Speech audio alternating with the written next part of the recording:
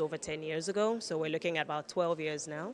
The challenges along the way have been, have been many, to say the least. But I think one thing that has gotten me through is support. So whenever you're trying to get through a challenging time, look for people around you who can support you. I have a very supportive husband and family. My parents have also been very supportive. It was tough in the early days, but I think also having a business mind. So it's one thing to have passion, which is great, but you have to support it with a business mind. Absolutely, if you want to succeed and if you really want to scale in your business.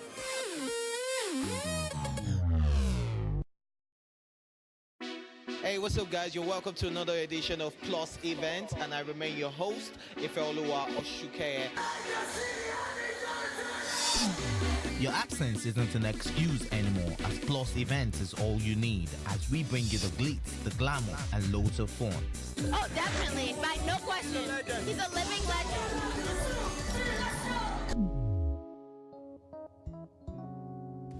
Oh, God forbid, Holy Ghost fire, I know. I just want to be blown away. I want to be wild. This is 11 years of doing it.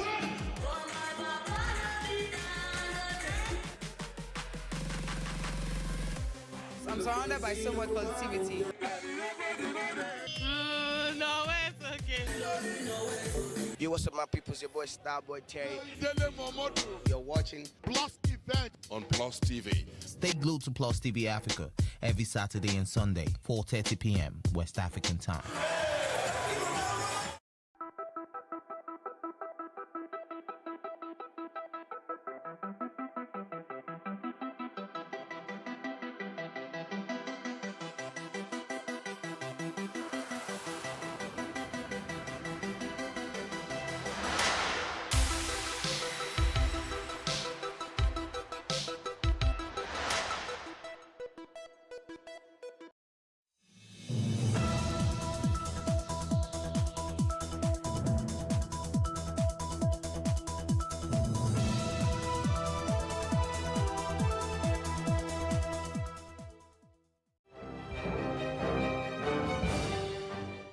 Hello and many thanks for joining us on News on the Hour on Plus TV Africa. Here are some of the stories making the headlines. The Federal High Court sitting in the Federal Capital Territory, Abuja, has summoned the founder of Commonwealth of Zion Assembly, Biodun Fatoyibo, and Busola Dakolo to appear before it within 14 days. Details later in our subsequent bulletins. At least one person was killed and 5 others injured in Johannesburg on Sunday, police said, after security forces clashed with looters in the latest outbreak of xenophobic violence. South Africa's biggest city and other areas were hit by a surge of attacks against businesses owned by migrants in the last week, leaving at least 10 people dead and prompting protests from several African countries.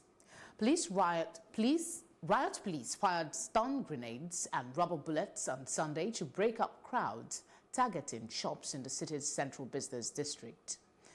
Earlier, we had in the studio Ekene Ezeji, a social commentator, to discuss the new twist to the South African xenophobic attack. Well, you know, people who've been observing the way things have been going have observed or made the comment that every 6 months, it seems, we've had some kind of an explosion of vengeance or anger or reaction from the South, well, I won't call it totally the South Africans, but the poor South Africans in the rural areas. And then it's been doused and somehow we've moved on. So I don't think anything new particularly has happened, except that things haven't changed in terms of their living conditions, in terms of their working conditions. And people are not angry enough to go attacking other people unless they themselves are frustrated. So they're being frustrated by their situation, and it's the same old thing. They're being told that their situation is produced by other people who've come in, particularly Africans. So, you know, a South African has said she wants to make the distinction between the word xenophobia and actually call it what it is, Afrophobia. They're attacking fellow Africans because they are easily accessible to them. They're the ones they see, and it fits the narrative that these are the ones taking their jobs. These are the ones responsible for their conditions, when we know, really, the government hasn't done enough to alleviate their poverty, to give them an education and give them, you know, some sort of skills training to improve their situation.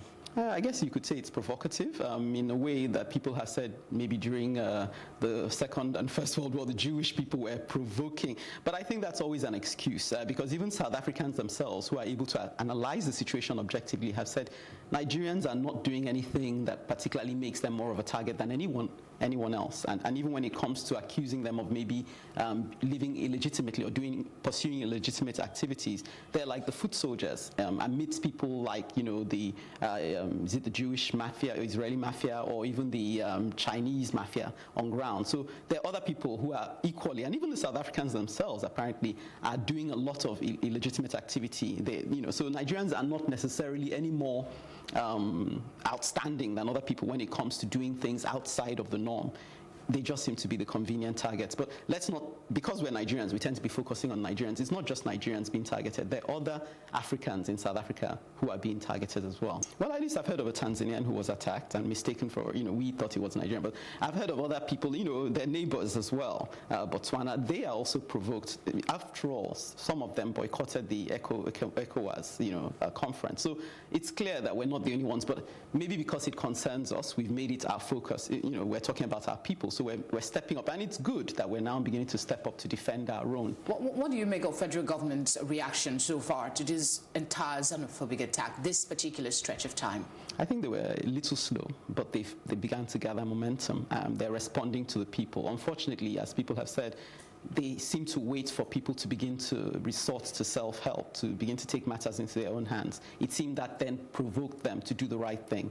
I believe that if between the federal government and the South African government, actions were taken we wouldn't be where we are now, clearly. So I think they were a little slow, but now they're beginning to gather momentum. So let's watch and see if they actually, and what we're hoping is that they will institute a case against the South African government for the people who've lost their means of livelihood, because there is a case to be made. Well, again, it's sensitization. It's we hear that the man in the current situation we read about in a place called Jepstown, Buthelezi, I think is his name, was attempting to enlighten people, and he was doing a rally, even though it turned slightly violent. But I think we mustn't, especially from the South African end, there mustn't be a letdown. They shouldn't be intimidated by the aggression, and go out, even if they have to send people that they respect, to educate them and say, look, your problem isn't this, whilst at the same time rolling out palliatives and saying, look, we hear that you're frustrated, we take responsibility. They need to step up and actually tell them the truth. We take responsibility for your conditions. We're going to put so many things in place, and remind them of the figures that actually these immigrants are not the cause, and look at the number of them on the ground, and look at the ones that, and the illegitimate ones will be sent home. Let them, inform them, keep them in the know. The former senator representing Kaduna Central, Senator Sani, has condemned the wide-scale destruction of the lives and property of Africans living in South Africa. Senator Sani, while calling on the African Union to show commitment to tackling the violence, expressed disappointment at the silence of South African government officials and the lack of will of the police to stop the violence. He described xenophobia as a crime against the people of Africa. I do not share the view that all the people of South Africa are xenophobes. But of concern is not the unwholesome and distractly activities of the xenophobes, but the silence and neutrality of those who in South Africa are supposed to have stand up against them. African Union must initiate a new convention whereby all African countries can sign to it to protect Africans within Africa. Also of importance is that the African Court of Justice, its powers must be broadened to have the jurisdiction of ordering the arrest of anybody in government or out of government and in any country within the continent, and be tried. Xenophobia must be considered as a crime against humanity. The Sultan of Sokoto and head of Muslims in Nigeria, Saad Abubakar, has blamed politicians for allegedly causing and fueling religious crisis in the country for their selfish interest. He said it's imperative for the people to shun religious crisis, as the Bible and Quran were not political books and did not belong to any political party.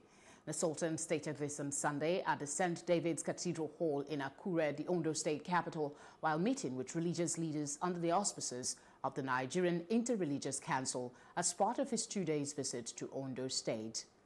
On the alleged demolition of a mosque in Port Harcourt by the River State government, the religious leaders said that the NIREC at the national level is already handling the issue for amicable resolution. Now, troops of 22 Brigade Super Camp and Civilian Joint Task Force JTF have neutralized several Boko Haram terrorists in Woreje border community of Borno State. The repulsion of insurgents in Saturday's attack followed credible information from the locals.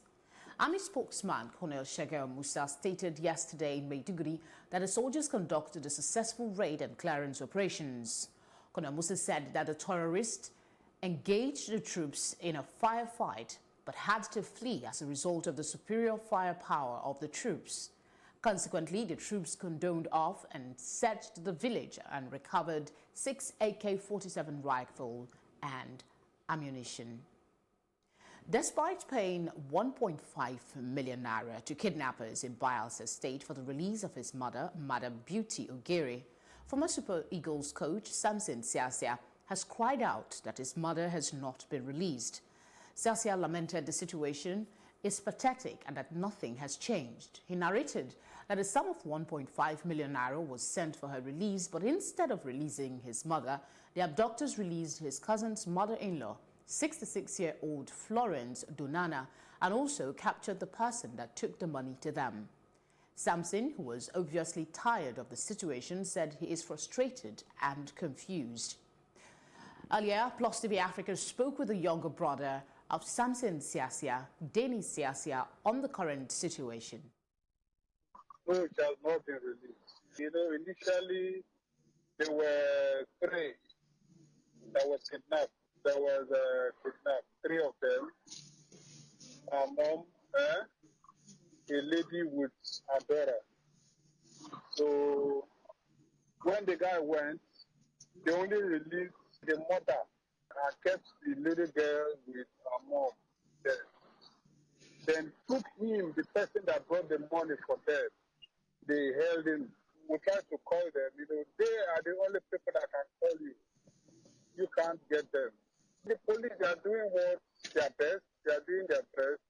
We've given them the update and told them what happened when we went to give them the money that they demanded for. And they took the person, took the money, and also they didn't release her, the main culprit. They didn't release her mom. You know, they kept them there. It's time to take a quick break now. Stay tuned for more news when we return.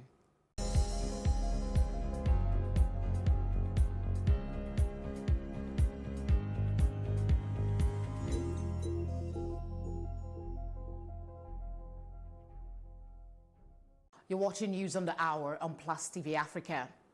More than 29 people were killed in twin militant attacks in northern Burkina Faso on Sunday, local media reported Monday. Both attacks occurred in the northern Samatenga province. A van loaded with people and goods rode over a bomb on Sunday, resulting in the death of 15 civilians and the injury of 6 others. In the meantime, 14 people were killed around 50 kilometers away when militants ambushed bicycle riders carrying food products. The government has vowed to take steps to avoid the recurrence of such incidents, saying that military reinforcements have been deployed. The family of Zimbabwe founder Robert Mugabe is pushing back against the government's plan to bury him at the National Heroes Accra Monument in Harare and wants him to be buried in his home village instead, 3 relatives told Reuters. Zimbabweans have been confused about when and where they would get to pay their last respects to Mugabe since his death in Singapore hospital on Friday after a long illness. Mugabe had dominated Zimbabwean politics for almost 4 decades from independence in 1980 until he was removed by his own army in a November 2017 coup. The Zimbabwean government said in a memo sent to embassies on Sunday that it planned to hold a state funeral for Mugabe in the National Sports Stadium on Saturday with a burial ceremony on Sunday, but it did not say where the burial will be held. Now, the Pope arrived in Mauritius on Monday for the last leg of his African tour that has already taken him to Mozambique and Madagascar. The Pope is scheduled to say Mass and meet with civil authorities and civil society at the presidential palace. Thousands of people gathered in front of the monument Mary Queen of Peace, where Francis is to celebrate a Mass, shouted with joy as Francis landed at the island's international airport. Mauritius, a small republic of 1.3 million inhabitants, is predominantly Hindu, that's about 52%, but has 30% Christians, mainly Catholics, and 18% Muslims. The country's prime minister already sees the visit as a showcase for Mauritius' economic and social success, but also as a true model of pluralism. We'll bring you foreign news after this break. Just stay with us.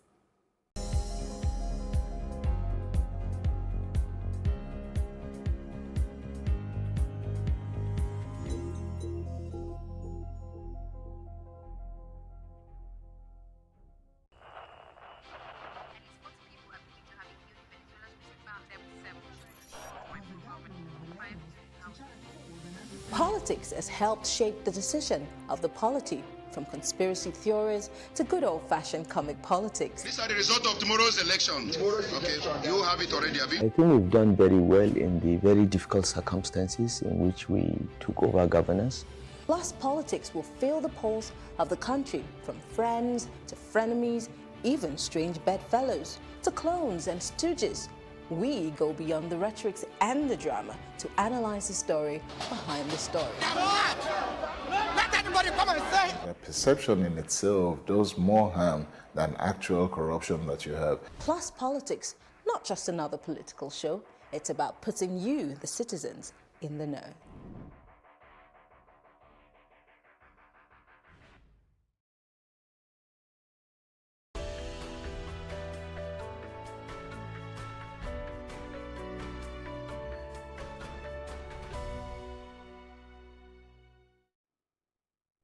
The government is to ask members of the parliament to agree to a snap election for a second time in what could be one of parliament's last acts before being suspended.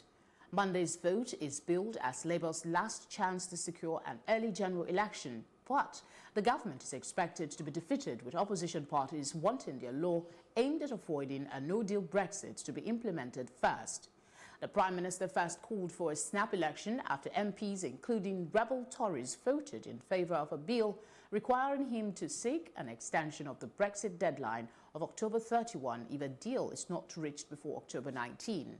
The bill is set to gain royal assent and become law on Monday, but has been criticised by ministers as lousy and weakening the government's negotiating position with Brussels. Warplanes have struck positions of Iran-backed militias near Syria's border with Iraq, activists say. The Syrian Observatory for Human Rights, a UK-based monitoring group, said at least 18 Iranian and pro-Iranian fighters were killed. It was not clear who carried out the strikes early on Monday in al-Hizam al-Aqada, near the town of Abdul Kamal. But Israel has carried out hundreds of attacks on Iranian-linked targets in Syria during the country's civil war. We'll bring you business news after this break with Irene Ubani.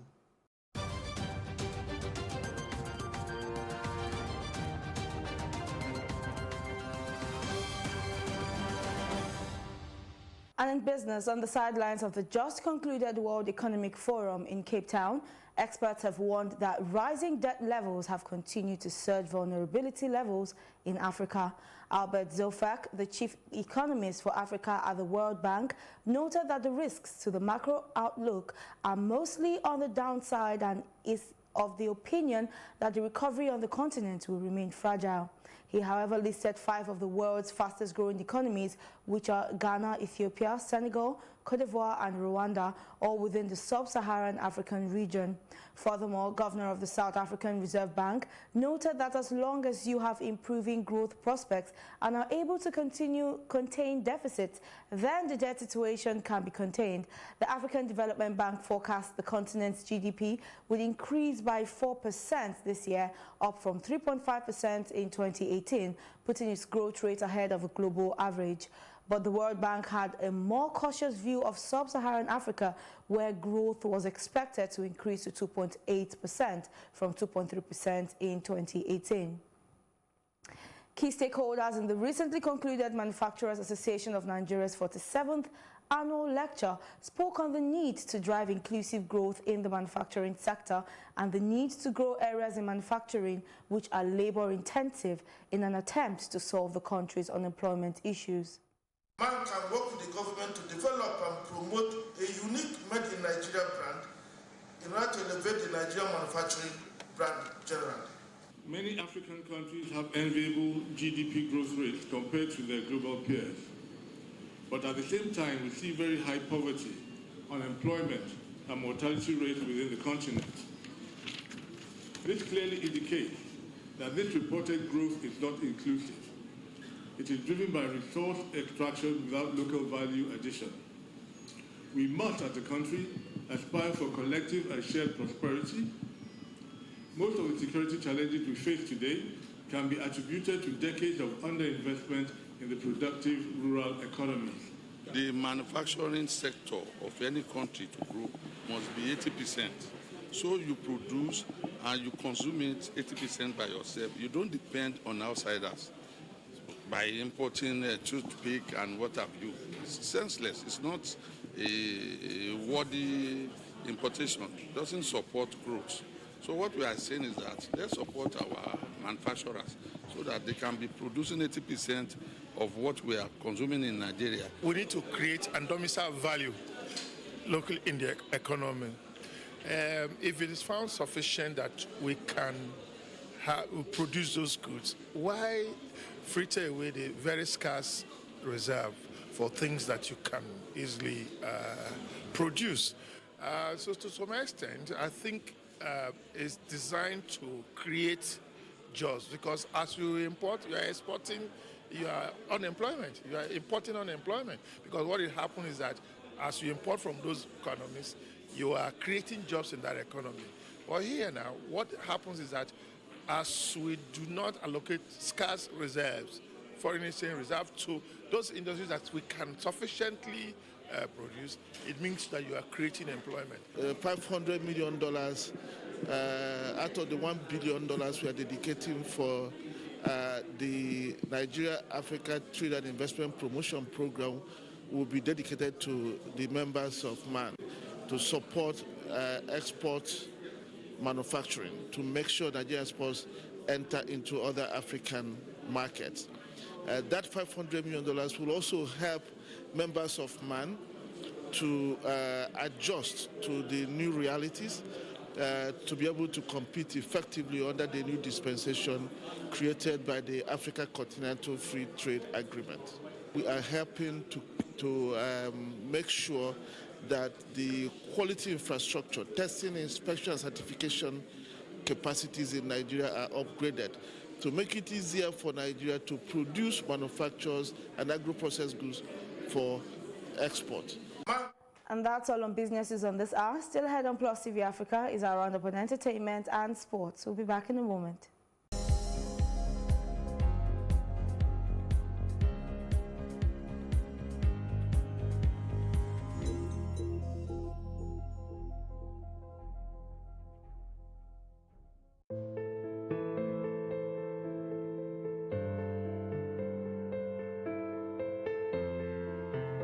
Honey! Daddy, please, can I go out with you and Mommy tonight? Sure thing, sweetie. Get your shoes and we go. Promise? You have my word?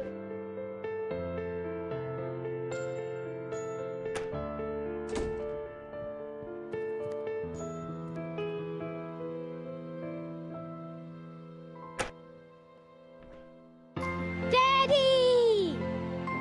couldn't live without you, my princess. There's nothing more important than a promise. We are Fidelity. We keep our word. Welcome to The Advocate, a program that thrashes out all the topical issues of the day. When you are in government, you don't see nothing wrong with whatever is happening. The moment you are out there, everything is wrong. You can't even see many women now, and when they're there, they're not even really making a mark, and then they have an NYSC problem and this and that. One of the reasons why we don't have more women in politics in Nigeria is for as long as political meetings continue to take place in the middle of the night. Exactly. Really disastrous for a president to even say to be unaware of the chief It's justice. a ploy. It could be a strategy. That strategy was backfired. very terrible strategy. Because the buck stops at your table. Whether it's that we don't look after our cities, and quite frankly, Nigeria is becoming a very ugly place. When you are the only one feeding the people with this news, and there is nobody countering them, it becomes, you know, the news.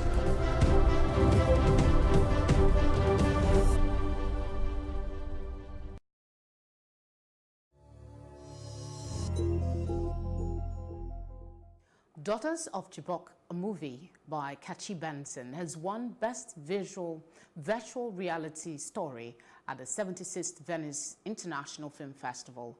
The film's director, in his acceptance speech, said, "With this film, all I wanted to do was to take the world to the women of Chibok, who 5 years after their daughters had been kidnapped are still living with the incredible pain of their absence.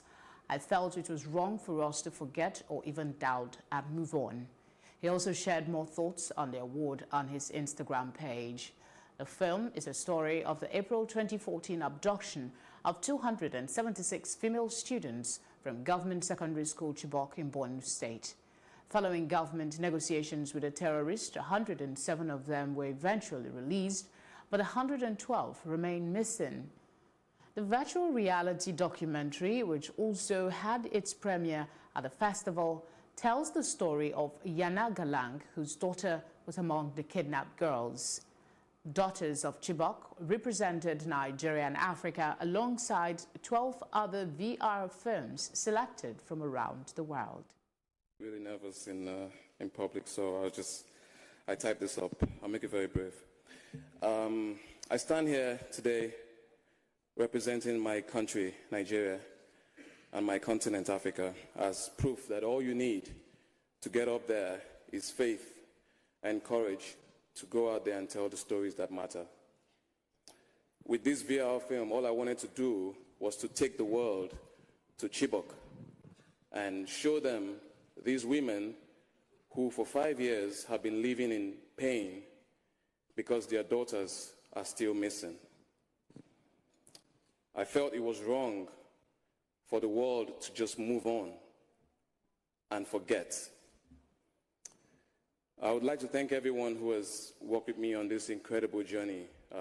My wife, Ego, I love you. She supports all my crazy ideas and all my mad experiments, and she's always... Very best, and sports comes on after this break. Do stay with us.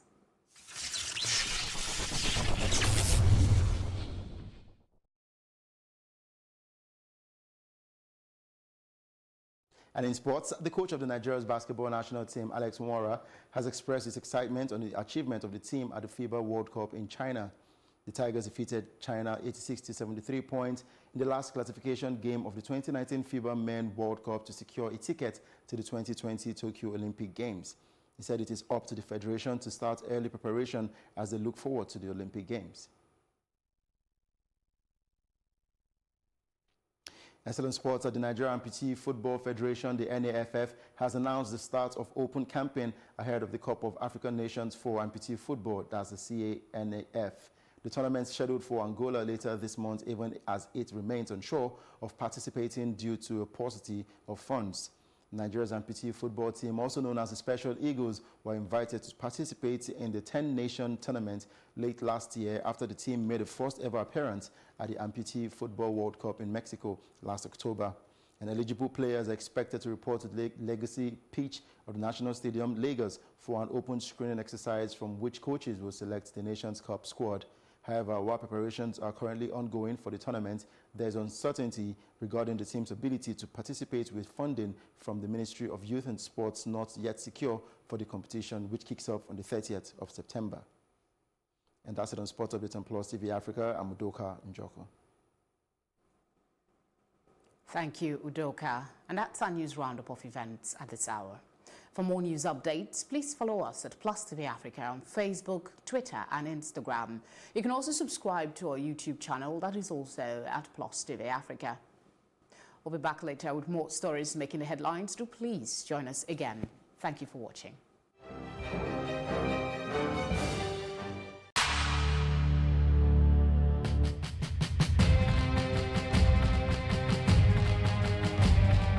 It was after he had shot and I said, where's the money? Any guy from the trigger now, you're done. We are 3 there. 2 have been shot. I'm the only person that escaped.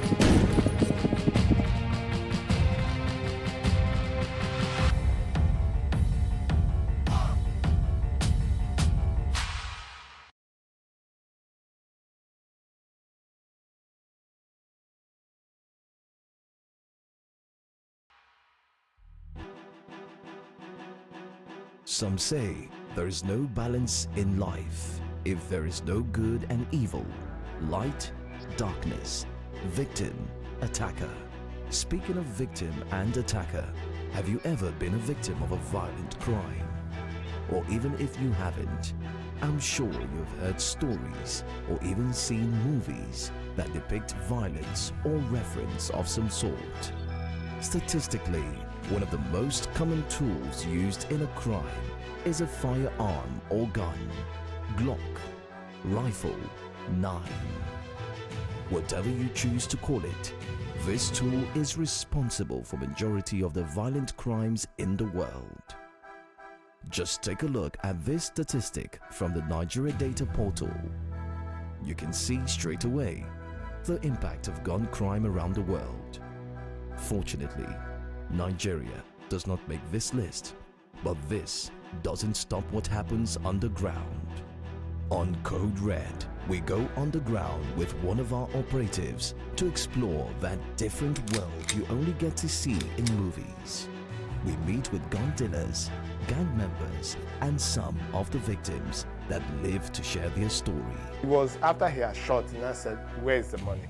Welcome to Code Red.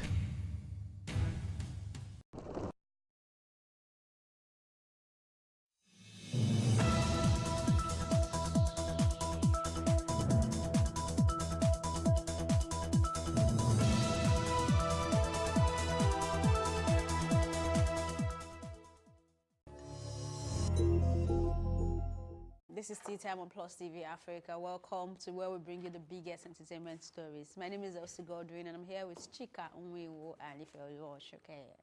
What up? Happy Monday. Happy Monday. How you doing? Not bad. You? I'm good. Why is you're saying not bad, but your face is not looking not bad? Because you know, I have a lot of very ongoing issues that I need to work out. Even though I had a very amazing weekend, and I don't. Why does it sound like you're joking? I don't understand why this weekend had to be all crazy for me. So okay, yesterday I was trying to have my rest. If it's okay, don't worry. You'll talk to me about it after this show. No, I was trying to have my rest. Let's talk about it after this show. Let's just wait now. We'll talk about it after Let's this just show. talk. Don't Let's worry. just talk. I got you. I got you. So on Saturday, I had a very blissful weekend. We're happy for Then you. yesterday, my friend came very early in the morning. After that one left, another set came. Okay. Then another set came. You have enough Another friends. which you wanted. You have a lot of friends. It's We okay. admit. We'll talk about We don't it. have that much friends. Yeah, so moving You on know? real quick. We're starting this episode with good news as it's been reported that Kevin Hart's already taking baby steps. Sources say that he's starting physical therapy this week at the hospital he's currently being treated at. So I think this is good news also. I mean, yeah, because it means that his surgery was successful, right? So he needs to go through therapy now to learn probably how to walk again and get over the pain. Or I don't know how these things work, right? But I'm happy he's getting better. Yeah, it's that in as much as he's getting better and he can walk, he still has a long way to go. Yeah, and he's going through a lot of excruciating pain.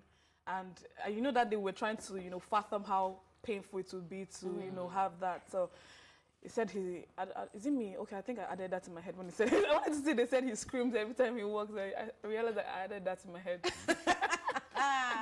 Okay. Yeah, but I'm happy for him. I mean, Kevin Hart, we are still waiting for the jokes that will come out when he's done with this whole process. But I'm happy. It's like we're part of the journey, you know. Yes, we're praying for him. I'm praying for him. There from the beginning. And if I cannot lose the man, he's taller than, you know. You know, like Kevin Hart's height. So what's up? What you have to say to your... Wait. Take that back. No. At least I'm like 4 inches taller than Kevin. Ordinary. 4 inches. That's when you know Ife's line. Okay, so Ife, what do you have to say? Wish you. Well, baby steps are really important. It's a process of improvement, growth, and getting better. So you can take that away, even if it's called baby steps right now, but they're called steps. It's not like he has to be put in a wheelchair, or he has his legs amputated, or he has his spinal cord being paralyzed forever. So this is definitely good news, and I'm very glad for Kevin Hart, and I'm waiting to get the man I'm taller than to be back on our screen very soon, you know, making jokes about how he faced taller than him. Right. That never happened. Okay, so moving on to another good news. Sean George steps out for the first time after a successful spine surgery. We told you last week. Was it last week or last 2 weeks? This is spinal cord surgery. Spinal surgery. Or spine surgery. Sorry. Well, we are following up on the situation of our favorite celebrities, I guess. So the actress was also visited by colleagues Segun Arinze and Mercy Johnson, and also Mercy Johnson's husband was there to at least cheer her up, and we could see the laughter. She was very excited. My question is, everything they've been saying about Mercy Johnson, can that be true? If she's showing so much support. See, I don't even want to get into that. That's just went to go and visit somebody. Because I don't want to say my mind. I'll keep my mouth shut. But back to Sean George. Before you keep your mind shut, congratulations to her, and I'm happy she's getting better. What do you think about Mercy Johnson? What I think about her? I'd rather not tell you what your I think personal about opinion her. is your personal opinion. Yeah. And that being said, we're talking about Sean George here. Yeah.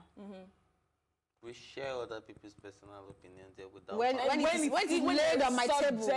And I'm laying it on your table. What's your impression about Mercy Johnson? It's not necessary. Do you have a personal encounter with Mercy Johnson? Or have you had any personal encounter with Sean George? Mercy Johnson? She's good. She's getting better. She can be said to be taking baby steps also. Yeah, right? I saw her with the... I think she has the braces on also. Yeah. So good luck to her, and I hope she gets she recovers way faster than she can even imagine. So, I'm happy. I've been seeing her post on IG, and she's been posting when people come to visit her, and she seems really happy.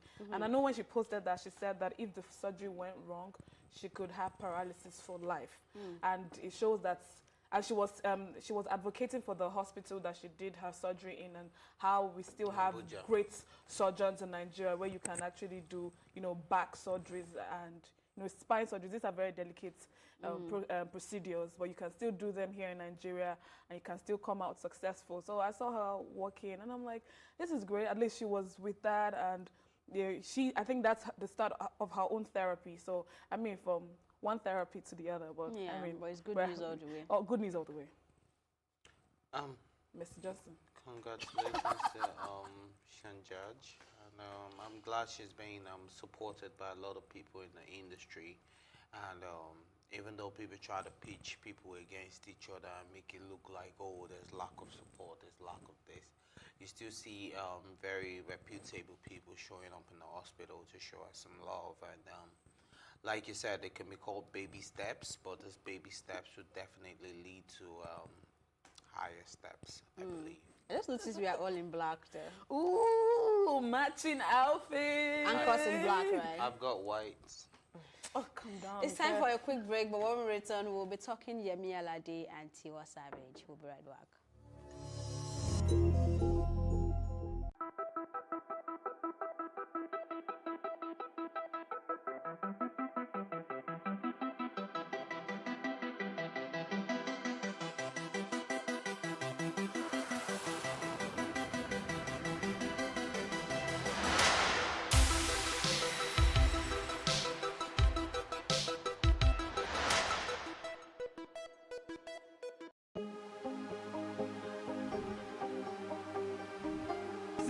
wait for upcoming artists to blow in Nigeria.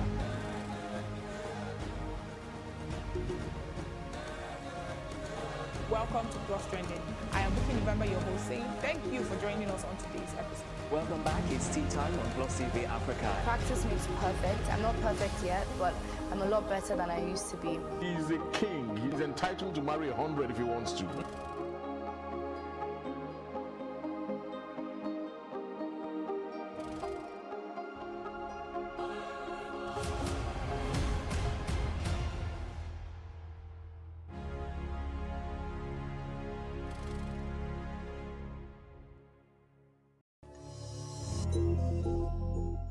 Welcome back. Yemi Alade says collaboration with Tiwa Savage may never happen. So I took my time to watch the whole, not the whole, I ended where this conversation ended. So I probably watched like 20 minutes or thereabouts. I tried. I mean, that's some MB in my pocket, right? I think it was an interesting conversation. Your own pocket or your telecommunication company pocket? Is it not my money that I used to pay for it? But it's not in your pocket now. They took it from your pocket. Company pocket. Okay, all right, I agree. So but your earrings are nice. So. Hey, wow. hey, thank you. Back to the story. Yeah. So, like I said, I like the conversation. Yeah, Bolale is a sweetheart any day, anytime. I like That's the build-up. host. Yeah, and one thing I want to pick out before we come to this Tiwa Savage and Yemi Alade thing is the fact that Yemi Alade is also coming out to say that she had sore throat in that same song that was in Beyonce's album. So I'm waiting for Mr. Izina to come and tell us he also has sore throat. So we can just forgive them in general and say, okay, you guys are not feeling good. Yeah, That's so the you did reason what you why. could do. Because it's taking Don't jealous me. Don't jealous me. You know, so that aside, now back to when she was asked that question, I don't know, her body language kind of felt weird, like... No, the whole countenance changed. But you know, I like the fact that she, the anchor did this build-up.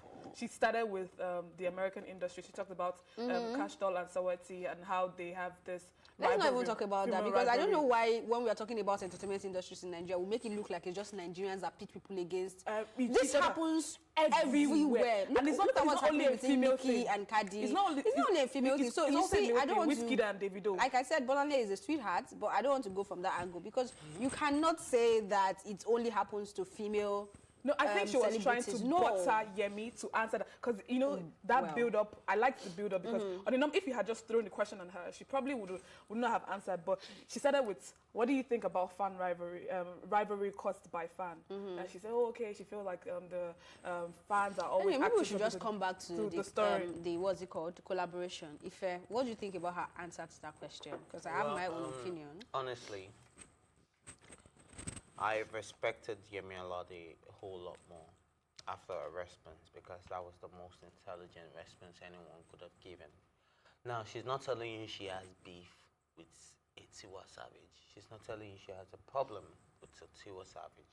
Now, she's focusing it on the fans who tend to pitch female artists against each other, especially, and she emphasized the fact that successful people, do you understand? We have people pitching the $10 against the Adenugas. Yes, that happens a lot too. Yeah, the fact that we don't pay attention, they don't. Oh, I don't pay attention, so I agree. Let me agree. Yeah, so the fact that we don't pay, we have people pitching the $10 against the Adenugas. We have people pitching the Dangotes against the Zuckerbergs. Now, Dangote is on some next level shit. Sorry. Okay, please make your point because I'm lost. Pardon my French. What French? Continue. Oui. That's my French. So, at the end of the day, I like how Yemi Alade put it because she's not saying that I'm not open to collaboration to Tiwa Savage or I have a problem with Tiwa Savage. She's just saying that she's scared of the outcome of this collaboration. If we do it, are these people going to respond positively? Is that fear valid? What? Is that fear valid? Very valid. Why would you say it's valid? It's very valid because till this date, Wizkid and Davido have never jumped on a track. It would be nice, but there has been so much criticism around the both of them that I don't think that even if they wanted to, there's no build up to that type of collaboration. Sorry, let me come to your rescue because when you ask, is it valid? People will now start saying, Siasia Alade killed Tiwa Savage that you people have been shouting about. Avas was murder. No, wait now. As in, people will start saying Avas was murder. This person will say, Tiwa Savage was like when murder. Cardi and Nicki got on did track, you listen to Tiwa Savage's lyrics? Did you listen to Yemi Alade's lyrics? Yemi Alade was making sense. Tiwa Savage was saying rubbish. Including Tiwa Savage and you two right now, or people who think her response was awesome, I think people are being more emotional than business thinking. Because if that conversation is going on, it means that people are listening. And it means that you're streaming, and it means that you're making money. So these people are professionals. And wait, when you're talking about so business, I want to believe that a Yemi Alade and a Tiwa Savage, looking at how talented Yemi Alade is, and looking at how talented Tiwa Savage is, coming together, they're going to make a very beautiful track that people are going to vibe to. Do you believe in the theory? That's the point. Wait, hold on. Let me finish my point. You come out to say that people are pitching you against each other, but you don't pay attention to that and all that.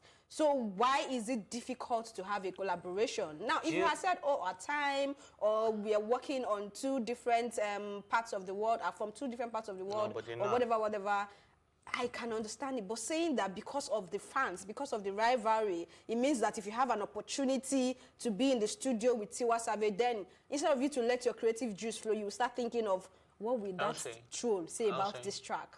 Have you landed? What does that even mean? Have you landed? I have landed. Okay, great. Now, I remember you always advocate for mental health, peace of mind, bliss, and all of that, right? So I believe you would also understand that money isn't everything.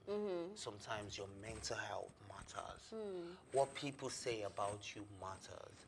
What you go through on social media matters. So sometimes it's not about the money. It's a very, very, very viable business idea for a Tiwa Savage and a Yemi Alade to jump on a song. They will make a lot of money. But would that money give them peace of mind? Will it make them hate each other? Would it make them go against each other? It's not about Igbo woman. No, it's just me saying I'm just joking. I understand. No, don't even let us get tribalistic about it. I'm talking about... That's not what she sees. She says she's not being tribalistic. Yeah, I understand that you're joking, but a lot of people Please, I need to make my point, and I need to make it fast. Okay, so just hold up for a minute. What I'm trying to say is that peace of mind, tranquility, and all of that comes into play, even with celebrities. And if Tiwa Savage and Yemi Alade does a song now, their peace of mind will fly out of the window. Yeah, trust me, because the fans will pitch each other. Okay, we'll pitch them against each other. This is the point I'm coming from. Before Cardi B and Nicki Minaj got on a track together, we all knew that there was this rivalry. Yeah, but we never could say that this was exactly what was the problem. But when they now got on the song together, that was where the rivalry now actually started the most, because Cardi told Nicki to go and rewrite her track. Then they told the record label told Nicki to do her track again. So then Cardi came out to say that Nicki rewrote her track. That's the reason why Nicki's verse slapped harder than hers. Then it just became this back and forth for almost a year, and that's why till these days both of them cannot really, because from that track, this your verse is harder. No, your verse is harder. I would actually rather the both of them just stay on their different angles, on their different sides of the spectrum, and give their fans their music. We already know the tension is building. I mean, for guys, it's a lot easier because if they get on the song together, they can, put it together. For guys, I think so. Oh, so we agree now that guys are better than female when it comes to emotional management. When it comes to conflict resolution, yes, I do believe so. Okay. I do believe so. But in this case, I don't know. It would be a nice jam, and I think I read somewhere. I don't know. I'm not sure. That's the reason I'm saying all this. But I saw that Tiwa Savage gave a shout out to Yemi Alade that she just dropped her body of work. Yeah, she did. I saw it. So in my head, I'm like, these are two different mindsets. If Tiwa Savage and I think Tiwa Savage has this more matured mindset. I'm sorry, because Tiwa Savage will respond to that question in a better way, in a more balanced way. In a way you won't even feel like this is not going to happen soon, even if it doesn't happen. Yeah. That's what I feel like. I mean, I was the same person on this table who told you that, I prefer Yemi Alade's energy So when I see the truth, or how I feel, it might not be your truth, but that's how I feel about it. I feel like her response to that question and the body language just even added to the field as far as I'm concerned. I don't know. I don't know how to answer this question. Anyways, now, we need to move on, though, except you want to add something else, Ife. Absolutely nothing. All right, so Jennifer Lopez was confronted at the Toronto International Film Festival Saturday night by a group of animal rights protesters. This conversation was over her penchant for wearing fur, saying she hates animals. J-Lo is known for wearing fur, and there's a scene in the trailer for her new movie in which fur was in front and center. I think she wore that a lot, but it is unclear if the fur is real or fake. So we've had this conversation before, right? Yeah, because at the end of the day, we have fake and original stuff. So before these activists come out, they need to prove to us that this person is actually wearing real fur. And then when you come out and you speak, then we will now be able to come and support you. But if you're not able to prove if they're wearing real or fake fur, then please, you need to stop harassing these people, because we all know about what it means to make a fashion statement in the entertainment industry. I'm smiling because I'm about to digress. I just hope you also what I'm going to talk about. The hen that was taken to court, the cock for crowing, and the cock won. And they said you can keep crowing for life. How does that sound? That's in France. I'm serious. The cock one. You first stop it. Okay, please, back to the story. She made it weird. But did you see the story, though? I saw it, but it's the chicken, not the hen. Okay, chicken. Okay. That crude. And the chicken was sued. The cock and the won. chicken won. Eh. But back to the animal force. Sorry, it was making me laugh. So I had to It must have been a funny cock. So back to what I was saying. Really? Chika, please, what do you have to say? Yeah. When I saw the whole thing, I'm like, okay, they must have. They should have. No, when I saw it, I didn't know if it was real or fake. I'm like, oh, okay. I understand animal cruelty and animal rights and all of that. You know, and it's not really practiced in this side of the world, or in Nigeria, we don't really practice animal rights. So when I saw, but I now got to the part where they said they weren't sure if it was real or fake, and I'm like, so why would you go to somebody's red carpet event and start screaming at them, throwing your placards at them? If you were not sure. If you were not sure, it's almost ridiculous. You called a meeting like, oh, everybody come together, we are going to storm Jennifer Lopez's just red like carpet. being against a cock that you're not sure if it's real or not. All right, moving on. I think what we can get from this story is the fact that they need to confirm if the fur is real or not before they decide to attack anyone. I'm not going to say the cause is right or not, but I don't really know. You're not saying what? I have chicken to eat soon. Yeah. So, anyways, Genevieve Nnaji is rumored, or they're saying she's dating Lynx. That is the only way I can put it. They're saying she's dating Lynx. Yes, now Lynx, the rapper. He's not a. I even some people now calling him gospel rapper. You see that they listen to me now. They are moving away from just calling him a rapper. Now he's a gospel musician. I saw it, right? So. That video was cute, like really cute, right? Smile. They should go like, what is it? Smile. Oh, okay. But Genevieve is so cocky. I have to put it. Why is you all about cocky? She's so cocky because I guess she understood what he meant when he was saying smile. And she's like, say what? No, she's not cocky. She was trying to get what he was saying. In my head, it's what I would do, because if I don't get it, then you are sure like, what are you saying? You have to repeat it. But that was so cute. Very cute. From the reactions I saw, though. Obviously, from let's go to the reactions. Let's go to the reactions. Okay, wait, before we even talk about the reactions, let's talk about the reality. Now, do you know the reality in this matter? The reality in this matter is that they were both not in Nigeria. That video was not shot in Nigeria. Okay, Daddy. to start with. Secondly, I believe that if by any chance I'm in America and you're in America and it's not like, wait now, and we're in different states, do you understand? Like maybe my family members are not there or people that I'm usually used to. And I find out that Chika is around, dude. Chika is around me. Obviously, we'll go out to have dinner. We need to wrap up, so let's just. I'll put my hands around you, and I'll be like, smile, and then you don't have to actually. Anyways, the thing is, romantic from what people are saying, they're saying Genevieve is too coded for her relationship to be out there like at that. all. Like, Well, Yeah, but let's then go there are to the people you will reaction. see and they just break all the rules you have, right? So if they are dating, I think I will be happy for them because But Lips is a cool, fine guy. They look very cute She together. deserves a cool guy like that, right? So we'll just The keep our gospel fingers boy. Why are you crossed. not looking at me talking about a cool fine guy? No, And that's that not is you. how we wrap That's up not on you. this episode of Tea Time. Thank you for watching, and don't forget to subscribe to our YouTube page at Plus TV Africa to watch all this exclusive content we create for you. You can also join the conversation by using the hashtag Tea Time on social media or tweet at us at Plus TV Africa. My thank you as always go to my co-anchors Chika, Wiwu, and Ifeolu Oshokeye, and the entire production team. My name is Elsie Godwin saying thank you for watching and see you later.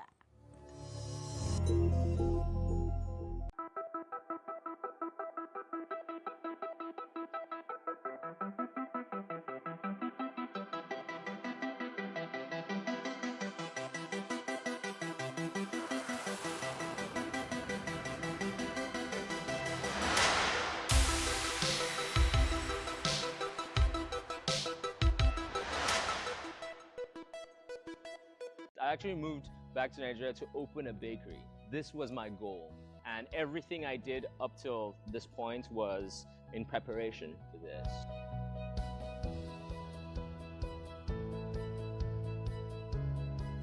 First of all, life was great because I moved in 2015 right before the recession, right? It was awesome. I was like, wow, there's so much money out here, man.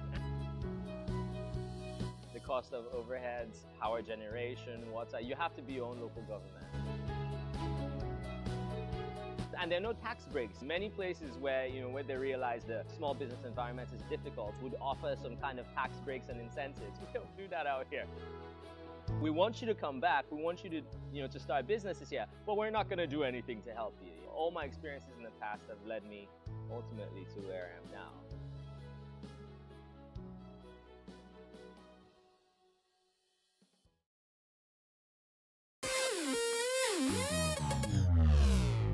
Oftentimes when we see celebrities either on social media, television, or in person, we assume they have it all together, but we forget that they're also human. Well, here are some of the low points of some of your favorite celebrities. So coming into Lagos and having to do like 5 jobs, at a time, my life has always been a balancing act, Time was when I was in this town. Funny you mention it. This entire area, I hip hop around this area. I start from NTA and begin to work my way gradually. End up here at Peck Theatre, and then at the Onikon Museum, and then at Racecourse. Story for another day. All right, so growing up, I wouldn't say I was born with a silver spoon, but I was okay. Dad had everything going on for us.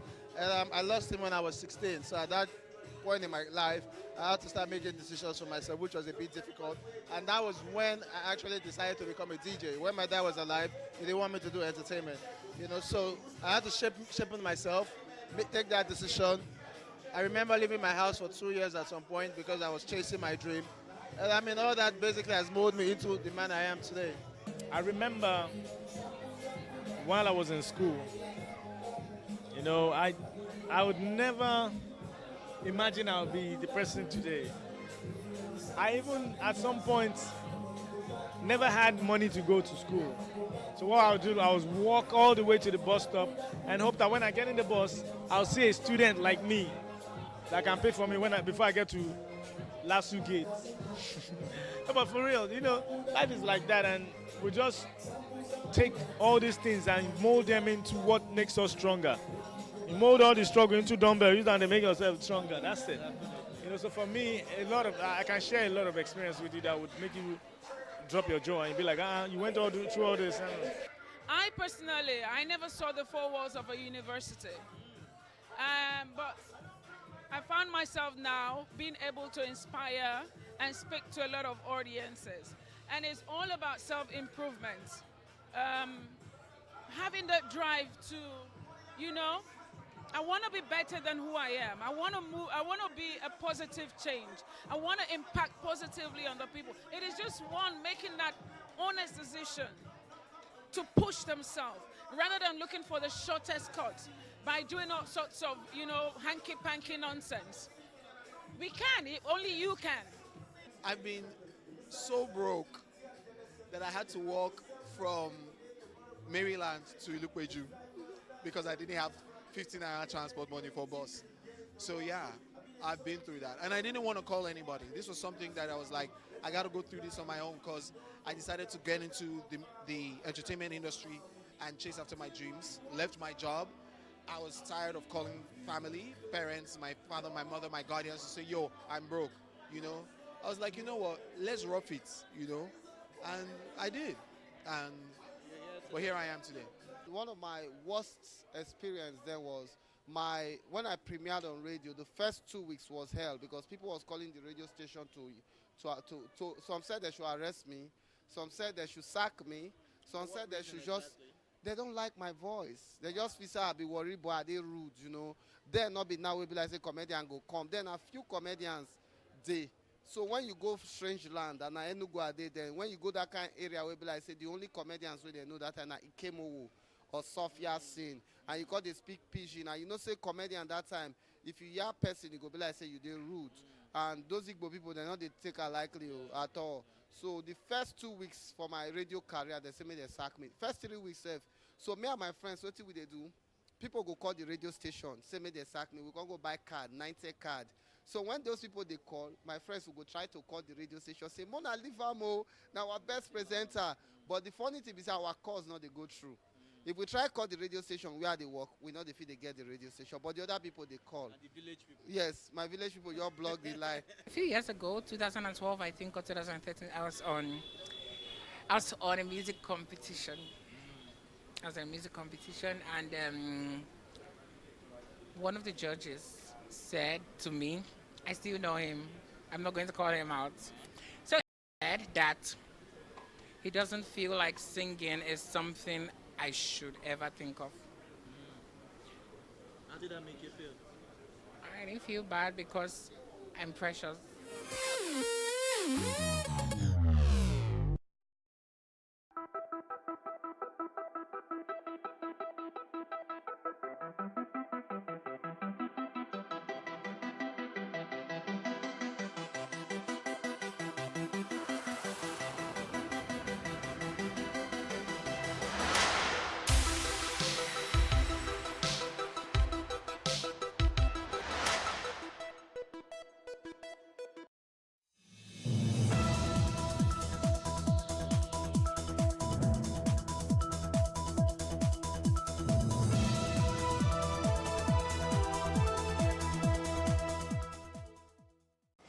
The World Bank says there is a food crisis in Nigeria and it's getting bad, while Mr. President says we are achieving food security. So what and who do we believe? Also, the chairman of the ruling APC, Adams Ashomole, has urged the citizens of Nigeria to boycott products and services of South African firms in Nigeria.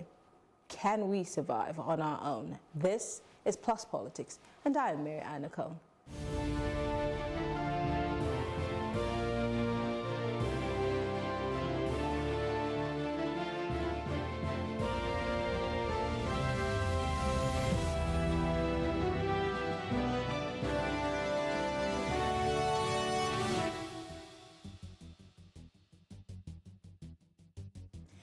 The World Bank yesterday warned that Nigeria's food security crisis or food crisis has reached an alarming dimension, blaming the development largely on poor policies of successive administrations in the country. This actually contradicts President Muhammadu Buhari's statement, who directed the Central Bank of Nigeria in August 2019 to stop the provision of foreign exchange for the importation of food, saying his administration has achieved food security. And my question again is, who do we believe or what do we believe? But to discuss this with me this evening, I'm being joined by Rahman Adebiyi. He's a political or public affairs analyst. It's good to have you join us. Thank you very much. And of course, we have Lulu Elegbe. He is a political analyst. It's good to have you join us. Hi. All right, so every time we talk about food security or anything that has to do with food, agriculture comes to play. And a lot of lip service has been paid to agriculture in Nigeria. Several governments, successive governments, have tried to pay a little attention to it, and sometimes it looks like it's growing and sometimes it looks like it's stagnant. But I'll start with you, Lulu. if the World Bank is saying that what's happening, he says that the food crisis is taking a frightening dimension, does that not contradict what Mr. President told us last month? Well, it does, and it should worry anybody, really, because from what we know about the World Bank, they don't make certain types of statements just like that. They don't make it without backing. So, I understand what the president or what this administration has tried to do over the last 4 or 5 years in terms of agriculture and food. We're not there yet, but he's done a lot, excuse me, a lot better than his predecessors in that regard. But when he says Nigeria has achieved food security, I don't believe there's anyone who actually believes that. Yes, we are on the right track in terms of getting there, but are we there yet? No, I don't believe we are. So I think that was a premature statement to make. If he was saying that just because he didn't think it made any sense for forex concessions to be available for importing food, then I can understand that argument. But if you're saying the real argument is because we've achieved food security, then that doesn't make any sense to me. Well, some business and economic analysts I've listened to have said that, well, Mr. President didn't succinctly say, that because they want to believe that we do not have food security. In fact, we're still struggling with issues such as cooperatives for the farmers, we have issues of storage, we have issues, so many issues that we have not yet addressed. And I'm wondering, every time a government, whether it is an Obasanjo-led or Yaradua, Jonathan or Buhari-led government says, oh, we're changing gears to agriculture, we want to try as much as possible to make it an income earner for us, is that just a political statement, or they really do mean it because they want to change what is in the plates on the tables of every Nigerian? Yeah, the government that is able to achieve that statement is a government that truly loves Nigerians. How do you mean? Every government says they love Nigeria. They're doing everything they do I'm saying in the best interest of Nigerians. From the background of, if you're able to achieve that, because before the oil boom, agriculture was our mainstay. And the oil boom came and diluted the oil equation, and then everybody left to the lush money. And for us to survive as a people, we must be able to feed ourselves. But are we able to feed ourselves now? No, because Nigerian, the workforce of Nigeria is dominated by about 71% into the agricultural sector, because people in the hinterland who does peasant farming, and of course we're trying to move into mechanized farming. We have actually, somewhat. Yeah, no, not in that large scale across all board. But the question is, how well is the policy of government in trying to improve agriculture? How well has it improved? It's all a challenge of policy somersaults here and there, because a regime will come, will keep up a policy, and they won't implement up to a higher degree. Before you know it, another regime will come and upturn it, and they'll begin a new one. Another one will come, begin a new one. So that has hindered us as a people in growing. And the funding into agriculture is not the best. It's about 7% there about now, and we need to upscale that. And this is why I ask, because every time maybe the oil benchmark drops, or there's a problem with the oil, we start saying, oh, we're divesting the economy, we're going to put money into agriculture. And for me, I just smile on the side of my face, because I know that once the oil benchmark comes back to a better, we forget about it. So whether we like it or not, Nigeria keeps growing every other day on a large scale, and we have almost the same people still farming or providing food. The question we need to ask ourselves is, can we feed ourselves as a people? But when we talk about, well, the president says yes. When we talk about food security, it's not that you don't cultivate and harvest, but you harvest enough. And when you do that, the storage is what keeps it going, because it means that some food will be available all year round. And how can you guarantee that? The only way you can guarantee that is to ensure that you don't go the next step of the value chain, process, packaging, storage, and what have you. But Nigeria has not been able to upscale that level as we speak, because majority of the people providing food are staple food, from the yam to, to the other ones. They are still the peasant farmer. The people who come into large-scale mechanized farming in Nigeria are going into some areas in which, maybe not a lot of Nigerians are looking at that, because we want to hear, how do you want to preserve our yam, that we can eat yam all year round? So we won't start having New Yam festivals coming up and we're waiting for the new yam to happen. We want to have yam year round. And so many tomatoes you see in the market. You go to the market in a particular month, the tomatoes are very cheap. You go to the market another month, the tomatoes are very expensive. So why can't we have a stable price for all those things? It's because that value chain has not been well established. And for government saying that, yes, we have achieved food security, for you to achieve food security, then the value chain must be complete. Every Nigerian must have food on their table. The hunger level must, be reduced to the barest minimum. And a very good example is they're trying to weave a system of food for the children to reduce malnutrition. If they've been able to do that very well, integrate all that, then Nigeria will become sustainable, because one thing about food security is sustainability. If you cannot sustain it, then you can't guarantee and tell anybody that you have achieved food security for the nation. Okay, and this is why a lot of people have argued on this, but Lulu, every time the issue of farming or agriculture is brought to the table, although today we see a lot of people who have become agricultural entrepreneurs, but the percentage of those people are not as many compared to the peasant farmers.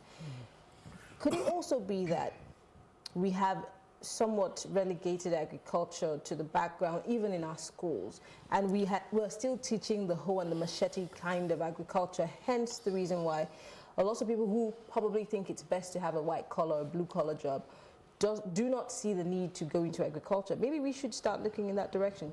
Yeah, so, I mean, when we talk about, excuse me, I just see that word diversification. I think it's just a nice word in Nigeria. It doesn't mean a lot, because diversifying the economy it's not a question of jumping from oil to agriculture. It doesn't work that way. It doesn't work that way. It's never worked that way. Because with what you mentioned, for example, it almost takes a mentality shift and a change to understand the importance of agriculture. If Nigeria as a country could sustain itself before the oil boom with agriculture, you can imagine what would happen if that same level of involvement of agriculture in the economy was taken side by side with oil. You can imagine what that would mean for the country. But the reality is that most people still see farming as, like you said, someone takes cutlass and a hoe and goes to the farm. But if some of the richest people in the US, for example, actually run farms. They don't do much else beyond that. But the problem here is, when you talk about agriculture entrepreneurs, these are educated people. They've gone to school. They've realized, okay, there are gaps here. I can do X, Y, Z. The problem is that those people might be more visible. They might be more vocal, but they're still in the minority. That's the reality. The majority is still the people in the villages, in those small towns, who farm primarily for their families and maybe their villages or their communities. Exactly, and that's still where the majority of agricultural activities take place in Nigeria. For anything like food security to be achieved, that ratio needs to change. It's not something that's going to happen overnight. It's certainly not something that's going to happen in 4 or 5 years. What about investments in these small-scale farming to make it become large-scale farming? Like you said, in the US or in other places, one person can own hectares and hectares of land. Absolutely. And it's not just, and they call it a farm, it's not just what they get from the ground, but they also have ranches in those places. They were all kinds. So why haven't we come up? Because, like I said, we have these agricultural entrepreneurs who have found gaps, because it's not just about farming, but the link all the way to when it gets to your table. why are we not investing more in those areas to grow the food chain? It's simple. We don't see it as a big enough priority. It's just that simple. Because, see, anything that any government, let's even forget the Nigerian government, anything that any government sees as a priority, they will find a way to fund it. It's that simple. Because, like you mentioned earlier, the only time we get serious about funding for agriculture is when there's an issue with oil prices. And the minute those oil prices get to where we want them to get, we forget about it again. But unless we see this as, you know what, this is not a diversification issue, this is not a secondary income issue, this is a national emergency issue. Apart from the food shortage, there's also the fact that at some point, Nigeria's oil is not going to be what it is today. At some point, and it will happen at some point. So if we're doing this yo-yo of we're interested in agriculture today, we're not interested tomorrow, we're not going to get anywhere. And that's why it's been quite slow, because we tend, again, like you said, we don't see agriculture for what it actually should be, or what it actually is. Because if someone, I mean, I have a friend, for example, who he's a banker, where he owns a farm somewhere in Ogun State. He goes there almost every weekend. Well, he was a banker. He's quit his banking job now to face the farming full time, because he felt like there was no way he could give it the energy that it needed if he wasn't doing it full time. Now, he's done it to a level where he's no longer, I mean, he's hired people that work there. He has agreements with a number of supermarket chains, those sorts of things, outside Nigeria. So if we can get to that point, you can imagine what that does for the economy, what that does for the individual, what that does for the economy as well. But as long as that mentality is still, farming is this dirty village man's job, then we're not going to go anywhere. So when the president starts talking about food security, if any of those things don't change, we're not achieving it. Like he said earlier, it's not just a question of there's food. I remember, I think it was 3 years ago when there was that tomato crisis when everyone thought it was. Well, everyone, it looks like you had issues. Yes, I literally had to send money to Just to get my own basket. Yeah, and that's and that's part of the point he was making earlier about storage, for example, or even something as simple. Well, maybe not simple, something like pest control. Because a lot of people thought at the time that the recession was what caused the tomato issue, but it wasn't. It was pests coming from, it was pests that destroyed about, I think, about 90% of the tomato that was produced nationally at the time. So how can we say that we've achieved food security when we've not even dealt with those sorts of issues? If we have crops that we're saying we've achieved food security, so we have these crops, what happens if those pests ravage all those things again? What happens at that point? It's crazy. So let's talk about the business of agriculture, because I think the world has moved past where we are. Far away. And it's not that we don't have an idea that there is a business of agriculture. We know. Why haven't we? Because you see, we have all these conferences and agricultural expos. I mean, we even live on glories such as, countries like Asian countries came here and took our palm fruits and, they're pretty. So if we know that we were able to do these things at a certain time when there was no technology, and now there is technology that is not so expensive if, there is some form of subsidy from the government, why are we not taking advantage of it? And I'm not even talking about the government now, I'm talking about private individuals like he's mentioned. Yeah, the Nigerians are taking advantage. The question is, the environment must be enabling. There must be, and when you say enabling environment, there must be security, there must be good road, there must be electricity, and there must be the other chain of support. Technology needs power and the storage and what have you, and then the exports, because government has an intervention to protect them, to ensure that the goods coming in, the tariffs are somewhat higher so that they can protect them to grow. So when you talk agribusiness is a wide range of business that everybody can key into at different points. And the element of agribusiness that we need to feed our people, from crops to animals. When you look at the animals, you look at the elders' challenge that we find ourselves, the ranching is a solution. but how well are we achieving the ranch to, to encapsulate that major sector of That that? seems to have been taken over by events. Exactly. To put it mildly. Yeah, exactly. To put it mildly, yes. So that is a major challenge that we have not been able to solve, which I think we should solve it quickly, so that because we have to guarantee that our people have good meat at all time, and the crops element. We seem to forget about the sea animals, because we also have when you talk about contamination. Yes, because that's a form of farming, fishery. Yeah, the challenge of the sea for Nigeria is that the effluent is affecting a lot of things. The regulatory authority need to regulate the oil companies, putting a lot of toxic What material. about us? Emptying our trash into the ocean, and the fishes get to eat, and then they find themselves on our plates again. So it seems like a big problem that we're not dealing with. That's part of the ecosystem of that. But the truth is, in the agri business, everybody must key in. Because why do we need to key in? We need to key in because as somebody who is educated, you bring your skill set to the table. The people in the villages who don't have the capacity, you need to support them to increase capacity.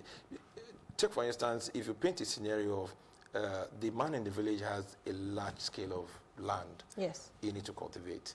You have come up with your capacity, knowledge, and you're imputing into supporting him. You have credit from government, and the other guy has a market that is going to guarantee that produce. Do you understand? Before you know it, the chain will become complete, and the business element of that will begin to grow. And as it's growing, you're feeding your people, which is the immediate community, and you're even becoming an export nation of those produce. So it will end the country foreign exchange. And before you know it, the balance of trade will begin to favor you. Take, for instance, how do we solve rice problem? Rice is a major staple food because the grain market is one of the most challenged, ravaged market in the world.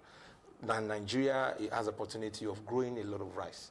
But how are we faring? Yes, we're trying now, because the policy of government now says that, yes, we're trying to some degree to become we're not exporting yet, but at least we're trying to show. But how many of us eat rice that we produce in Nigeria? A lot. How many of us? Because I'll tell you why. Most of the rice that we eat is not necessarily rice. I mean, seriously, if you go to the houses of those of us who feel that we're affluent, what do we eat? Basmati rice and all of those things. Well, how many of us eat the Abakaliki rice, for example? The people you are talking about are in minority. That's the truth, because they are the people with a lot of taste for foreign. And for Nigeria, the mass people... But those are also the people who have the purchasing power, more. How many are they in terms of the large number of 200 million? They are about 1% of 200 million. So we're talking about the 190 million Nigerians that need to eat, 190 million Nigerians that need to put food on their table. And, by the time we begin to address all this product by product development, tomato is a large segment of the market that we need to guarantee. Yam, like that. Then the cassava and the garri, the flour, a lot. We need to have a policy direction that will begin to make chief of a product and see how best we can take it to the tail end. And, the challenge we have is the enabling environment is still a challenge. The government is battling with building roads, generating power. Should that be a battle? Because, for example, I mean, let's say for my people make palm oil and garri. For taking that garri from my local government area to the city, it's costable. Is a challenge. Sometimes they have accidents and they lose half of the produce. But should it be a problem for the government? Because these are basic amenities. Why are we still in the year 2019 talking about road infrastructure? That's it. When the government of the day, I think I heard in one of the economic recovery plan they have, is they're trying to improve access to farms. Because if you want to ensure that you guarantee that the products get to the market, because some products are perishable, like the tomatoes, and the garri itself is, yes, when it gets hit by water and the rest, it becomes bad. But how can you guarantee that the product is safe all through? The roads must be good. The security system must be good. There must not be bandits or people that hijack or insecurity challenge on the road. Everything starts and stem from an ecosystem that is complete. Security, good road, access to credit, technology, storage, the market is there, that's consuming it locally, internationally, export is guaranteed. The export process becomes simplified for even the average man I think we should focus more on making sure that every Nigerian has food before we talk about export. Now, let's talk about value adding to products. You know, like you said earlier on, we're just interested in, most people just harvest their vegetable and sell so that they can put food on their table. Yeah. What about value adding? How do we make sure that this vegetable is not just for the people in your community, where this is where storage comes in? Do we have storage facilities? No. Why are we not coming up with these ideas of, you know, building our own storage facilities apart from refrigerating fish and beef? It's a combination of factors, unfortunately. So when you talk about moving produce from the farm to the market, for example, and a lot of our problems go around in circles, or it's almost a domino effect. We have bad roads, it affects life security, it affects lives, it affects food movement, it affects all sorts of things. So until the roads are fixed, that will always be an issue. So they don't even have to have farming in mind to fix the roads, but the roads need to be fixed for other reasons. But if the roads get fixed, by default, it fixes that part of the problem. Yeah. And so there's so many of these things that go around the country that we need to sort out. That's one part of the problem. Now, another part of the problem, I was at a forum maybe a year ago, something like that, and a friend, well, my cousin, he runs this export-import council thing in Abuja. I can't remember the name. But basically what they do is they're part of it. They have a government contract where they certify goods that are exported from Nigeria, non-oil goods that are exported out of the country. And I was doing some consulting work for them, and it was an eye-opener for me because there are certain products that grow. Nigeria is one of the leading producers in terms of availability of some products. But what I found was that the countries that consume many of those, the largest consumers of some of those products don't buy them from Nigeria. So we export them to, say, Mexico or India or China, or not China, but one of those countries. And then EU countries, the US, they buy from those countries, not from Nigeria. Why? Because there's a certain standard, that there's a minimum standard that they will accept in their markets, which for reasons I don't quite understand, we never seem to get. So the merchants in, say, Mexico, I remember the Mexico one because I did a lot of reading on that particular one then. The merchants in Mexico buy those products from Nigeria, and I don't know what sort of processes they take them through there. But if you so they make them fit for the other markets. Exactly. For some reason I don't quite understand, we don't do that here, and I'm not sure why. I'm not sure why that is. So those things happen. So when you see, you then see a disparity between the largest producers of certain products and the countries that actually get rich from certain products. Wow. They get rich from it because they're buying directly, they're selling directly to the end consumers. And this is also the same thing. We have oil, but we never really refine our oil, so we're losing. Yeah, so this is so I think it goes to my earlier point that it beats me. Why can't we just do one thing right? That's a good question. Yeah, it beats me because we have it. It's not that we don't have it, but it's just the follow through. Why is that such a challenge for us as a country? You're beginning to put answers to the questions. Take one item and follow it through from beginning to the end. Why were we a producing nation? But do we produce? When you produce, it's good. But when you now begin to turn those produce into product, then that helps you. Take, for instance, cocoa is here. When you order your chocolate now, I'm sure you mentioned all those foreign brands. But when cocoa is produced here, and they produce a chocolate that is made from Malaysia or somewhere in the state, and you're proud to be associated with it, you're already helping Nigeria grow. So we need to begin to turn our produce into commodities, into different things that the Western world will desire. And we just need to take the standard and, Hopefully we can get to that point. Hopefully, maybe, I don't know, by some chance we will automatically get the grace to follow through on anything in this country. But I want to thank you, Bakwan Adebi and Lulu Elegwe, for speaking with us. We appreciate it. Well, they're not going anywhere. We'll go on a short break, and when we return, we'll be discussing the APC chairman who has said that we should boycott businesses of South Africa in Nigeria. We'll be back after the break.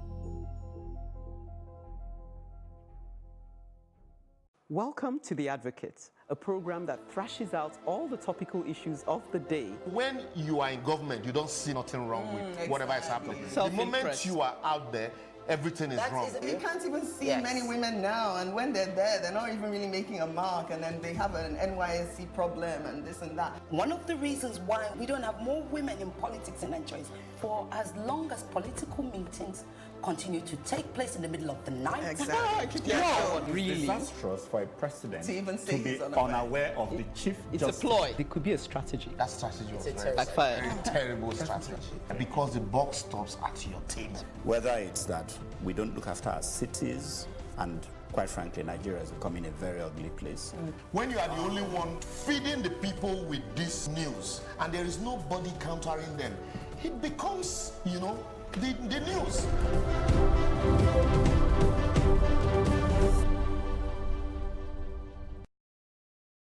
I actually moved back to Nigeria to open a bakery. This was my goal. And everything I did up till this point was in preparation for this.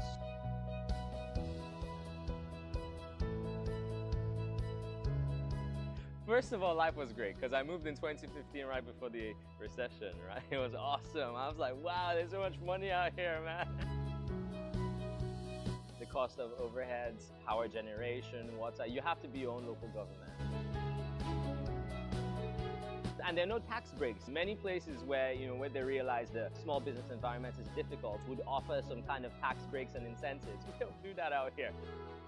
We want you to come back. We want you to, to start businesses here, but we're not going to do anything to help you. All my experiences in the past have led me ultimately to where I am now.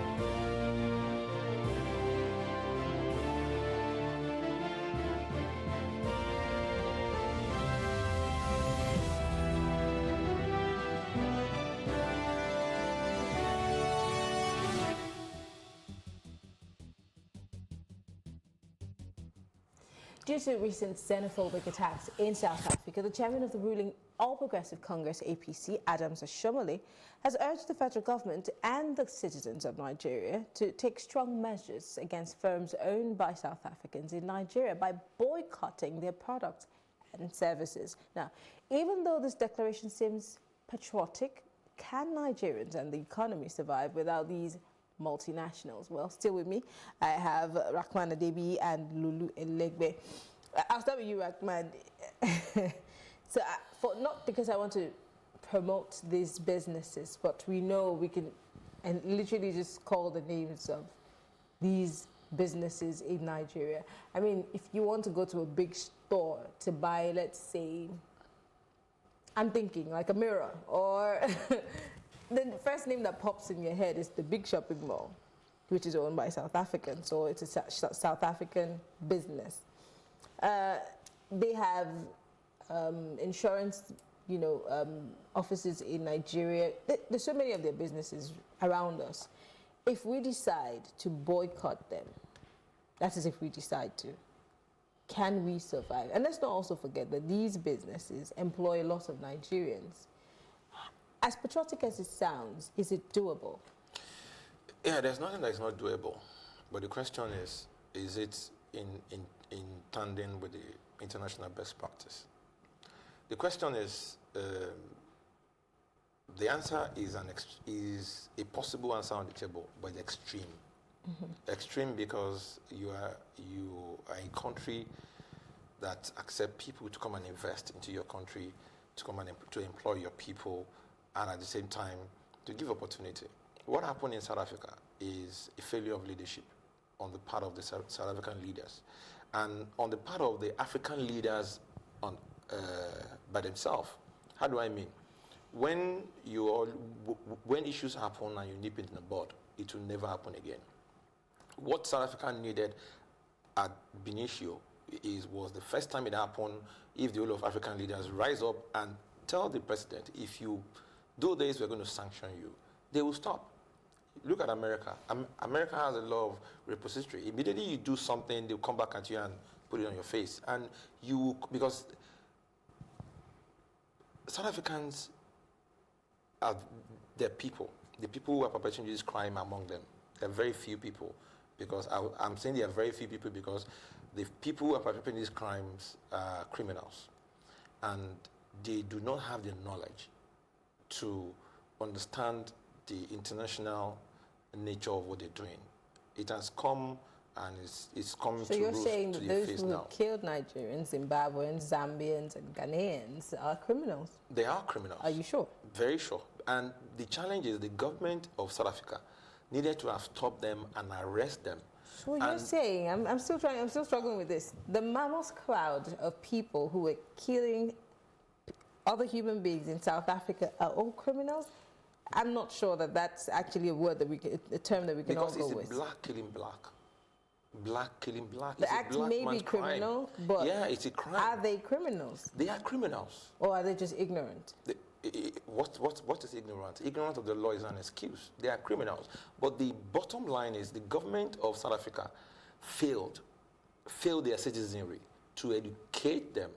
Because one of the things, and the comments coming from those of their ministers in position of authority is not helping matter.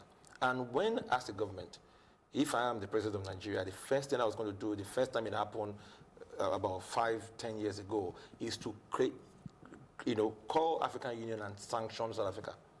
By the time you sanction them, it won't get to this level of brutality and mess that we have found ourselves as a continent.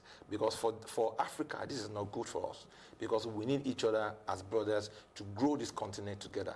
And the mentality of the South African need to be corrected, because they need to appreciate the fact that every African supported their country to get them out of apartheid. But after getting out of apartheid, they feel the fact that the few Nigerians who are doing, who are owning shops on their street and everything are their challenge, forgetting the fact that the real challenge they are still the people who enslaved them the first time. They're still around there, having access to their treasury, having access to their wealth and resource. But they couldn't fight them because they still feel enslaved, sorry to use the word, and thinking that the Africans who have come to liberate them are the one who they should begin to repel. It's a function of a failure of government, because if their government has done an enlightenment campaign to begin to orientate them, I think they did that some time ago, because I was in SA during the World Cup, and they told us that I think after the World Cup there will be a xenophobic attack. I said, why? And they said it's always natural for them, because they feel intimidated when they see especially black people coming into their country doing well, because they feel that Nigerians and other African countries, they are not laid back. We are very industrious, very hardworking, and very aggressive to take opportunity. One of the things I found one thing among them is that they have the opportunity to go to the best schools, but they will never go, because the mentality that they took out of apartheid is still with them. So the government needs to have done a lot of work, a lot of mental reorientation to get them out of that space. But the government failed. And this is the repercussion now spilling to the Africa. Because I pray that they get over this because this cannot be cleared in a decade, because. Okay. I spoke with a South African 3 weeks ago, and I said, have you ever been to Nigeria? And he said, no, not really. And I said, why? He said, well, I didn't even expect it. He said, I feel very intimidated by Nigerians and Nigeria. And I probed further because I wanted to understand why. He said, I don't know, I just feel like they're very intimidating people. And I said, do I intimidate you? Because I had never heard that before, but I'm getting to understand that. But the underlying factor is that they keep saying that we're drug dealers, we're engaged in sharp practices, and this has, but that's for Nigerians. Gambians were killed, Zimbabweans, you know, were attacked, even Ghanaians. So if they say the foreigners are a problem, then Nigerians are not really the problem. Yeah, so I think, first of all, I agree with everything he said 200%, because the problem isn't Nigerians per se. And yes, Nigerians, I know from experience that Nigerians intimidate not just South Africans, Nigerians intimidate every African country. That's the reality. I studied in Moscow, in Russia, and we had, in the university I was, we had students from pretty much every country on earth. And so we had a lot of people from African countries. And we Nigerians used to feel like superstars because for some reason we never quite understood. They held Nigerians in this awe that we liked it, but we didn't understand it. So when people say Nigerians intimidate them, it's not because we're trying to be, it's just how Nigerians are. Now, unfortunately, South Africans are coming out of centuries of oppression and apartheid. And when you think about it, apartheid only ended 25 years ago. It's not that long. It means that anyone really from the age of, 30 or upwards doesn't know anything else. So it's going to take a while for that to come out of their heads. Now, they see people from other African countries doing things that they want to do. They cannot do it, not because they don't have the right to do it, but the mentality to go out and do it is not yet there. So they see other African, not just Nigerians, Ghanaians, Zambians, but none of what they don't understand is that Nigerians, Ghanaians, Gambians, Sierra Leoneans, they're not coming from a history of apartheid. They're coming from, at worst, colonialism. And Nigeria gained independence in 1960. So really, it's people of our parents' generations that would understand that colonial mentality, or those that could. We wouldn't have an issue having a conversation with a quote-unquote a white man, for example, because we just don't. We see them every day. It's not exactly. It's not an issue. But the average black South African is still intimidated by a white man, not because he wants to be, but that's because of how they've grown up. So apartheid is over as a state policy, but in reality, it's still how the country runs today. This is the question I keep asking.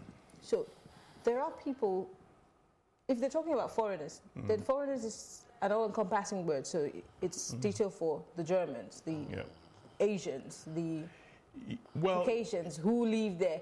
How come this anger does not span because they see, because they see, and that's exactly my point. They see the black man as an easy target, because as far as they're concerned, he's no different from me. How can he do X, Y, Z, and I can't do it? How can a Nigerian come into my country and tomorrow he's driving a BMW, he must be doing something illegal because I've been here 20 years and I couldn't make X, Y, Z happen. But the Nigerian can make it happen because he's coming from a place of hustle. He understands how to get things done. The average black South African doesn't. Not because they're not hardworking, not because they don't want to, but they're still coming from that place of oppression. So mentally, they're still there. They haven't come out of that yet. Apartheid, it really hasn't been that long. So they're still very much there. I was in the last time I was in South Africa was in 2017, I think, in Cape Town. It was my first time there. And I remember making a comment then that what I noticed, I went to a spa with my family and we're shopping because we stayed at an Airbnb. We were there for about a week. So went shopping there. We were the only black people there that were shopping. And all the other black people there were shop attendants. And straight away, I think the manager or someone, she knew we weren't South Africans because we're chatting away, we were laughing. And it was obvious that we weren't intimidated. We were just, for us, it was normal. And it seemed strange to them. So she had to ask her, she said, where are you people from? And we said, we're Nigerian. She said, oh, I should have guessed. And so that's telling in terms of how the country is today. So when you see, when South Africans start attacking foreigners, it's not really foreigners, it's other black people. Because as far as they're concerned, how can you come into their country and achieve XYZ when they can't? And the only reason that they can't is because of where they still are mentally. So these businesses that, you know, they are not able to shop in, have been brought to our country, is engaging a lot of our young, even our old. If we boycott these businesses, it means we're boycotting ourselves. It means that we're going to create some form of hardship. I mean, for example, MTN keeps sending us text messages every day that the offices are still shut. And that means that somebody's not going to work. How does this, I'll just give you guys 1 minute each because we're out of time. How do we do this without hurting ourselves? The first thing is too wrong to make it right. If South Africans were wrong, we need to show the big brother to tell them how to do things. But we've been doing that the whole time and they're still killing us. No, the government just need to say, when you want to sanction, there are ways to sanction. If you sanction South African companies in Nigeria and say that because of the crisis caused by your country, you can only repatriate only 10% of your profit back to your country, they will sit up. You see, when you use policy directions are meant to shape, control, and coerce people to what you desire. Okay. And yeah, no, I agree with that. And I think part of the problem is the lack of consequence. Because if all the other times this thing has happened over the last few years, if strong, decisive actions were taken, this wouldn't be happening right now. And because those things didn't, it's like everything else that happens in Nigeria, really. We have armed robbery, kidnappings, and all these things because the people that carry out these things, 9 times out of 10, they don't get caught. When they do get caught, you never hear of any court cases or anything like that. So it keeps happening. And when South Africans keep killing Nigerians and other people from other African countries and nothing happens, or you hear their president or their ministers saying, well, it didn't really happen, or if 20 people died, they said it was 2 people that... So by the time all those things happen, it just means it's not been taken with the seriousness that it should. So boycotting these companies, I wouldn't really say boycott. I think I agree. I think it's sanctions. Sanctions. Once that happens, once it hits their revenue, something will change. Something will definitely change. Well, something has to change. Thank you very much, Lulu Eleko, political analyst, Rahman Adebi, public affairs analyst. Thank you, gentlemen. Thank you. It's been an interesting conversation. All right. Well, we'll go on a short break for now and bring you our plus packages. And when we return, I will be giving you my take.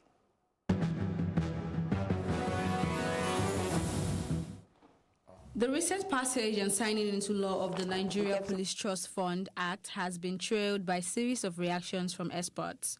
Security experts at a 2-day dialogue on the act, organized by the Clean Foundation in Abuja with the theme Accountability and Transparency, said the fund will help the police address challenges of unavailable equipment, poor training, poor performance, and low morale. Passage by the National Assembly and presidential assent to the Police Trust Fund Bill is one of the best things that has ever happened to our security sector in recent times. The stake of our police force, an institution constitutionally charged with our internal security, has been pitiable. This is not for want of capable and committed officers, but the glaring lack of absence of the wherewithal to do the work. The Nigerian police lacks all the basic facilities to ensure that its officers and men give up their best in the service of their fatherland. The Police Trust Fund is therefore expected to provide the required impetus for our police force to be adequately equipped to to face the security challenges of the 21st century in a multi-ethnic and religious nation such as ours. A major factor which has greatly inhibited the effective performance of the Nigerian police force is poor funding and utilization. Suffice to say that there is no organization that can achieve its objectives without the provision of adequate funds to meet its obligations. A cursory look at the various reports on reform of the Nigerian police force, including a landmark CSO panel report organized by the Klein Foundation in the year 2012, revealed that the police low performance has been hinged on lack or inadequacy of funds for training of personnel and the provision of the required logistics for virtually all aspects of policing functions. The present bill was passed by the 8th National Assembly and signed into law by the President in June 2019 to end the journey that began on the 9th of May 2018 when the bill was first introduced to the National Assembly. With this gathering today, we begin the next step, the next lap of the journey by making an insight into setting the agenda for the incoming board and management of the trust fund. Well, it's time for my take.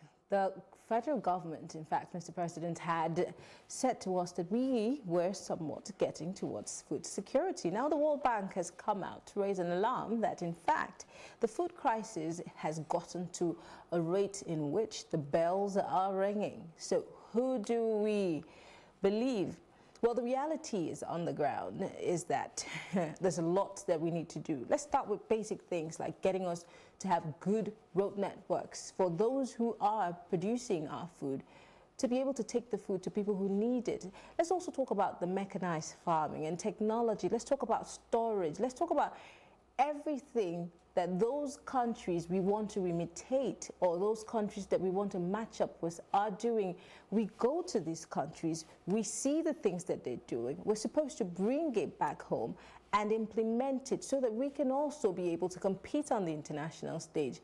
But the reverse is the case. Which way, Nigeria? And of course, Adams Oshomole asking us to boycott businesses that belong to South Africa. So don't use your phone. Don't watch TV. Don't go to those shops. There are people who work in those shops who are Nigerians. That means taking food out of their mouths. Shouldn't we be thinking about sanctions? Maybe that would have been a better way of dealing with the issue. Well, think about it. My name is Mary Anako, and it's been Plus Politics. Have a lovely day.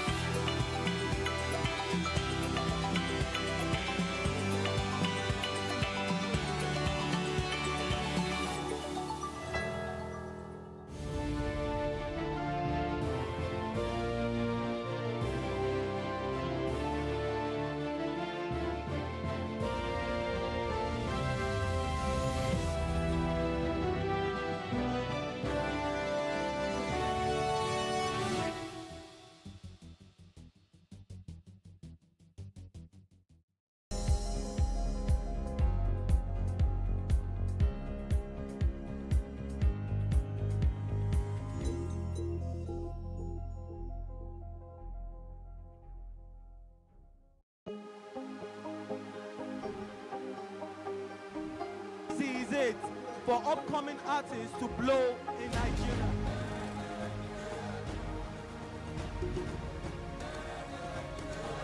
welcome to Plus Trending.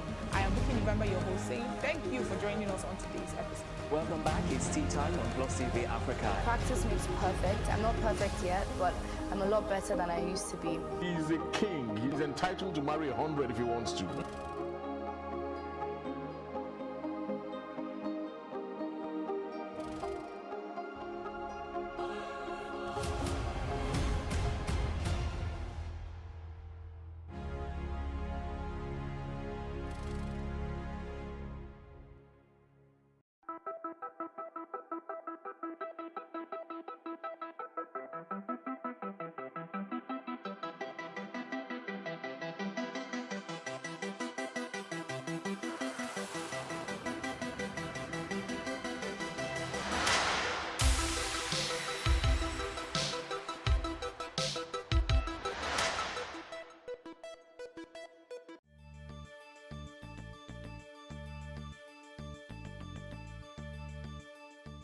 To an extent, the reading culture of Nigerians is not too good. A lot of people believe that every other thing is much more important than buying a book to read. Apart from the fact that people just want to read books for the purpose of passing their exams or going through school, hardly do people believe that reading outside that purpose still will help them to an extent. It's been full of ups and downs. Nigerians don't read. I dare to disagree because, we're 16K followers strong on our Instagram account, on other platforms as well. We also have a huge following. So if I told people are not interested in books in Nigeria, we wouldn't have people follow in the first place. And it's so exciting to find out that there are so many people outside of Lagos in deep core parts of Nigeria that are buying and shopping for us, and they are just so excited that, oh, this book is locally available and it's sort of like within reach for them. So it's been exciting. It could be better, but again, we do it for the culture, you do it for the passion, and hopefully more stakeholders get interested in it, and it gets better.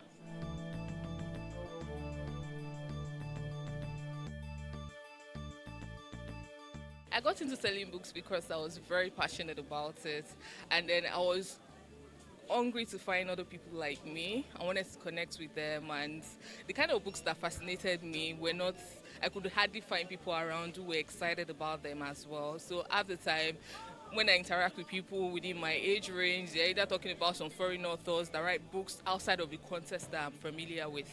So I wanted to meet with other young people, other people of like minds who were excited about the kind of books that I liked. And that was basically how it all began. And then beyond that also, I definitely used to go to some website online to find out what books are first to reckon with internationally. And then most of those books are not available locally, so I had to either shop from some big names out there. And then I thought, if these books are available and people are actually talking about them, reviewing them, perhaps there might be young people or people in Nigeria as well that would really want to read about them. So I end up bringing a few copies, see if I can circulate within my circle, publicize, use social media, and see how far it goes. And so that was how it all started. It's actually more like born out of inspiration, and then the drive to bring books closer to people, because at some points that I loved reading, I found it hard getting the kind of books I really always wanted to read. So it was like, you could get this for other people, and then it's been there for me. So I'm having fun doing what I'm doing, and I'm the fact that I can have access to books too as a bookseller is fantastic for me. Yeah, it's been profitable. It's how you do the business that makes it profitable for you. So it's been profitable. It may not be the best of the businesses in the country or in the world, especially maybe in this part of the world, knowing fully well the attitude to reading and education generally, and then even government's attitude to education, So, but still, there are still people who know that without education, they wouldn't be where they are. And then even if they are not educated, they get the best of educated people to work for them. So that means education, which comes through reading of books, is a key and vital role in this life.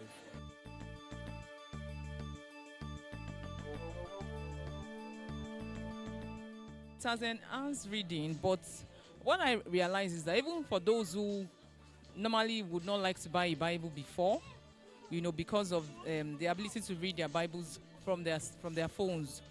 A lot of people are beginning to dump reading Bibles on their phones with buying regular Bibles because they've seen the importance of having to carry a Bible or read a hard copy Bible. When people read from their phones, most times they can't easily go back or even highlight certain things. But with the hard copy Bible, they are able to do some highlighting, go back, make references and all that. So technology, to an extent, it has its own advantage and its own disadvantage to our business. Advantages are the fact that people could, read at any time they want to, in the dark, wherever. But disadvantage is the fact that it's handy, when you have your books on your media, electronic media. But for those who still cherish the hard copy books, they still come back, to pick up the hard copy books from us.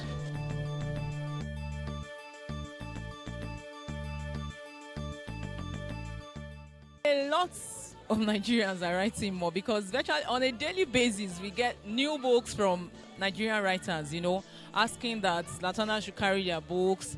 It's a bit challenging, but at the same time we try to encourage them, to review their books and then accept it for display on our shelves.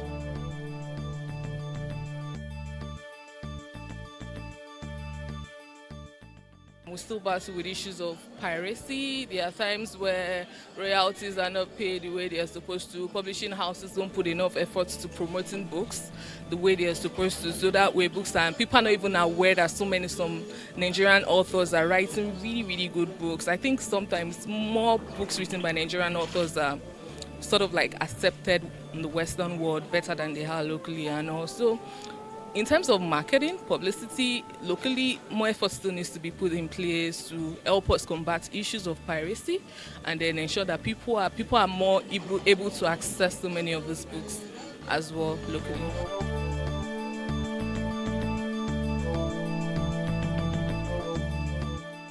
For book lovers, I say keep reading because you know already what you are gaining from reading. And then for governments, give more allocation to education.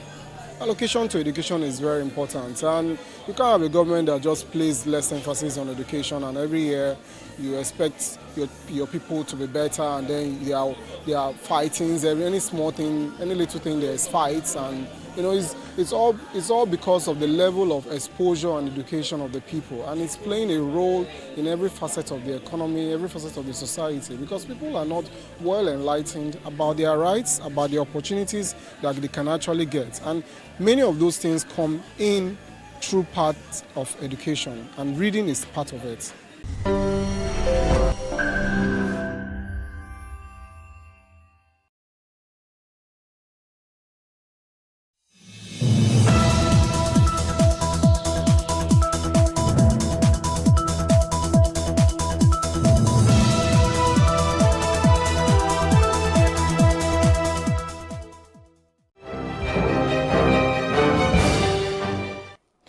Many thanks for joining us on the news on the Hour and Plus TV Africa. Here are the stories making the headlines. I am Mary Anna Cohn. President Muhammadu Buhari has directed the Minister of Foreign Affairs, Geoffrey Onyema, to further engage the South African authorities on appropriate measures that the latter will take to end the xenophobic attacks on Nigerians in South Africa. He has also given approval for the immediate voluntary evacuation of all Nigerians who are willing to return to Nigeria. The President gave the directive upon receiving the report of the special envoy he sent to President Cyril Ramaphosa last week to register Nigeria's concerns over the attacks. The Presidency, in a statement on Monday, said the special envoy, who is the Director General of National Intelligence Agency, Ahmed Rufai Abubakar, had returned to Nigeria after the assignment and submitted his report to Buhari. Inkatha Freedom Party founder and traditional Prime Minister of the Zulu nation, Mangosuthu Buthelezi, has said that South Africans dare not forget or disregard the sacrifices made by former President Olusegun Obasanjo and other African leaders for the nation's independence. Buthelezi said this on Sunday in Johannesburg while condemning xenophobic attacks on Nigerians and other foreign nationals in South Africa. According to the Sowetan Live, who shared the transcript of his speech with the lazy, highlighted the role Nigeria played in ensuring that the country gained independence. He also praised former President Olusegun Obasanjo's role and asked if the xenophobic attacks were the best way to pay back the huge risks African countries like Lesotho, Swaziland, Nigeria, Zambia and Tanzania took on behalf of South Africans. Omotola Adetunji, the founder, Guild of Nigerian Professionals in South Africa, says recurring attacks against foreigners in that country portends great dangers to the unity and economic prosperity of Africa. Adetunji, in a statement made available to newsmen in Lagos on Monday, said it was saddening that the attacks took place barely a few weeks after signing of the African Continental Free Trade Area. According to her, the Guild will continue to promote cooperation among Nigerians and South Africans while strengthening the hands of Nigerian professionals based in South Africa. Ms. Soyata Maiga, chairperson, African Commission on Human Rights and People's Rights, has agreed to take appropriate action on the request by Socio-Economic Rights and Accountability Project, SERAP.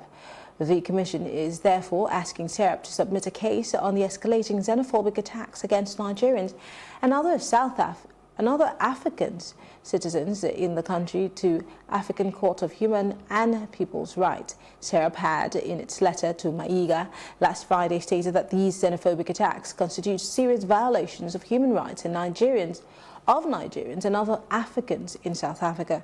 The organization also urged the Commission to seek the case of the African Court, punitive damages and adequate compensation of about $10 billion on behalf of hundreds of Nigerian victims and their families. Busola Dakolo has demanded that founder and senior pastor of Commonwealth of Zion Assembly, Abiodun Fatoyinbo, apologize for the alleged defiling of her. Dakolo, in a writ filed on her behalf by her lawyer, Belumi Olajengbesi, and co of Law Corridor, demanded that Fatoyinbo pen a clearly worded apology on the front page of at least 2 national newspapers and 2 national television stations for 7 days running consecutively. She also demanded that Fatoyinbo address a personal apology letter showing honest remorse for his misdeeds. Members of the proscribed Islamic Movement of Nigeria, IMN, popularly known as Shiite, on Monday announced that they will embark on a procession on Tuesday, September 10. This was disclosed by IMN spokesperson Ibrahim Musa. He described the procession as a yearly peaceful Ashura procession, which will hold in major cities across the country. The procession is to mark the massacre of the Prophet's grandson, who was brutally killed on the 10th of Muharram. This coincides with the conventional date of September 10. According to the group, the peaceful mourning will take place in various European countries, including New York and London. The spokesperson added that the procession will hold despite an alleged plan of the Nigerian police to disrupt that procession. Despite paying 1.5 million naira to kidnappers in Bayelsa for the release of his mother, Madam Beauty Ogere, former Super Eagles coach Samson Siasia has cried out that his mother has not still been released. Siasia lamented the situation is pathetic and that nothing has changed. He narrated that a sum of 1.5 million was sent for her release, but instead of releasing his mother, the abductors released his cousin's mother-in-law, 66-year-old Florence Donana, and also captured the person that took the money to them. Samson, who was obviously tired of the situation, said he's frustrated and confused. Now, earlier on our Plus TV Africa, we spoke to the younger brother of Samson Siasia, Dennis Siasia, on the current situation. No, it has not been released. You know, initially there were 3 that was kidnapped. There was kidnapped, 3 of them. A mom, a lady with a daughter. So when the guy went, they only released the mother and kept the little girl with her mom there. Then took him, the person that brought the money for them. They held him. We tried to call them. You know, they are the only people that can call you. You can't get them. The police are doing their best. They are doing their best to giving them the updates and told them what happened when we went to give them the money that they demanded for. And they took the person took the money, and also they didn't release her, the main culprit. They didn't release her mom. You know, they kept them there. The Election Petitions Tribunal sitting in Abeokuta, the Ogun State capital, on Monday nullified the election of a member of the House of Representatives, Kolakbo Osunshaya, representing Ijebu Central Federal Constituency. Osunshaya, a member of the All Progressive Congress APC, was sacked by the Justice Wakil Alkali Ghana-led Election Petition Tribunal. The tribunal cancelled the vote from Ward 5, Unit 5, Ijebu-Ode local government area, Ward 10, Unit 3 in Odogbolu local government area, and the entire Ward 8 in Ijebu North local government, all in the Ijebu Central Federal Constituency. The People's Democratic Party candidate Taiwo Shote had filed a petition challenging Osunshaya's declaration as the winner of the election by the Independent National Electoral Commission, INEC, in February 23, 2019 election. The tribunal, in its judgment, ordered that the rerun should be conducted within 90 days. And moving on, the Governorship Election Petition Tribunal, sitting in Kaduna State capital, has upheld the election of Nasser El-Rufai as duly elected governor of the state. Delivering judgment on Monday, chairman of the three-man panel, Justice Ibrahim Bako, says the petitioner, the candidate of the People's Democratic Party PDP, Issa Ashiru, was unable to prove his allegations of massive rigging and other electoral irregularities against Governor El-Rufai, the candidate of the All Progressive Congress APC, before the tribunal. In the petition filed by the tribunal, the PDP candidate had alleged that irregularities trailed the conduct of the March 9 governorship elections and asked the tribunal to declare him winner of the election. But the tribunal ruled that the petitioner was unable to provide substantial evidence to prove any factual evidence to prove INEC wrong in returning El-Rufai of the APC as duly elected. It's time to take a quick break now. Stay tuned for more news when we return.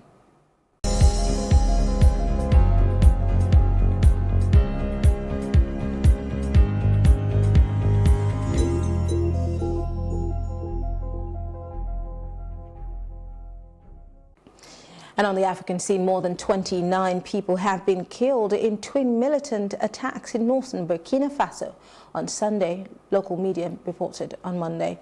Both attacks occurred in northern Sangmatenga province. A van loaded with people and goods rode over a bum on Sunday, resulting in the death of 15 civilians and the injury of 6 others. In the meantime, 14 people were killed and around 50 kilometers away where militants ambushed bicycle riders carrying food products. The government has vowed to take steps to avoid the recurrence of such incidents, saying that military reinforcements have been deployed. And the family of Zimbabwe founder Robert Mugabe is pushing back against the government's plan to bury him at the National Heroes Acre Monument in Harare and wants him to be buried in his home village instead, three relatives told Reuters. Zimbabweans have been confused about when and where they would get to pay their last respects to Mugabe since his death in Singapore hospital on Friday after a long illness. Mugabe had dominated Zimbabwean politics for almost 4 decades, from independence in 1980 until he was removed by his own army in November 2017 coup.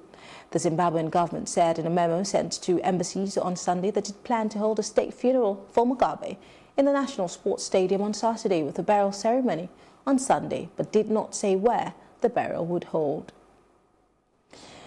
The Pope arrived in Mauritius on Monday for the last leg of his African tour that has already taken him to Mozambique and Madagascar. The Pope is scheduled to say Mass and meet with civil authorities and civil society at the presidential palace. Thousands of people gathered in front of the monument, Mary, Queen of Peace, where Francis is to celebrate a Mass, shouted with joy as Francis landed at the island's international airport. Mauritius, a small republic of 1.3 million inhabitants, is predominantly Hindu, 52% of them, but 30% Christians, mainly Catholics, and 18% Muslims.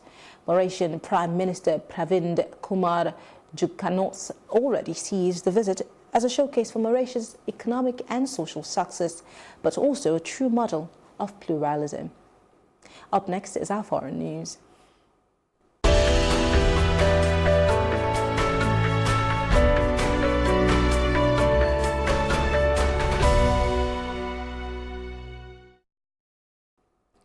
On the Foreign government is to ask members of the parliament to agree to a snap election for a second time in what could be one of parliament's last acts before being suspended. Monday's vote is billed as Labour's last chance to secure an early general election. But the government is expected to be defeated, with opposition parties wanting their law aimed at avoiding a no-Brexit deal to be implemented first. The Prime Minister first called for a snap election after MPs, including rebel Tories, voted in favour of a bill requiring him to seek an extension to the Brexit deadline of 31st October if a deal is not reached before 19th of October. That bill is set to gain royal assent and become law on Monday, but has been criticised by ministers as lousy and weakening the government's negotiating position with Brussels.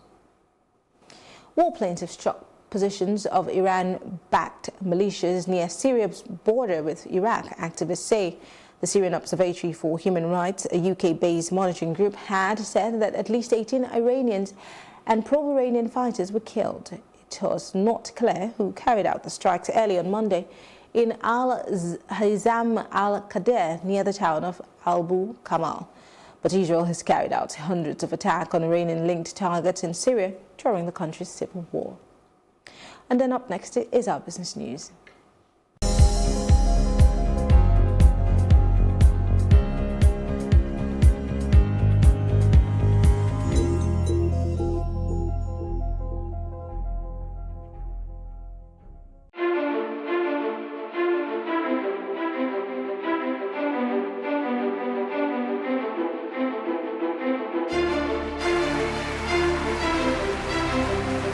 This Medan has been directed to empower 1,000 persons with disabilities in each state in the next 12 months. We now start hearing the shoot of guns. Whatever I've done. Every public policy has winners and losers, and some will not be very happy with you, while others, usually the silent majority, will be quite happy.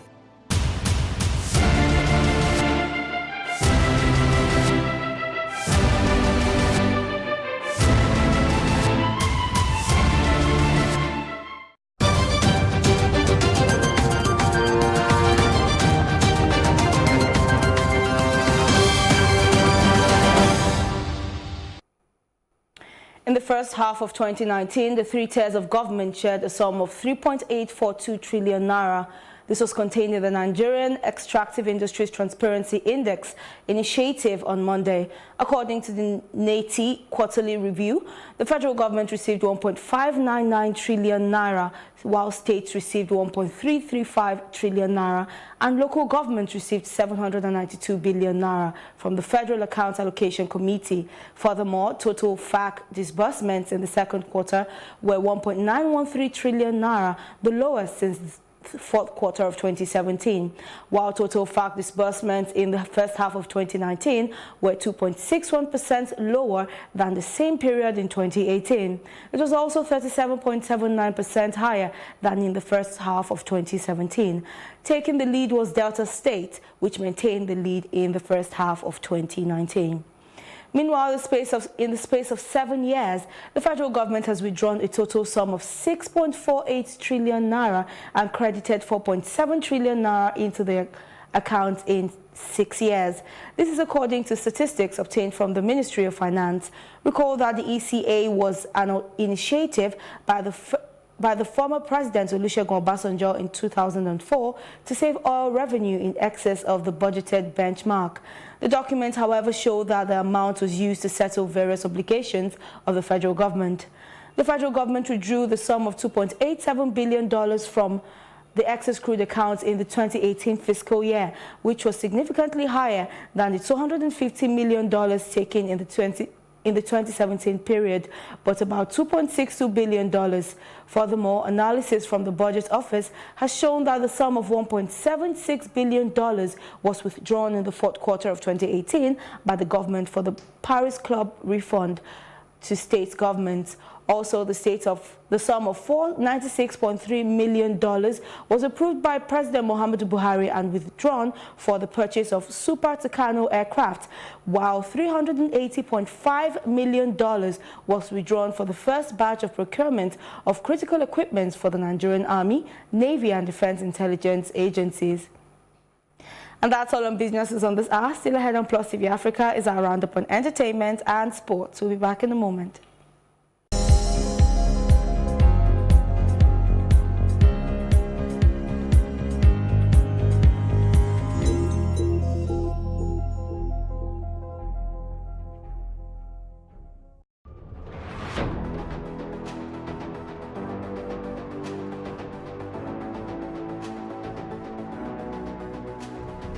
First point of accountability is asking questions. Hello and welcome to Plus Sports and Plus TV Africa. I am Udoka Njoko. Hi everyone, welcome to Plus Training.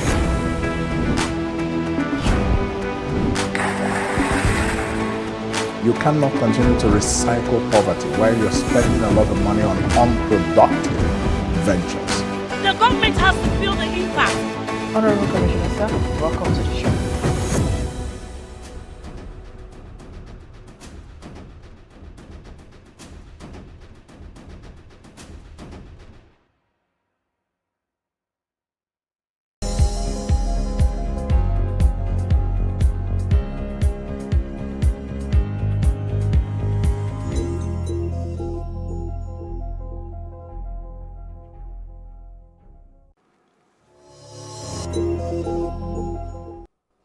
In entertainment, desperate housewife star Felicity Huffman has deeply expressed her regret for being involved in a federal crime, stating that she was only trying to be a good parent. The award-winning actress was one of the defendants charged in the college admissions cheating scam that rocked the United States of America. She's expected to be sentenced on Friday, and prosecutors have requested that she spends 4 months in prison and pay $200,000 fine.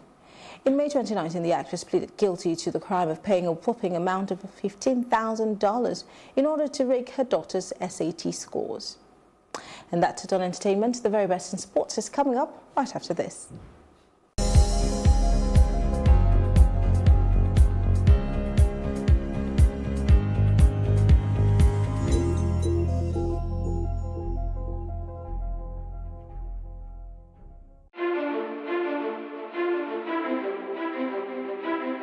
That is how we get looped into a cycle of insanity, repeating the same thing and expecting a different result. That cycle of failure is unsustainable and it has to end now. Perfection train is back. They take us to the bush and start asking us to call our people to send money. What can be done as an intervention for them right now to stop abuse of all children?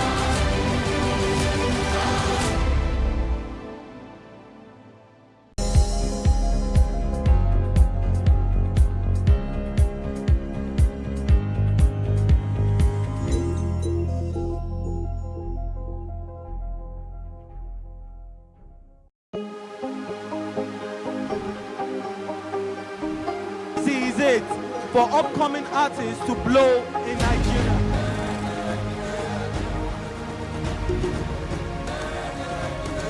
Welcome to Plus Trending. I am Bookie November, your host, saying thank you for joining us on today's episode. Welcome back. It's tea time on Plus TV Africa. Practice makes perfect. I'm not perfect yet, but I'm a lot better than I used to be. He's a king. He's entitled to marry 100 if he wants to.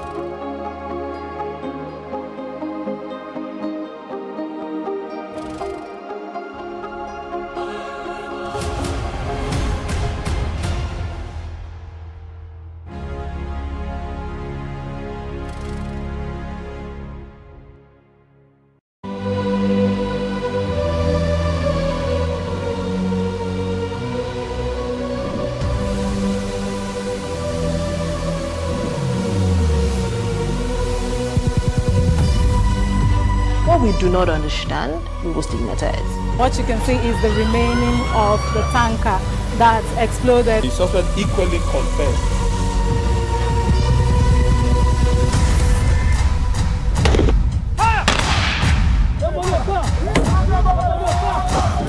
A 500 naira they collect them. If you no talk, then go beat you. Now 2,500 they pay.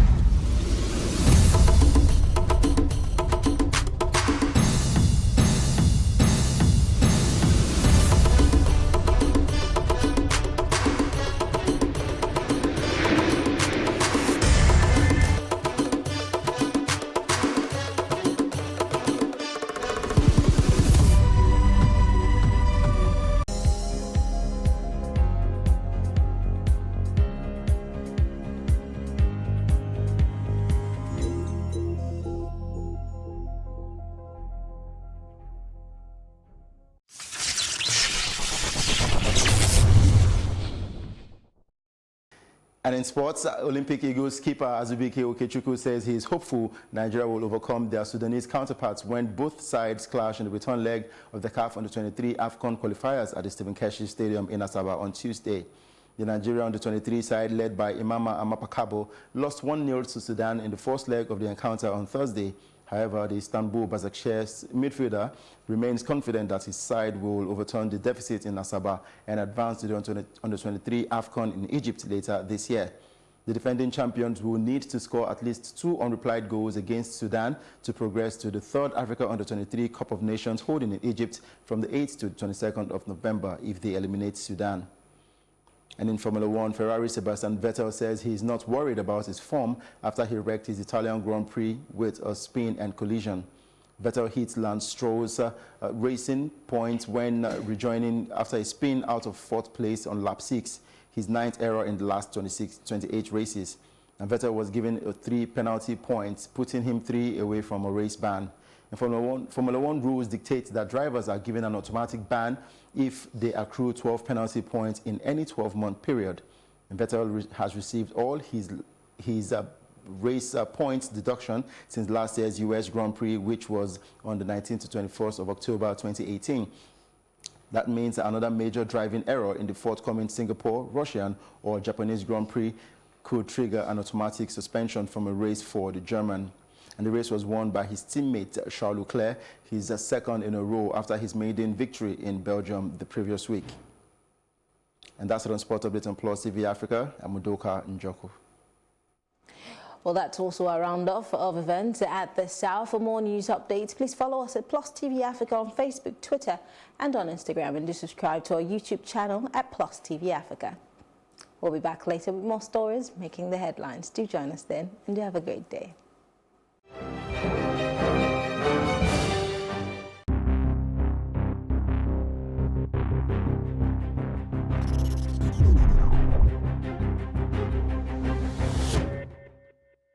It gets better, ordered another round. It gets better, ordered another round. It gets I'm sure, as you can imagine, I get many. On a daily basis, I haven't shared this with anyone, but I reckon I get about like 100 people asking for help. A day? A day. That's a fact. I can prove that.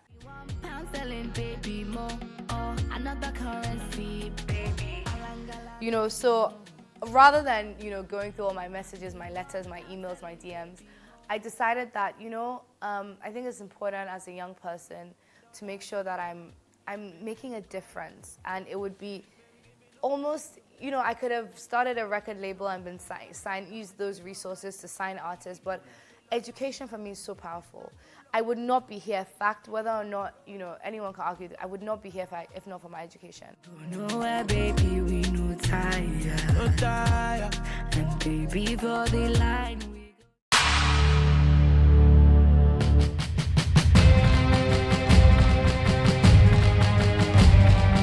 It was after he had shot, and I said, "Where's the money?" Any guy from the trigger now, you're wrong. We are 3 there. 2 have been shot. I'm the only person that escaped.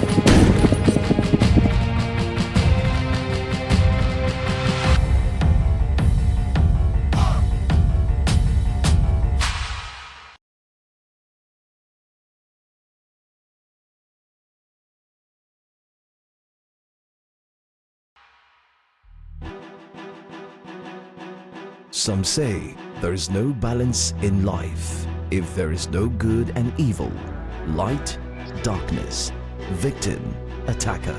Speaking of victim and attacker, have you ever been a victim of a violent crime? Or even if you haven't, I'm sure you've heard stories or even seen movies that depict violence or reference of some sort. Statistically, one of the most common tools used in a crime is a firearm or gun, Glock, rifle, 9. Whatever you choose to call it, this tool is responsible for majority of the violent crimes in the world. Just take a look at this statistic from the Nigeria Data Portal. You can see straight away the impact of gun crime around the world.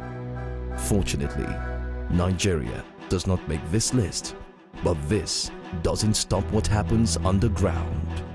On Code Red, we go underground with one of our operatives to explore that different world you only get to see in movies.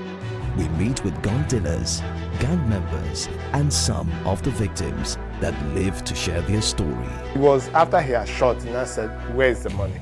Welcome to Code Red.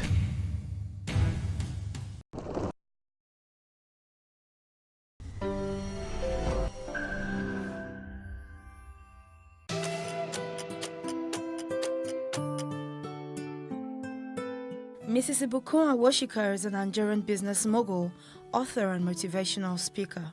She was born in Ibadan, capital of Oyo State, and is the third of 7 children. She attended St. Paul's African Church Primary School and Methodist Girls High School, Yaba, and obtained a degree in chemistry from University of Ife. She is an alumni of the Chief Executive Program of Lagos Business School, the Global Executive MBA of IESE Business School, and Global CEO Program of Wharton. Ibukun worked as an audit trainee at Akintola Williams & Co. during her National Youth Service Corps. She moved on and became the founder and CEO of the Chair Place Group in 2004, a conglomerate which encompasses the Chair Center Limited, Sokwa Chair Center Limited, Furniture Manufacturers Mart Limited, and TCC Systems and Services Limited, specializing in the manufacturing, retail, and bankway security system services.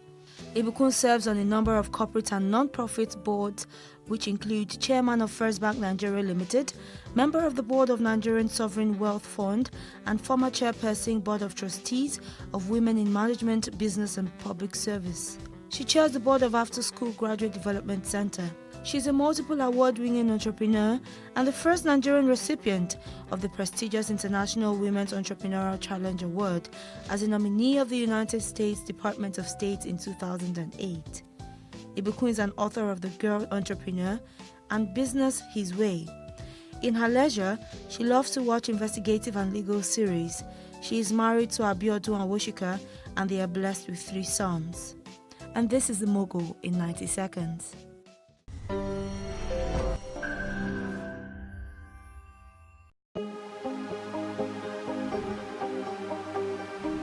This is it for upcoming artists to blow in Nigeria.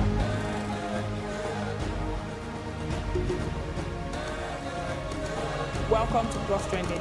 I am Bookie November, your host, saying thank you for joining us on today's episode. Welcome back. It's tea time on Plus TV Africa. Practice makes perfect. I'm not perfect yet, but I'm a lot better than I used to be. He's a king. He's entitled to marry 100 if he wants to.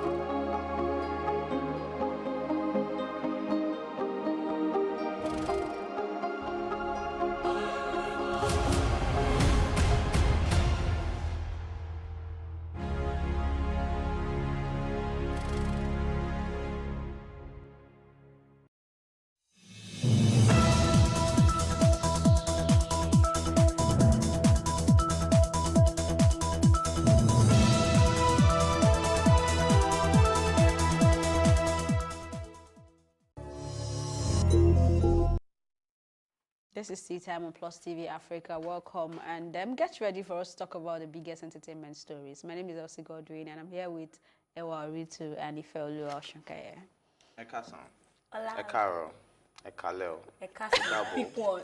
Anyone. You need to pick one. Pick one. Yeah. You're allowed to pick one this time around. Oh, are you sure? Ekaso, sorry to you. Oh, goodness. Ewa, what's up with you? I'm great. How about you? I'm all right.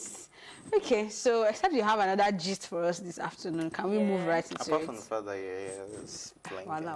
I'm never wearing this earring again on the set. Well, it's fine now and stuff. It's pretty. It's Thank you, very darling. Pretty. Yeah, you're welcome, darling. I was talking to her. Don't worry. She's the yin to my yang. Right.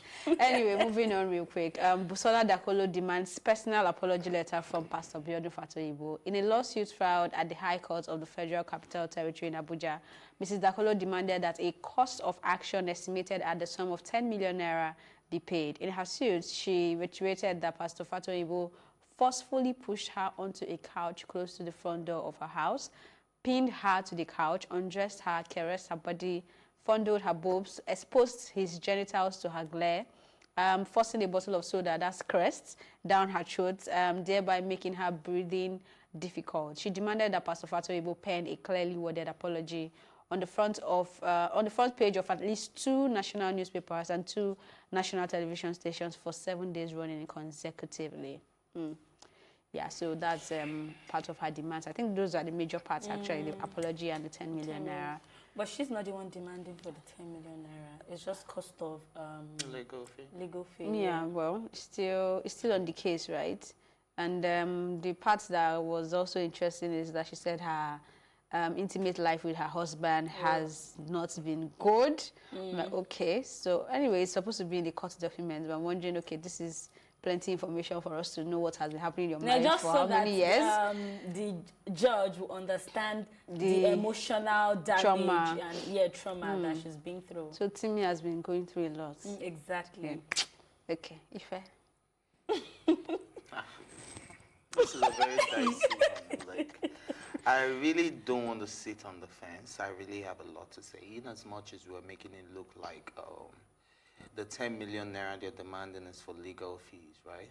I think they're stretching it, because if we're talking about justice and if we're talking about money, they're 2 different things. Now, you can pursue justice, get justice, and still get compensated. Do you understand? But now you're trying to make it look like, oh, after the apology and 10 million naira is all good. Meanwhile, this is somebody that we keep seeing it in the tabloids every day, that he has been invited by the state CID for questioning for this. So the case is still supposed to be ongoing, and even if it was going to take us 10 years to get to the roots of the matter, I think it would have been more appropriate than for you to be saying you want, if somebody actually did something that bad to you and it has really damaged you mentally, physically, family wise as well. In every way, your marital happiness, and even your spiritual life. Your spiritual life was also involved. A lot of you lost out. You are the main loser, because 10 million naira is a day transaction for someone like Biodun.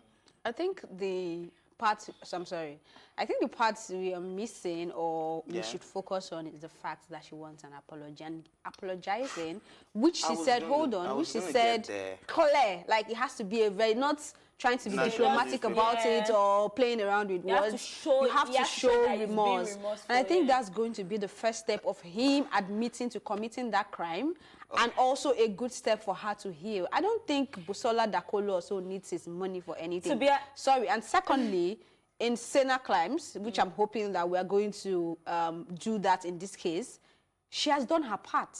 It is left for the prosecutors and our people here or the government to now have a case with Pastor Fatoyebo. She's not supposed to go and stand in front of his church and say, until you do this, until you that. She needs clarity for her personal peace. To be honest, I was going to say exactly what Elsie said. Because, like, Elsie used to say something on this show that let everybody define their justice. She probably does not even want him to go to jail. Does not mean that that does not mean she does not want justice for herself. Our justice is our peace, to be honest. Not what will satisfy everybody.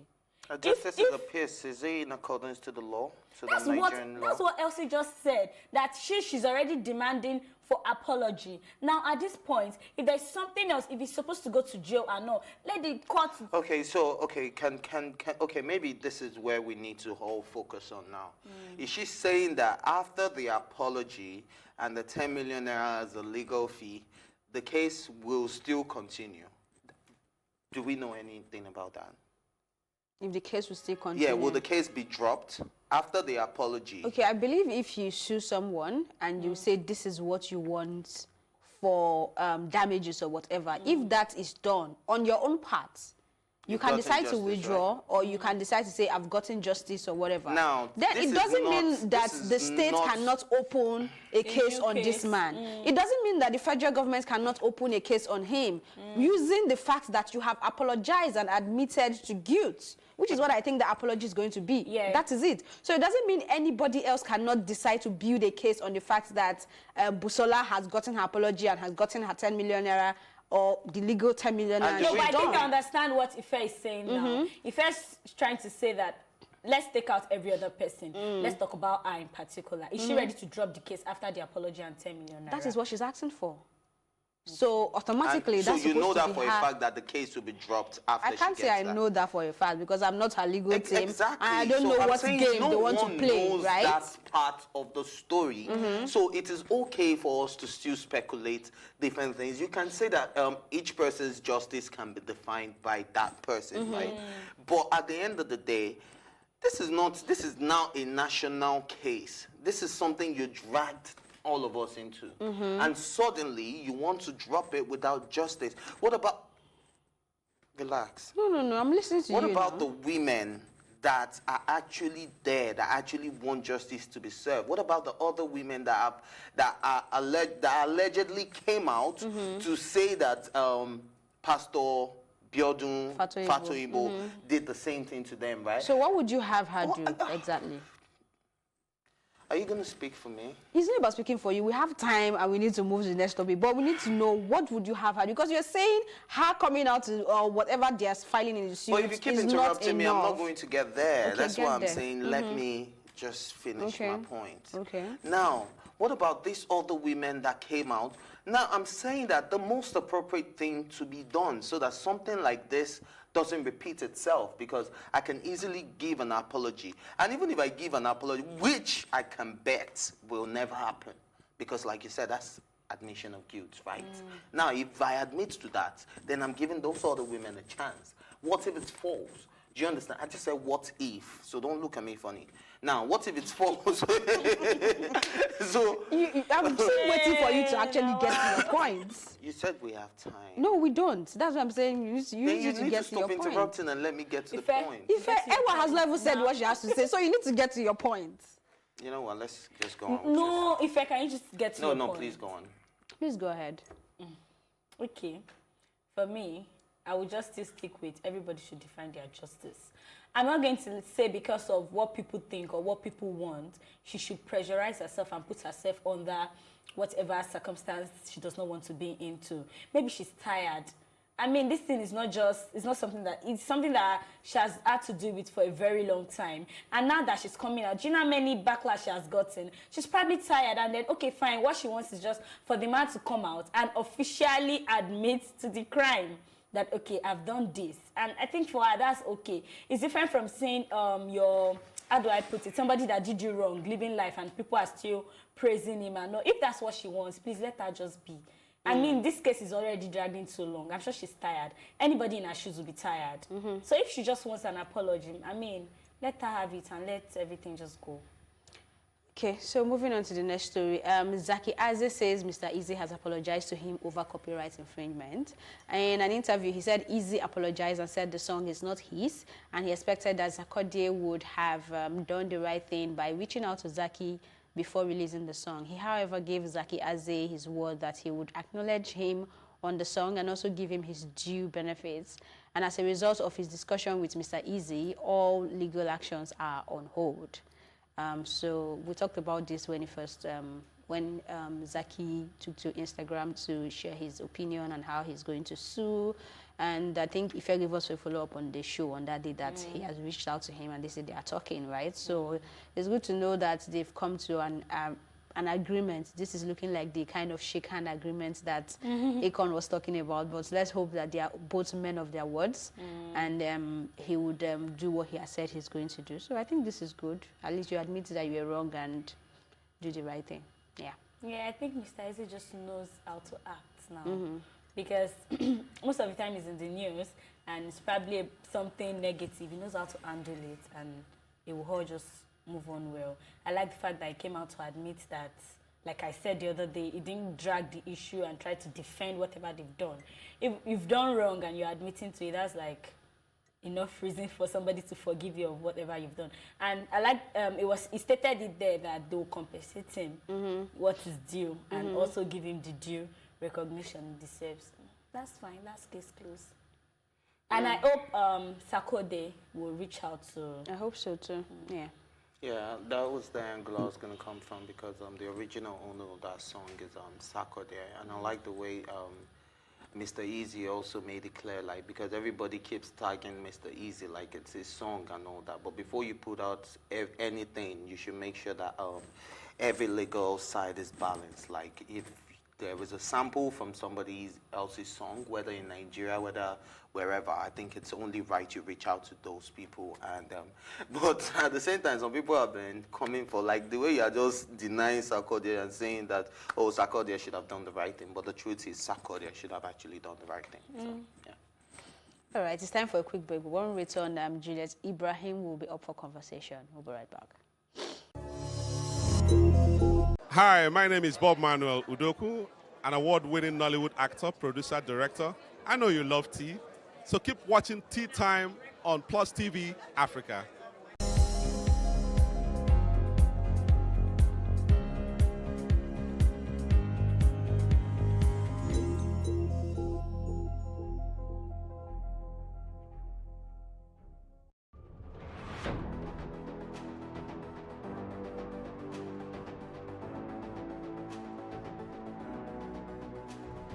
First point of accountability is asking questions. Hello and welcome to Plus Sports on Plus TV Africa. I am Udoka Njoko. Hi everyone, welcome to Plus Training.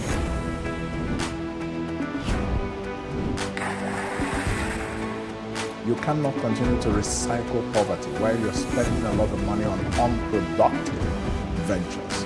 The government has to feel the impact. Honorable Commissioner, sir, welcome to the show.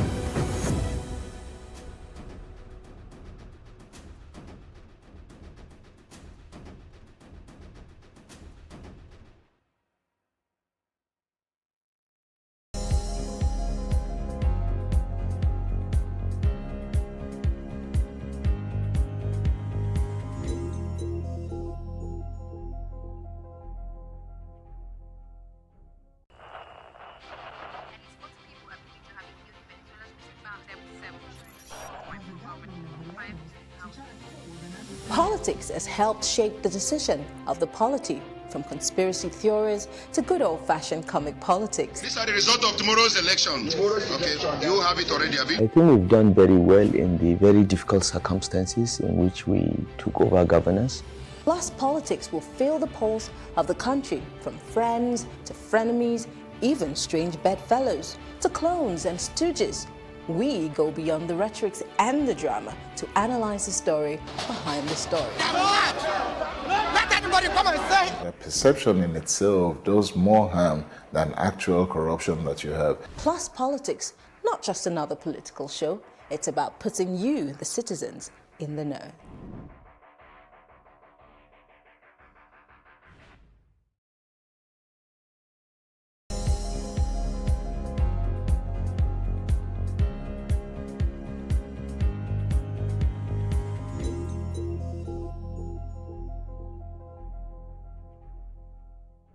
My name is Frederick Leonard, and I'm here to tell you to keep watching Tea Time on Plus TV. Don't touch that dial, because this is where it happens. God bless. Welcome back. This is Tea Time on Plus TV Africa. Moving on to our next story. Juliet Ibrahim is saying that Ogbonna and herself had something.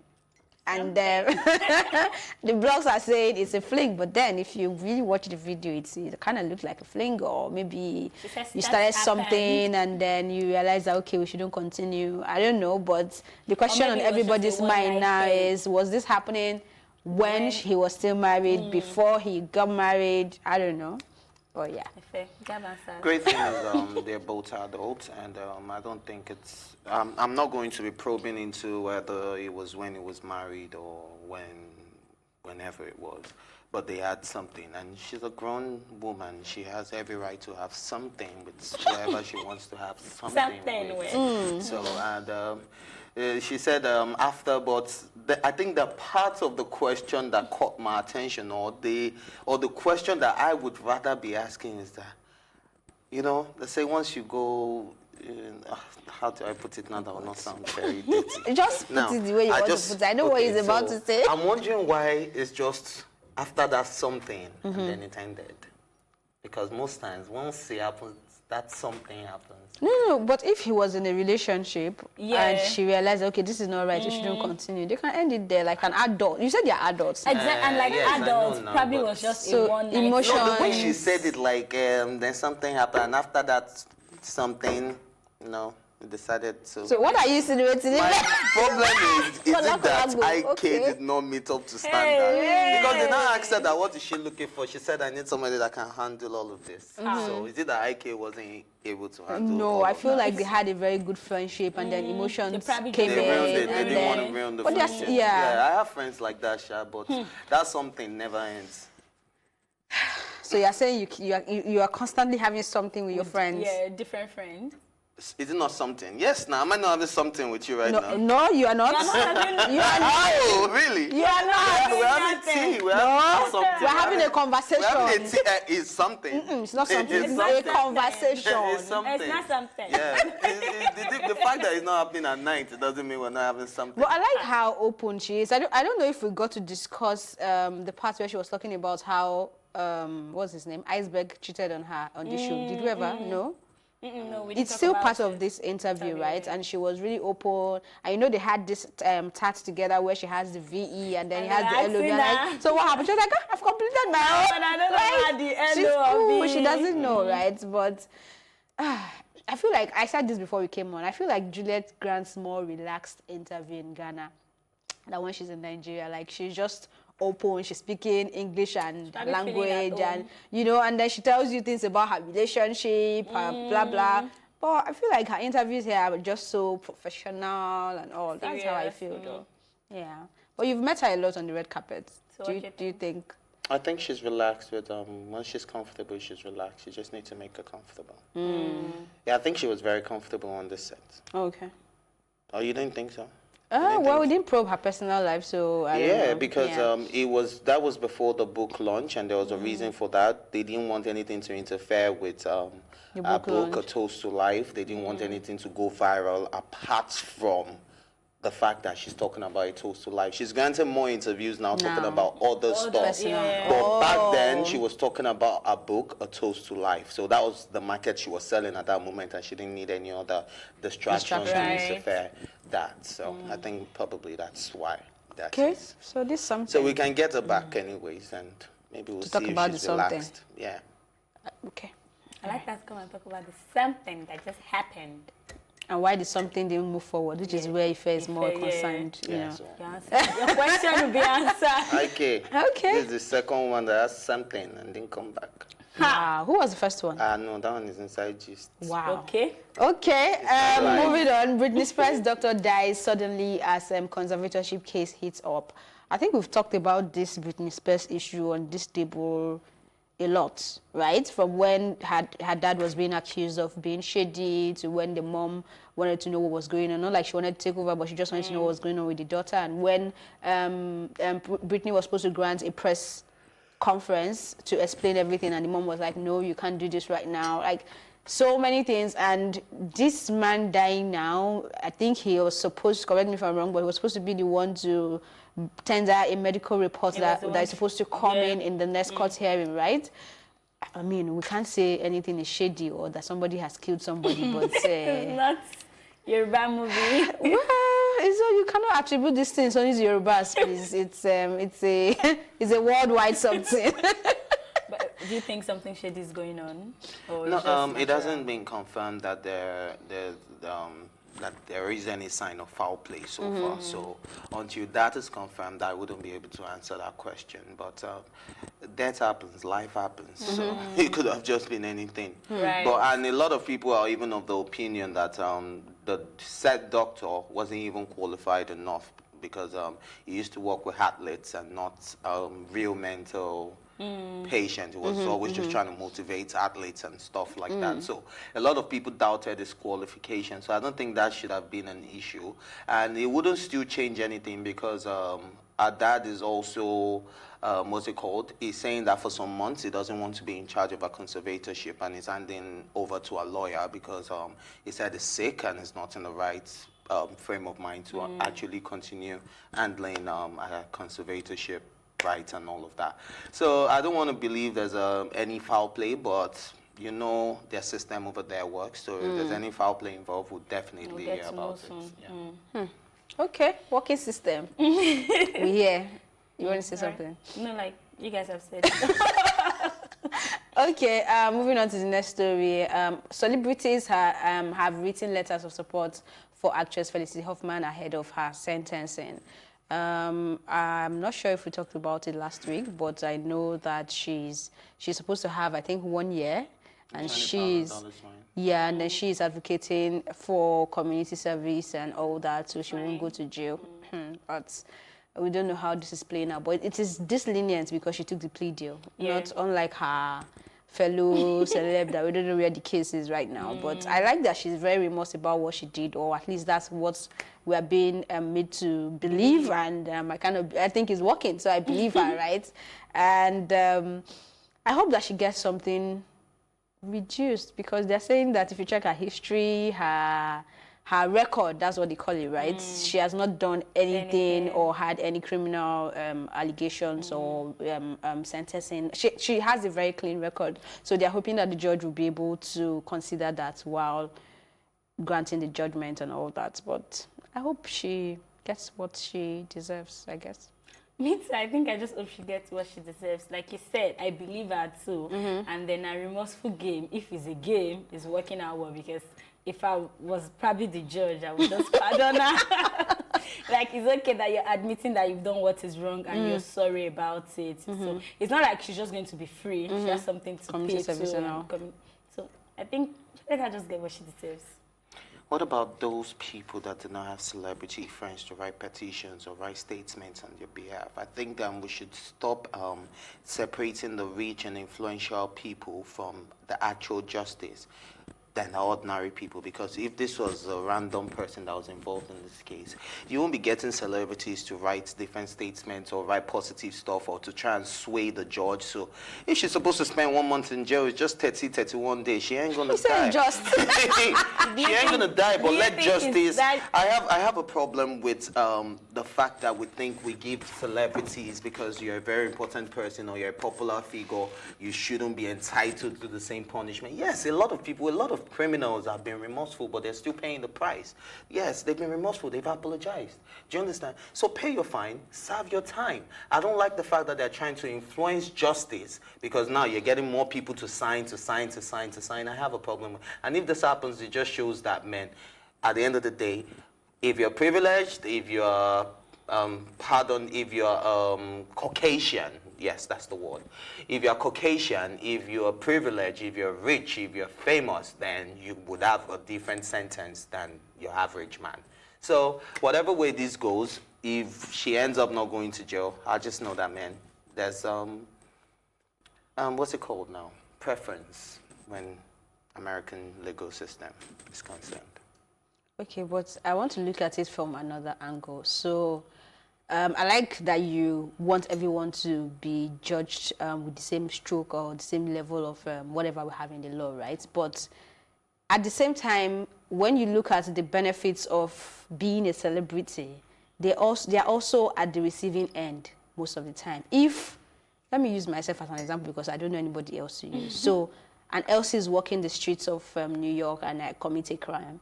It's not going to be in the news worldwide. I will face my shame in my small cave, the people around me, or just the law enforcement that knows I won't walk into a McDonald's tomorrow and everybody looks and say, oh, that is a lady. So that alone is enough punishment, because not like I'm saying she shouldn't serve anything, but that is one thing you also realize that the common man would never have to face. The common man might even, you said there could be people that have apologized and they are remorseful and they're still serving. How do you know that their being remorse did not reduce their sentence in any way? Because I mean, this is why you have a judge to look at things squarely and decide and say, okay, this person needs have earned a reduced sentence, and this person, I don't think you're really remorseful. Regardless, you have done this over and over again, you need to go and serve this time. So I think they also have their downside. It's happened to celebrities one too many times for us to make it look like, oh, it happens to this and yeah. No, celebrities are usually favored.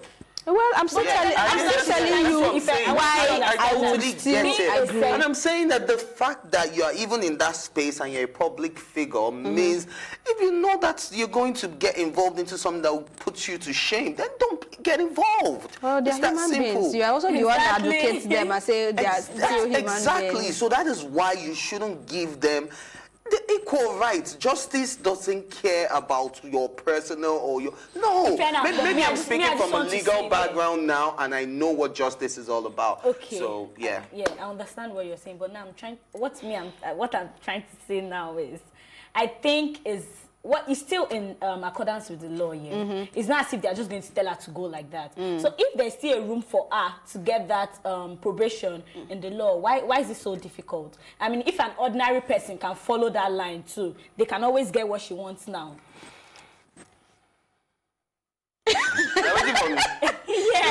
I get what you're saying, but all I'm saying is the fact that, or the perception that they're getting lenient justice, also you should look at the fact that they also face the most criticism in the eyes of everybody at the end of the day. So yeah, it's still, how do you call it? Potato, potato? How do you call it? Potato. Yeah, it's not potato. Huh? No, in this case, it's not potato. It's not tomato. Okay, well, that's the way I see it, though. Wow. So I see it as yam potato. Life is never really balanced, and that's the truth. And should it be like that? That's the question. It's from are not equal. Should it be like this? Should it be like this? It has been like this God from is time perfect, immemorial. so it's supposed to be like that because it was made by God. So all fingers are not equal. Even the Bible says all men are not equal. Now, are you shading IQ, Dona? That's how we wrap up this episode of Tea Time. Wow. Thank you so much for watching. And like I always say, do subscribe to our YouTube channel at Plus TV Africa to stay up to date on our exclusive content. You can also join this conversation on social media by using the hashtag Tea Time or tweet at us at Plus TV Africa. My thank you as always go to my co-anchors, Ifeolu Osunkeye and Ewa Ritu, and the entire production team. My name is Elsie Godwin saying thank you for watching and see you later.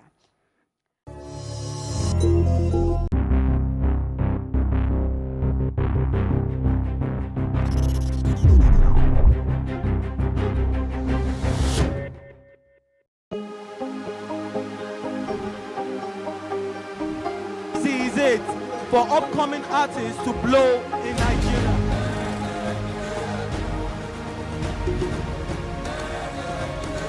Welcome to Plus Trending. I am Bookie November, your host, saying thank you for joining us on today's episode. Welcome back. It's Tea Time on Plus TV Africa. Practice makes perfect. I'm not perfect yet, but I'm a lot better than I used to be. He's a king. He's entitled to marry 100 if he wants to.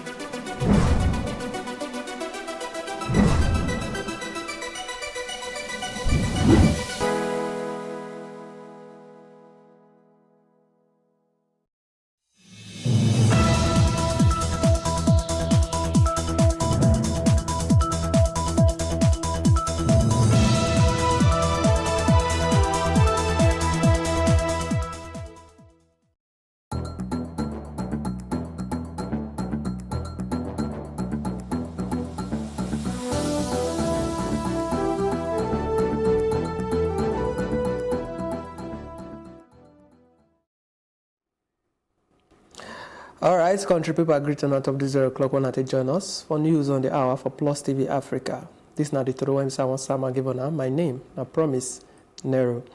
They say the Federal High Court, when say they sit down for the Federal Capital Territory, Abuja don't call who get Commonwealth of Zion Assembly, Biodun, Fatonyebo, and Busola Dakolo to show face within 14 days. Details later for our subsequent bulletin. Go show. They say police say like one person they killed and 5 others injured for Johannesburg on Sunday after security forces began with looters for the latest palaver of xenophobic begay. South Africa's biggest city and other areas, now they hit, can't scatter business them when migrants get for the last week. as they keep 10 people when we say make them do, we not go grey waka. For other African countries, police say riots police fire stun grenades and rubber bullets on Sunday to break up the crowds when we say that they target shops for the city central business district, CBD. We've been talked to Bernard Oniga when we say Trowayans on top this matter. You know, the thing when they happen, they very unfortunate. Yeah. A bad thing, and they very sad. Europe, all the countries of Europe, they under European Union for a long time, and they don't make progress until now. Everything they say they won't work out. But that union, a very good example. Very strong, say young people come together as a continent, or people say onto regional level. Say then go become stronger. You know, that's what you show that they talk say more plenty power day when all of us come together. Unity. That's called unity very well. You know, so it don't they unfortunate with our South African brother they do us fellow black people. They don't forget say, you know, say that their appetite time. Now we be the people when God used to set them free from that appetite. Nelson Mandela live here for Nigeria, and I know we stay. Thabo Mbeki live here for Lagos during that time. Want to say Nigeria and a big brother for Africa. You know, so but make I tell you something when people never realize about South Africa. You know, the wealth for that, the divide between the rich people and the poor people, it plenty where the gap too wide. So too many black people in South Africa are actually poor. And then be the poor people for South Africa. But if you also can't take them from what you they come out, go again. Before Syria, their current president become president, you hear some of the things when he talk during an election, you know good. Oh, we'll drive all these foreigners when come our land. He use the math. They talk them, you know, and then see their deputy minister of police. They know they talk. You know, their government official for South Africa never yarn well on top this matter. And you know, see people, they talk to people, they go in the direction of leadership. When my person when be president and the police deputy, they talk. They ginger people to they do bad things. So now and see the kind of impunity when the people they take go fight. If police they do their work well and their security agencies for South Africa they do their work well, at least therefore don't curtail this thing. Yesterday again when they watch video, they see how they can enter streets, they knock doors, people must come out by force. You see this thing where they do, and their fellow black brother they call for foreigners. How about the white people, the Indians? South Africa are very mixed country, and all of these foreigners, these white people for South Africa, when occupy almost 80 or 90% of the land for South Africa, when they do better business for South Africa, for Chibok and everywhere, all these pictures where they see for South Africa, there'll be black people they control business there, you know. So I can't they feel saying that politicians of South Africa can't they use their people. They get one joke when Bakassi, on top this matter, very funny joke. You say wherever Niger people they show themselves, you know, Niger man go, they know how to take care of women. So when they go South Africa, I hear saying Niger people they marry their women and so take care of their women very well. Unto say that they do their business and they do well. Okay, Bakassi been the joke for they say now all those things they cause all this beef. Say Niger people don't they take over their women, take over their do. But you know, let's say make we talk about CB. We they hard working for this country. The only thing where we lack now just opportunity when the average Nigerian person lack, you know, onto the level of our government poverty and lack of. So you say that the bigness. I don't think say that the bigness, but what I tell you be say I don't go call them bigness. I go just tell you say Nigerians they prosper. Especially when they come up for this country. So now I go feel say that I go talk say na jealousy. I don't go talk say na big lie. Because if you work hard, nobody's mind you know go buy the kind of motor where you want buy, live the kind of life where you want live. Everybody now for himself, you know, and God for us as a talker. You know, so I know say our Niger brother they work hard for there. I'm sure then they build house for there. Especially we go wherever they go, you see that they build house. And they take care of their women. So you go South Africa now, you carry South Africa, you don't take care of the women well, and the women look good. So they maybe the South Africa, but all this one no be enough reason for it. If they say that be South Africa, to call these people, how now they take do them? What now they do when I come here, come see our land, now they prosper. We know how now they take do them? You go learn. Maybe they get apprenticeship system. You know, instead of you to the fight. By the time you fight finish, you know, go still get money to set up the camp business. When Nigerians, or you know, the Nigerians they affected, other African countries too. They from you see this where they happen for South Africa, and I see finish. That's what they call them. When they say. They know if you do that into America, American citizens, because they know what thing go happen. If to say truly we stay for the place when God put us for Africa to be giant of Africa, we build Nigeria to be country when we say everybody for Africa supposed they struggle, they push to come Nigeria, much more people for other part of the world. This thing for no they happen now, then they go no say, if you touch Nigeria citizen for your country, Nigeria government a strong government, they no go take and they no go agree. But inside our country, people they read our newspaper every day. What do they see?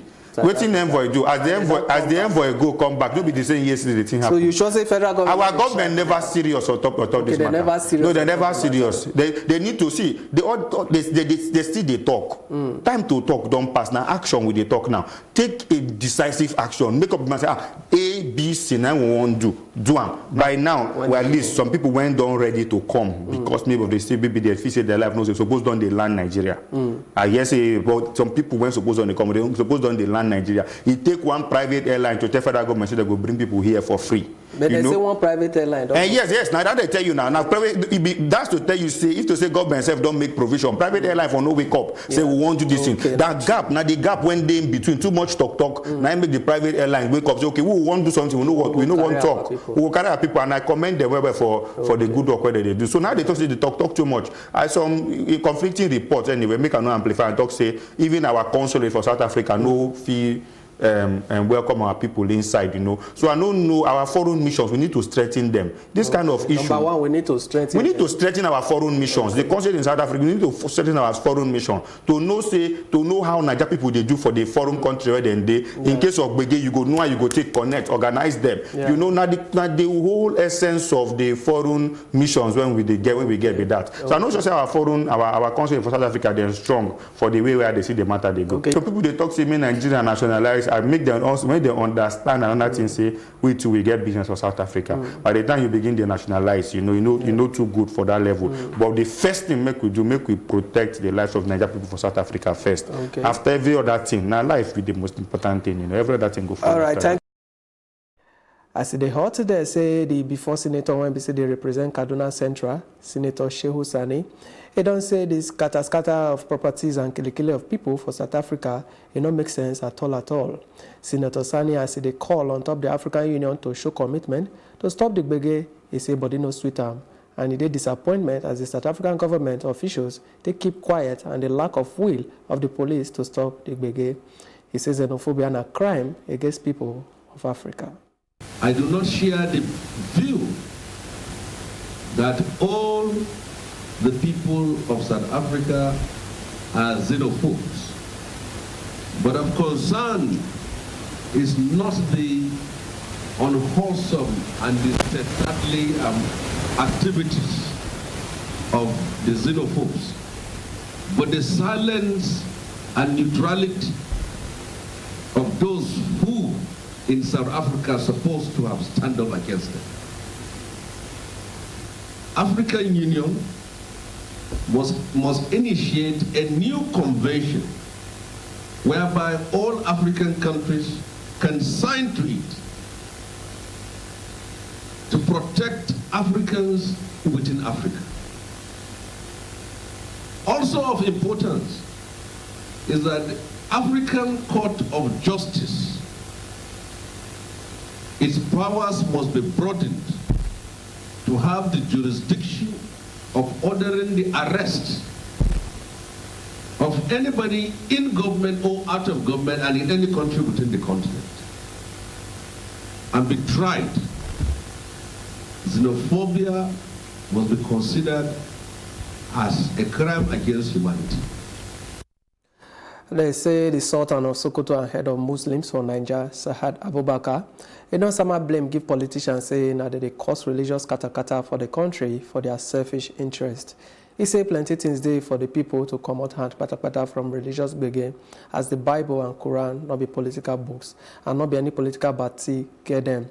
The Sultan talked this one on Sunday for St. David's Cathedral Hall inside Akure, the Ondo State capital, as he go for a meeting with religious leaders under the canopy of the Nigeria Inter-Religious Council as part of a 2-day visit to Ondo State. For the scatter of one mosque inside Port Harcourt by the River State government, the religious oga say the NIREC for the national level they already handled the palaver for the betterment of the people. They say troops of 22 Brigade Super Camp and Civilian Joint Task Force, JTF, don't neutralize plenty Boko Haram terrorists for Goreje border community of Borno State. The stopping of the insurgents for on Saturday, Igbege followed better information from the locals. Army talk person Colonel Sage Musa.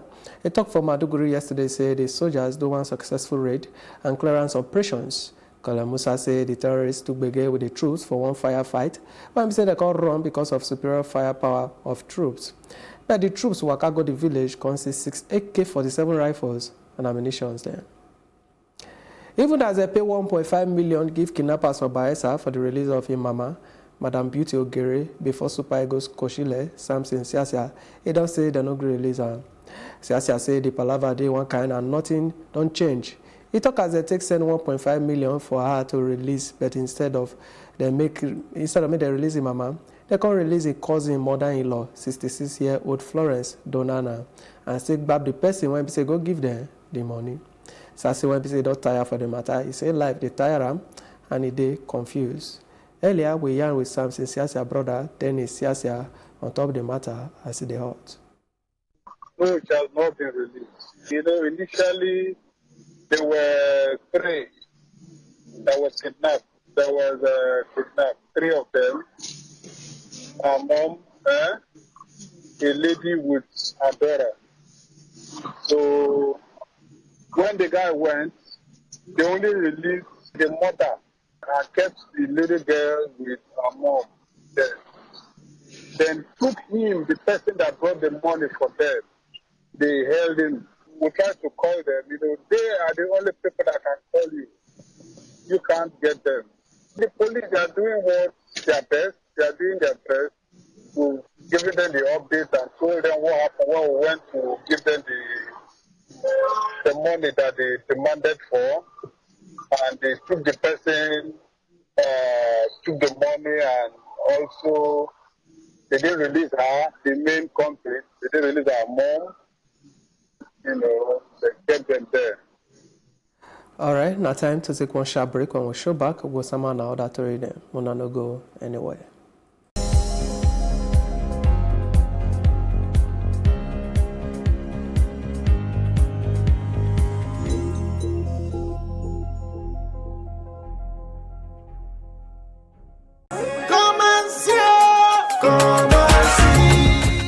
My name is Mr. Onyeka John Ike.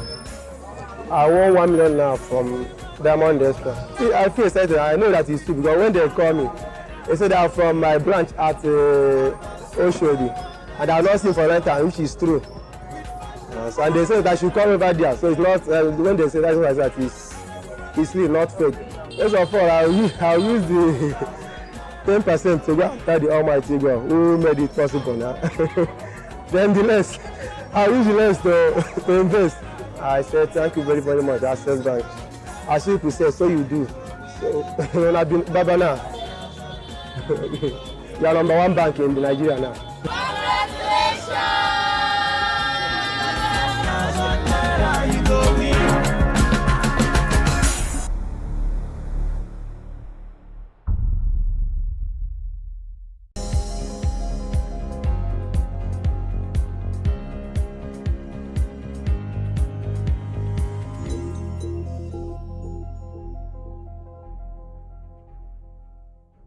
Let's say one local media report on Monday say more than 29 people and they killed for one twin militant brigade from northern Burkina Faso on Sunday.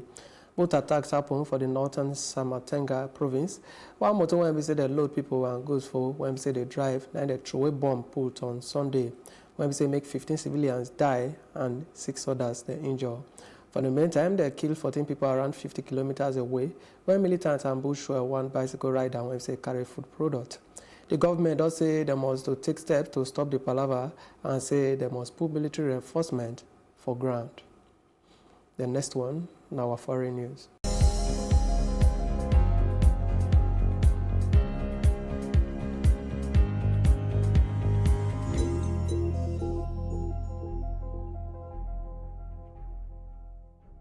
Welcome to The Advocate, a program that thrashes out all the topical issues of the day. When you are in government, you don't see nothing wrong with whatever is happening. The moment you are out there, everything is wrong. You can't even see many women now, and when they're there, they're not even really making a mark, and then they have an NYSC problem and this and that. One of the reasons why we don't have more women in politics in Nigeria is for as long as political meetings continue to take place in the middle of the night. Exactly.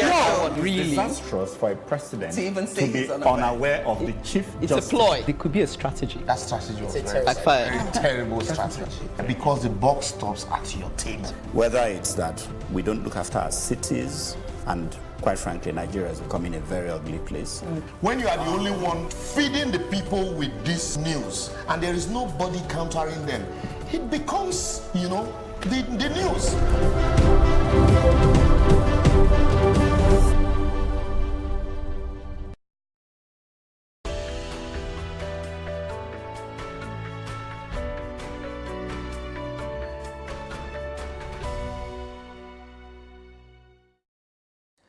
Then say the government will go ask members of the parliament to agree to one snap election for the second time.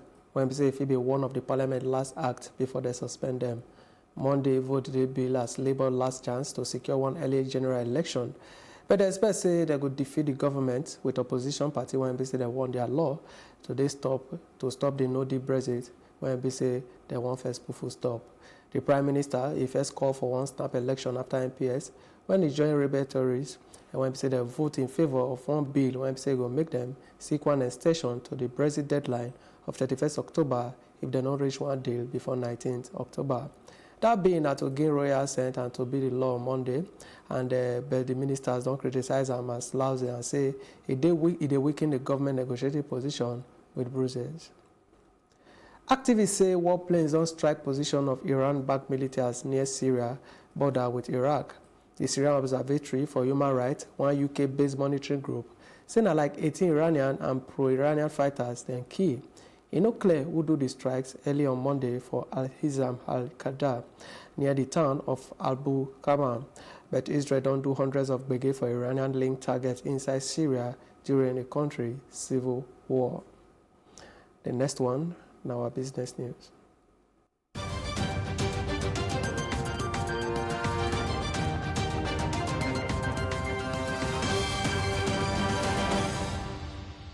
For the sidelines of the World Economic Forum, when we say they just do, experts don't somehow say the rising debt levels don't they cause wahala for Africa.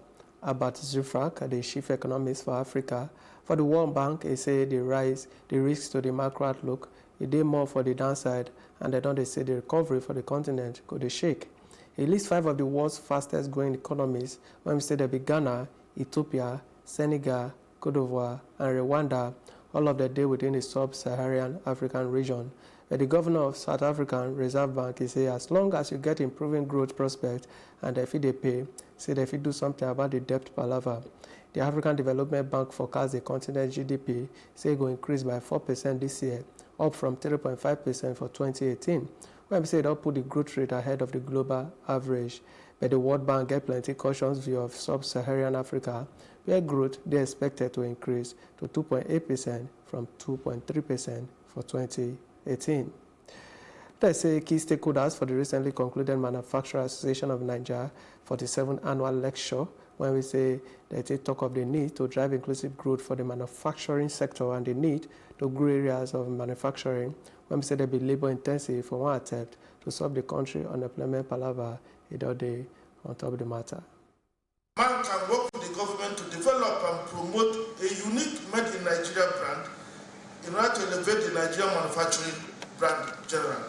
Many African countries have enviable GDP growth rates compared to their global peers. But at the same time, we see very high poverty, unemployment, and mortality rates within the continent.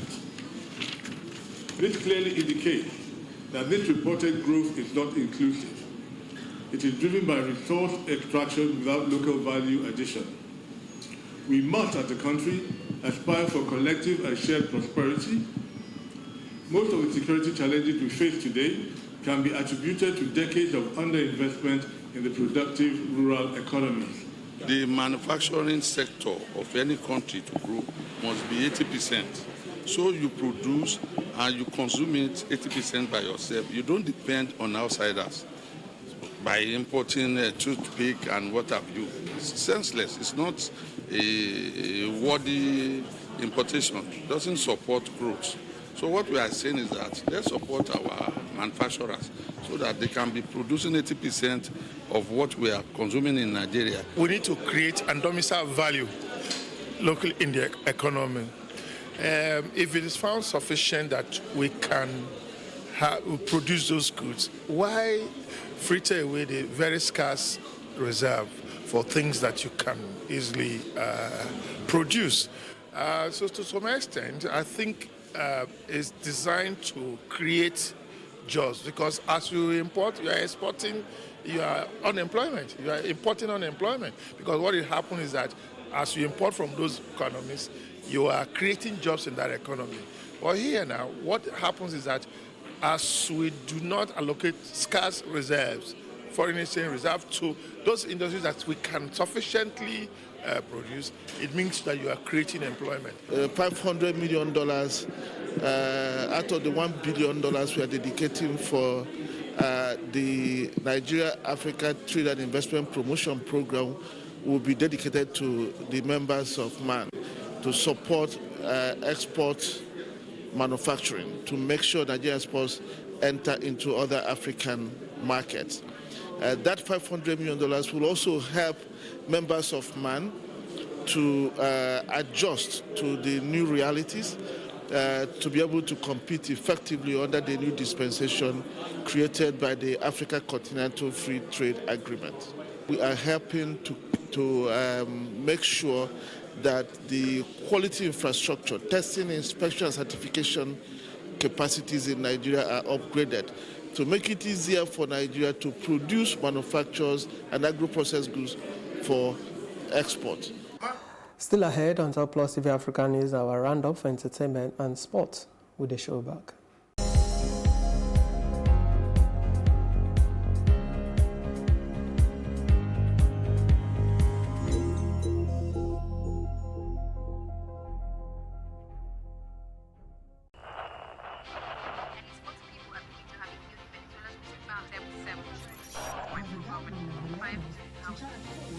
Politics has helped shape the decision of the polity, from conspiracy theories to good old-fashioned comic politics. These are the results of tomorrow's election. Okay, you have it already, have you? I think we've done very well in the very difficult circumstances in which we took over governance. Plus, politics will fill the polls of the country, from friends to frenemies, even strange bedfellows, to clones and stooges. We go beyond the rhetorics and the drama to analyze the story behind the story. Let anybody come and say! The perception in itself does more harm than actual corruption that you have. Plus Politics, not just another political show. It's about putting you, the citizens, in the know.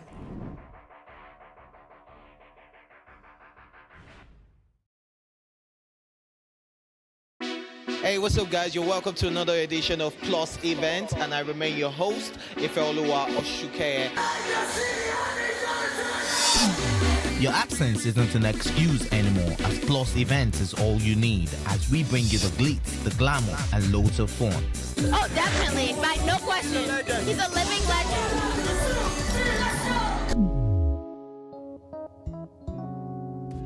Oh, God forbid, Holy Ghost fire, no. I just want to be blown away. I want to be wild. This is 11 years of doing it.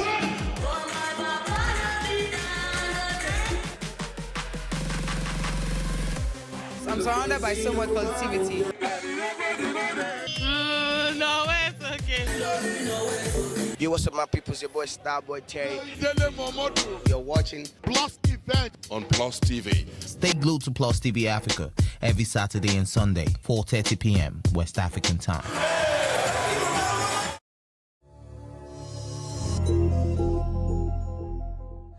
Let's say Daughters of Chibok, one movie by Kachi Benson, the win Best Virtual Reality Story for the 76th Venice International Film Festival. The film director, for an acceptance speech, he said, with this film, all I want to do is to take the word to the women of Chibok when we say they still living doubt, even after 5 years, when we say they grab their girls, them became on top kidnap. He said it no go good if they just forget the matter like that. He still threw away more yarns for the award for an Instagram page. The film now story of the April 2014 when said they take back 276 female students from government secondary school Chibok for Borno State. As they take follow the government negotiation with the terrorists, them say they don't release 107 of them, but 112 still they miss. The virtual reality documentary, when say still get their premiere for the festival, it tells the story of Yana Galang when we say they're among the kidnapped girls, daughters of Chibok. They represent Nigeria and Africa alongside 12 other VRO films when say they select from around the world. Really nervous in public, so I type this up. I'll make it very brief. I stand here today representing my country, Nigeria, and my continent, Africa, as proof that all you need to get up there is faith and courage to go out there and tell the stories that matter. With this VR film, all I wanted to do was to take the world to Chibok and show them these women who for 5 years have been living in pain because their daughters are still missing. I felt it was wrong for the world to just move on and forget. I would like to thank everyone who has worked with me on this incredible journey. My wife, Ego, I love you. She supports all my crazy ideas and all my mad experiments, and she's always there. Really nervous in. All right, that one for entertainment. The next one, now for sport.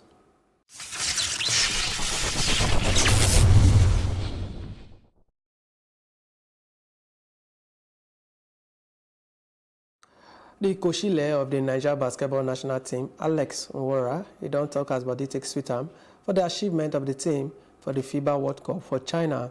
The Tigers, they win China 86-73 points for the last classification game of the 2019 FIBA Men World Cup to secure one ticket to the 2020 Tokyo Olympic Games. He said they're up to the federation to start early preparation as they look forward to the Olympic Games. It's going to be up to the federation, the president, to start early, for also the government to help them, so we can have early preparation and do scouting early. We're going to be playing a couple of these teams that are going to be playing for the qualification to go to the Olympics. I know that, I can make time between me and my GM to make sure that we go scout those teams physically, so that we'll be well prepared.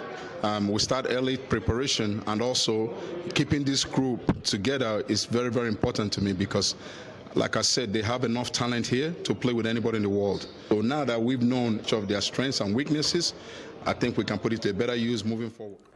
All right, and it's the ones we'll get for now for this very o'clock. I bet for plenty of updates and for blessing story. Mona follow us at Plus TV Africa for Facebook, for Twitter, and for Instagram. And it will make sense when I subscribe to our YouTube channel at Plus TV Africa. We go still the summer and plenty other 3 days as time they go. My name, I promise Nero, and I thank and I want to join us on well done.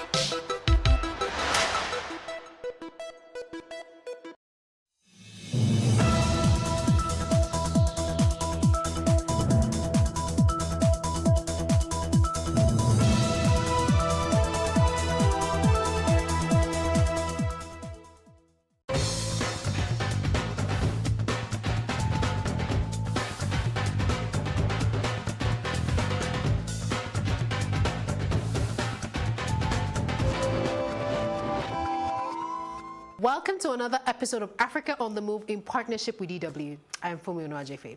This program focuses on the stories of people in Africa and how their innovations, ideas, and action impact on lives on the continent. On this episode of Africa on the Move, we'll be focusing on migration. Migration is currently at the center of disagreements between the mainly poor sending countries and the richer receiving countries. Today, the world is more connected than ever. Information, commodities, and money flow rapidly across the national boundaries, a phenomenon often referred to as globalization. Sub-Saharan African nations account for 8 of the 10 fastest growing international migrant populations since 2010. According to a Pew Research Center analysis of the latest United Nations data on the number of immigrants or people living outside their birth country. So we start with Nigeria, where many young women are trafficked to major European countries, convinced that they are bewitched and they're enslaved as prostitutes by network of traffickers. Let's take a look. Prostitution is not a work. We should stop it. It's thought between 200,000 and 400,000 women across Europe are forced to work as prostitutes.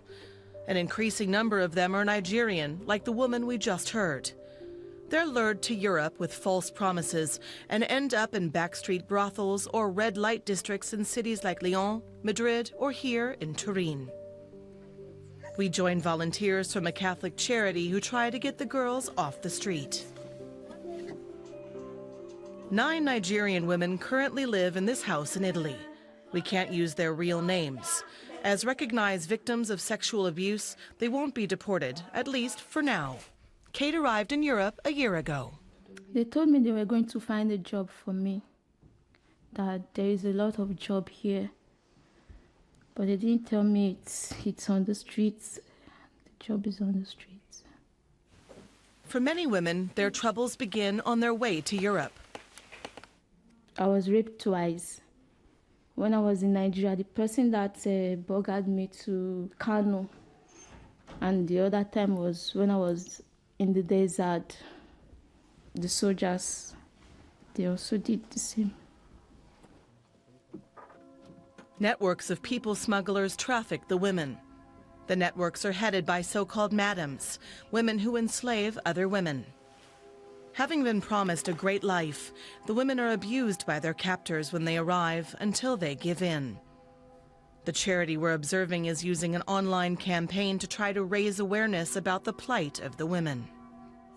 Katia is one of the volunteers. It's very common when the girls tell us that groups of men go to them to rape them together, 1 to 3 at the same moment. They ask them to do many strange things, to pay them like nothing.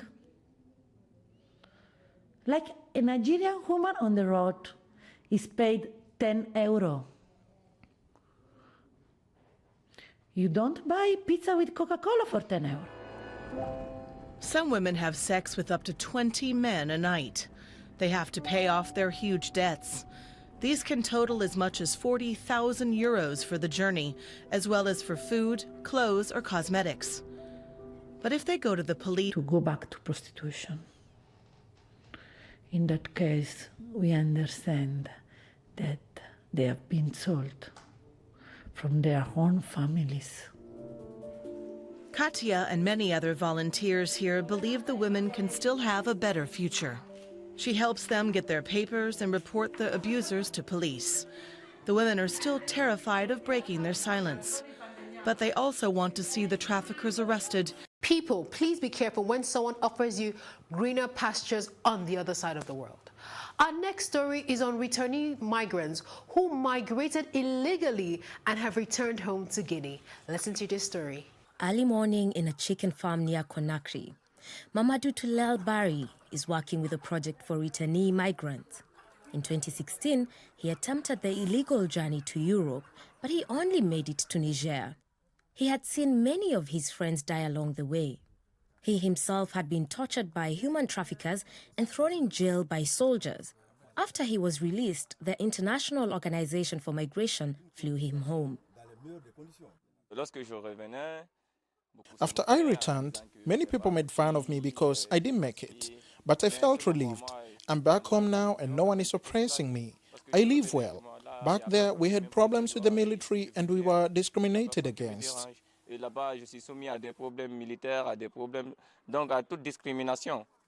A total of 300 people work for the EU-funded project, which was launched by IOM and a local NGO. The most important aspect, its members are made up of equal numbers of returnees and local residents. This is to ensure that everyone benefits from the project and there is no resentment within the community. It's already hard enough for the kids who come back. We need to motivate them, but they also need to accept the others.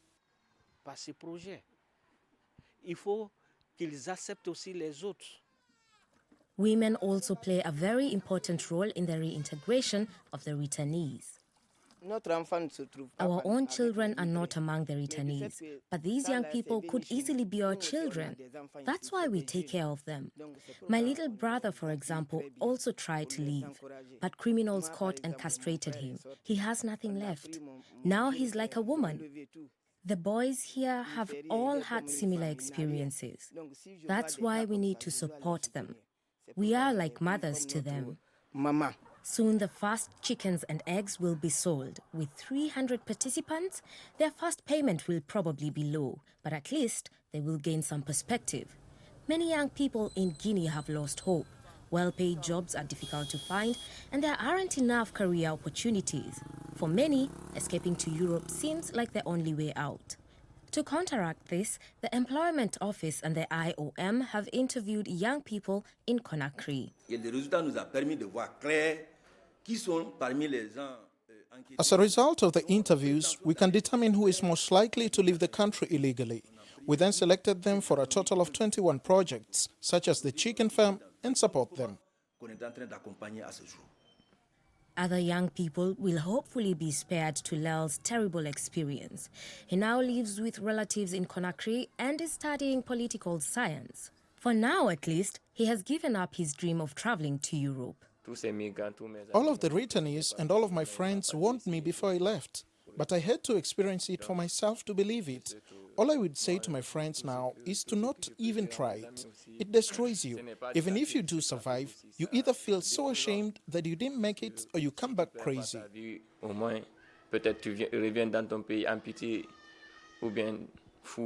But whether or not he can really stop his friends from leaving remains uncertain. The IOM estimates that around 15,000 Guineans are still waiting to be repatriated. Like I said earlier on, sometimes the grass is not greener on the other side. We have a similar story of returnees being helped in Niger.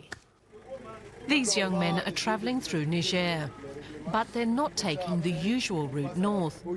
Exhausted, broke and disappointed at having failed to get to Europe, they're now heading south, trying to get home. Workers at the UN Transit Centre check their stuff for sharp objects. It doesn't take long. No one has much with them.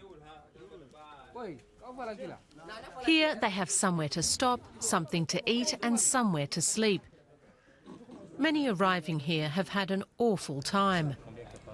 Some have even been held in prison on the way. They hit us and treated us badly. We were only given food once a day. It was hard. Here they can recover from their failed attempt to reach Europe and get ready to return home. Officials from the International Organization for Migration collect data about where the migrants have come from and which route they took. Many have lost everything on the way. Da Ouda Mama Oudu says many people still want to go to Europe, but an increasing number are failing to get there. There have been more migrants returning recently. The problem has been increasing over the last 3 months. Just today we have taken in 53 migrants here. Some run out of money before they even make it to the Mediterranean and are forced to head back. Abu Kamara left Liberia 2 months ago. He's pleased to have got out with his life. Now he just wants to go home. The thing I saw on the road is very difficult. For now, there is no one. We make this adventure, then you succeed. Either you die after days to go in Tripoli, either you die on the road or you come back. It can take weeks to get the documents they need to go home. They stay in the centre to avoid people smugglers who might pressure them to try their luck again. Bonjour. Sometimes migrants ask the impossible of staff here. Bien, tout le monde? Okay. Monica Shiriak has only been here a few weeks. She's approached by a deaf-mute man asking for help to find a job for his friend who's got to Italy. She can't possibly do anything. Well, most of them went to Europe illegally, on the boats, through the desert, with smugglers. We can't really say to people here, go on, try it. That's why we also try to reintegrate the people who come here, so they don't attempt the journey again.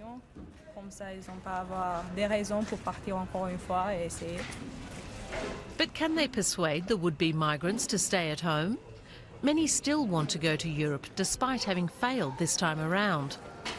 If I want to go to Europe, I want to go the legal process. I don't want to go on legal process, but I want to use the legal process to go to Europe. Few want to try the smugglers' routes again. For now, they hope they can find jobs and that their families will accept them when they get home. Our next story is on Makayambo Ngano from the Democratic Republic of Congo, a journalist who had to flee her home all the way to Germany. You know, sometimes when you decide that I'm leaving Kinshasa to go to that place, when you decide so, and then you can just take care of everything. But when you flee, it's just like you living. It's just like you leave a part of your body. I am Makayambo Ngano. I came from Democratic Republic of Congo, DRC. I'm a journalist. To be a journalist in Congo, by the time I was there in Congo, it was not so easy. First, about our security. You know, you just expose yourself. Everyone knows who you are, whatever, where you stay. And when something happening, really, they are beyond you. There where I was working, did have some political problem.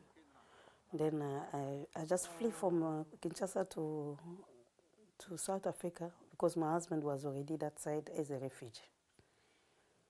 To my own country, I was just feeling at home. But when I went to South Africa, it's just like, yeah, I need to do so. I need to be careful because I'm not in my own country.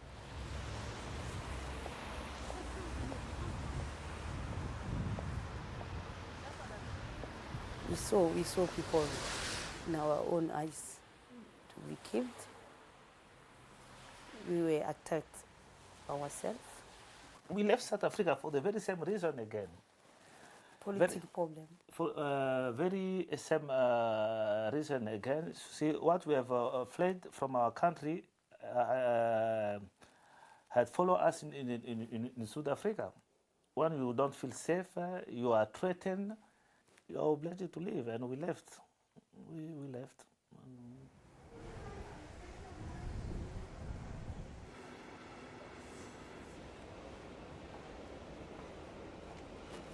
Since March of this year, we have been granted the status of refugee here in Germany, and then they even told us that we're giving you that status because you were already a refugee. You know.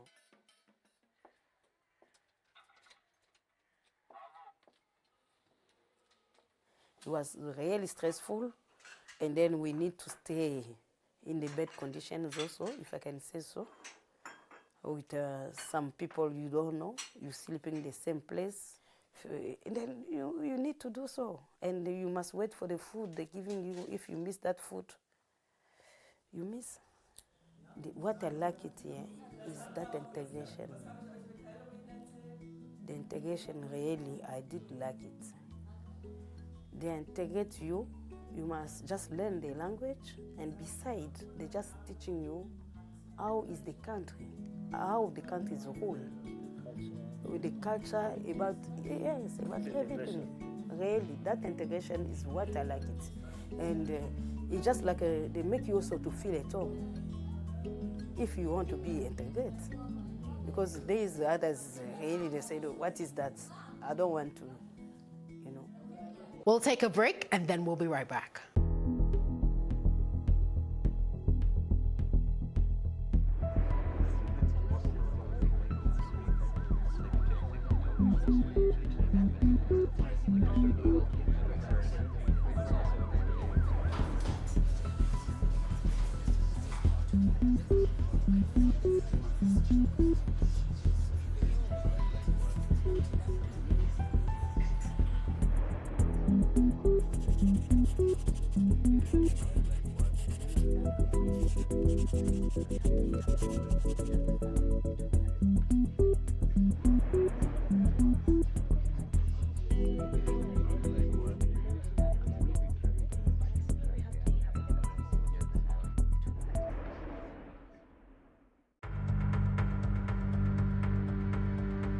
Welcome back.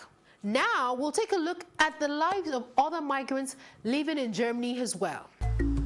Every time when you move the side to side. Remember, I came from Congo, I was in South Africa, I was in Sweden, today I'm here in Germany. As a Christian, whatever you go, you must search where is God. We're always going to find out our own people. That's why really I can see I'm just feeling at home when I'm going to the church. I am Makaya Bungano. I came from Democratic Republic of Congo, DRC. I'm a journalist. One day I meet a lady called Regina. We met because they are the one who are just like a volunteer, giving us some course of a Dutch course by the camp where we were. That lady was just asking us if we were Christian, and then she was saying that if we want to visit a church.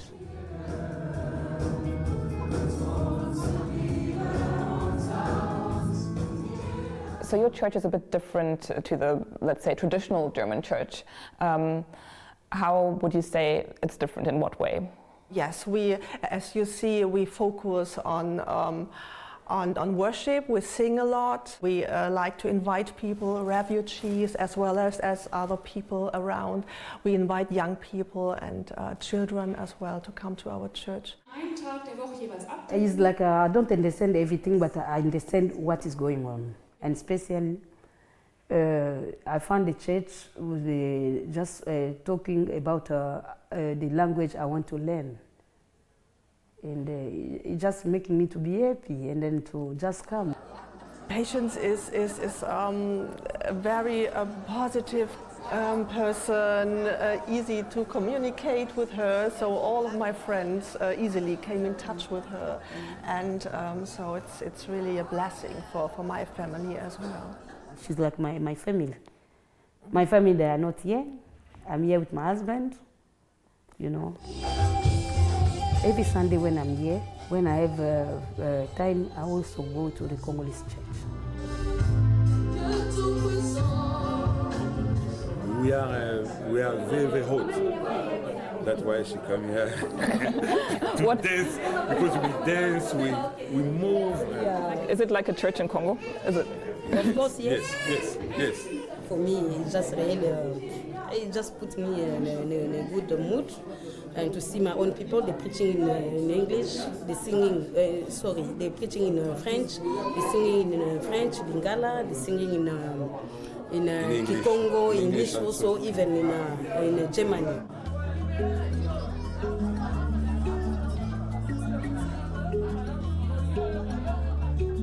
Would you say you found, like, you feel at home now in Germany? like feeling at home, home away from home. And really, I also integrate because I'm an open person. I talk to anybody. I don't mind who you are, but as long as it's a person, a human being, we just talk. Thank you for joining us on Africa on the Move. See you next week.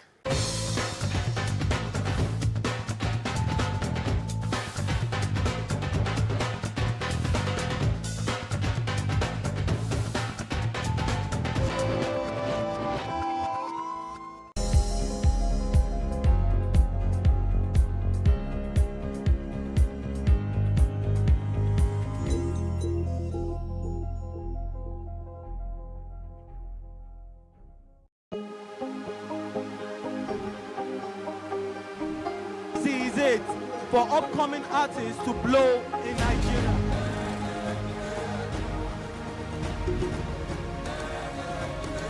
Welcome to Plus Trending. I am Bookie November, your host, saying thank you for joining us on today's episode. Welcome back. It's tea time on Plus TV Africa. Practice makes perfect. I'm not perfect yet, but I'm a lot better than I used to be. He's a king. He's entitled to marry 100 if he wants to.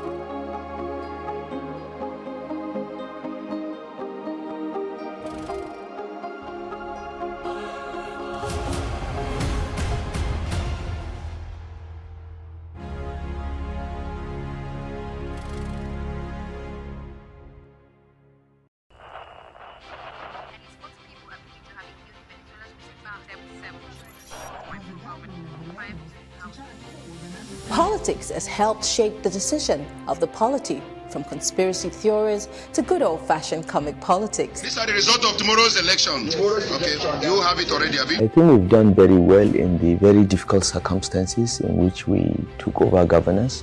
Plus, politics will fill the polls of the country, from friends to frenemies, even strange bedfellows, to clones and stooges. We go beyond the rhetorics and the drama to analyze the story behind the story. Let anybody come and say! The perception in itself does more harm than actual corruption that you have. Plus Politics, not just another political show. It's about putting you, the citizens, in the know.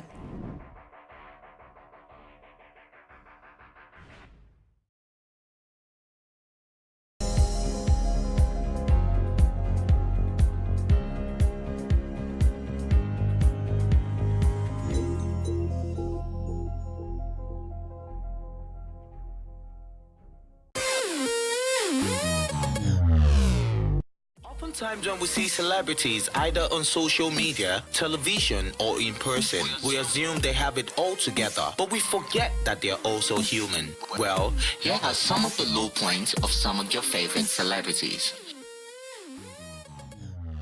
So coming into Lagos and having to do like 5 jobs, at a time, my life has always been a balancing act, Time was when I was in this town. Funny you mention it. This entire area, I hip hop around this area. I start from NTA and begin to work my way gradually, end up here at Peck Theatre, and then at the Onikon Museum, and then at Racecourse. Story for another day. So growing up, I wouldn't say I was born with a silver spoon, but I was okay. Dad had everything going on for us. And I lost him when I was 16. So at that point in my life, I had to start making decisions for myself, which was a bit difficult. And that was when I actually decided to become a DJ. When my dad was alive, he didn't want me to do entertainment. So I had to shape myself, take that decision. I remember leaving my house for 2 years at some point because I was chasing my dream. And all that basically has molded me into the man I am today. I remember while I was in school, I would never imagine I would be the person today. I even, at some point, never had money to go to school. So what I would do, I would walk all the way to the bus stop and hope that when I get in the bus, I'll see a student like me that can pay for me before I get to Lasu Gate. But for real, life is like that, and we just take all these things and mold them into what makes us stronger. mold all the struggle into dumbbell, use that and make yourself stronger. That's it. You know, so for me, I can share a lot of experience with you that would make you drop your jaw and you'd be like, you went through all this. I personally, I never saw the four walls of a university. But I found myself now being able to inspire and speak to a lot of audiences. And it's all about self-improvement. Having that drive to, you know, I want to be better than who I am. I want to move. I want to be a positive change. I want to impact positively on the people. It is just one making that honest decision to push themselves rather than looking for the shortest cut by doing all sorts of, you know, hanky-panky nonsense. We can. Only you can. I've been so broke that I had to walk from Maryland to Ilukweju because I didn't have 15-hour transport money for bus.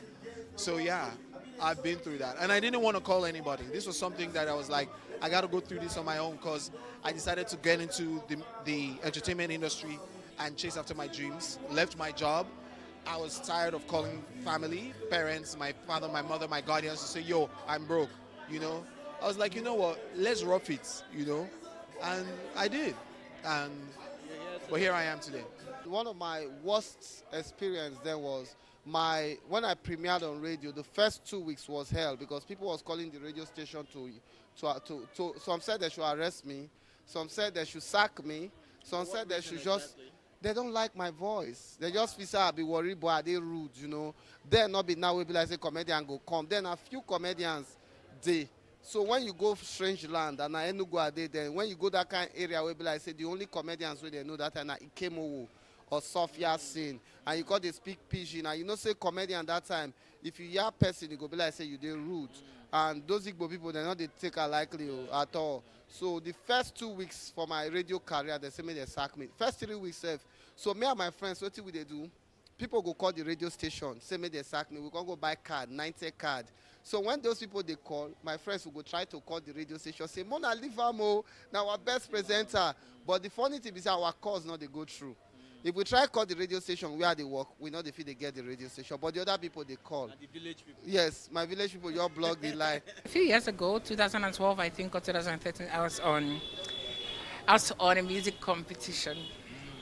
I was in a music competition, and one of the judges said to me, I still know him, I'm not going to call him out.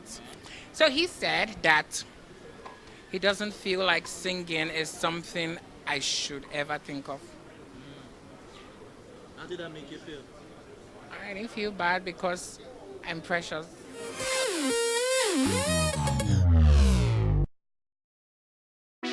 Hey, what's up, guys? You're welcome to another edition of Plus Event, and I remain your host, Ifeoluwa Oshuke. Your absence isn't an excuse anymore, as Plus Events is all you need, as we bring you the glitz, the glamour, and loads of fun. Oh, definitely, but no question. He's a living legend.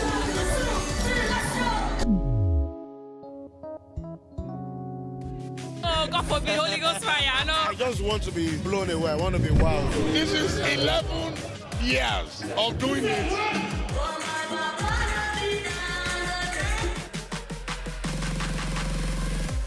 I'm surrounded by so much positivity. No, it's okay. Yo, what's up, my people? It's your boy Starboy Terry. You're watching Plus Event on Plus TV. Stay glued to Plus TV Africa every Saturday and Sunday, 4:30 p.m. West African time.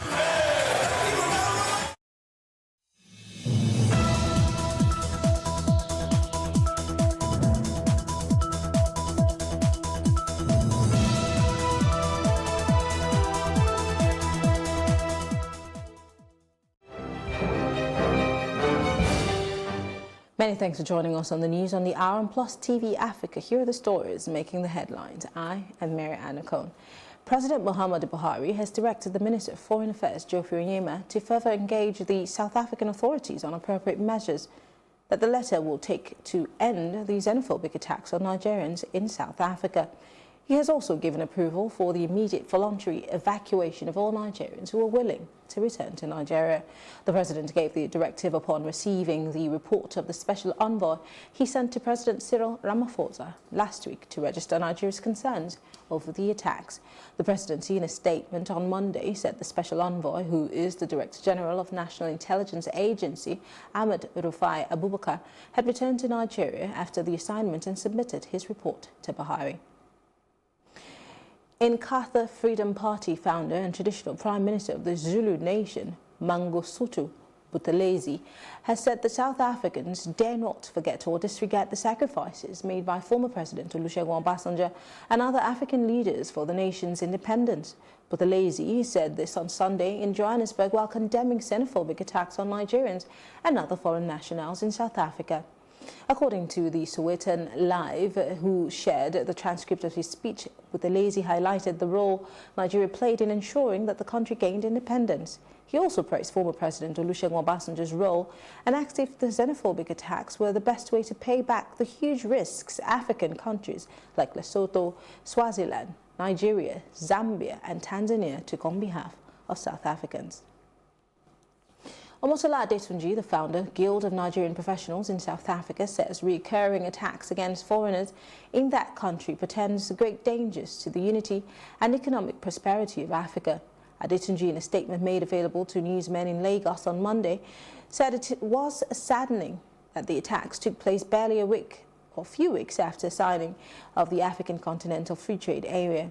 According to her, the Guild will continue to promote cooperation among Nigerians and South Africans while strengthening the hands of Nigerian professionals based in South Africa.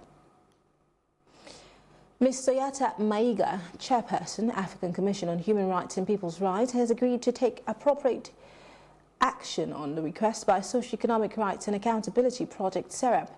The Commission is therefore asking SERAP to submit a case on the escalating xenophobic attacks against Nigerians and other African citizens in the country to African Court of Human and People's Rights. SERAP had, in its letter to Maiga last Friday, stated that these xenophobic attacks constitute serious violations of human rights in Nigerians and other Africans in South Africa. The organization also urged the Commission to seek the case of the African Court, punitive damages and adequate compensation of about $10 billion on behalf of hundreds of Nigerian victims and their families. Busola Dakolo has demanded that founder and senior pastor of Commonwealth of Zion Assembly, Abiodun Fatoyinbo, apologize for the alleged defiling of her.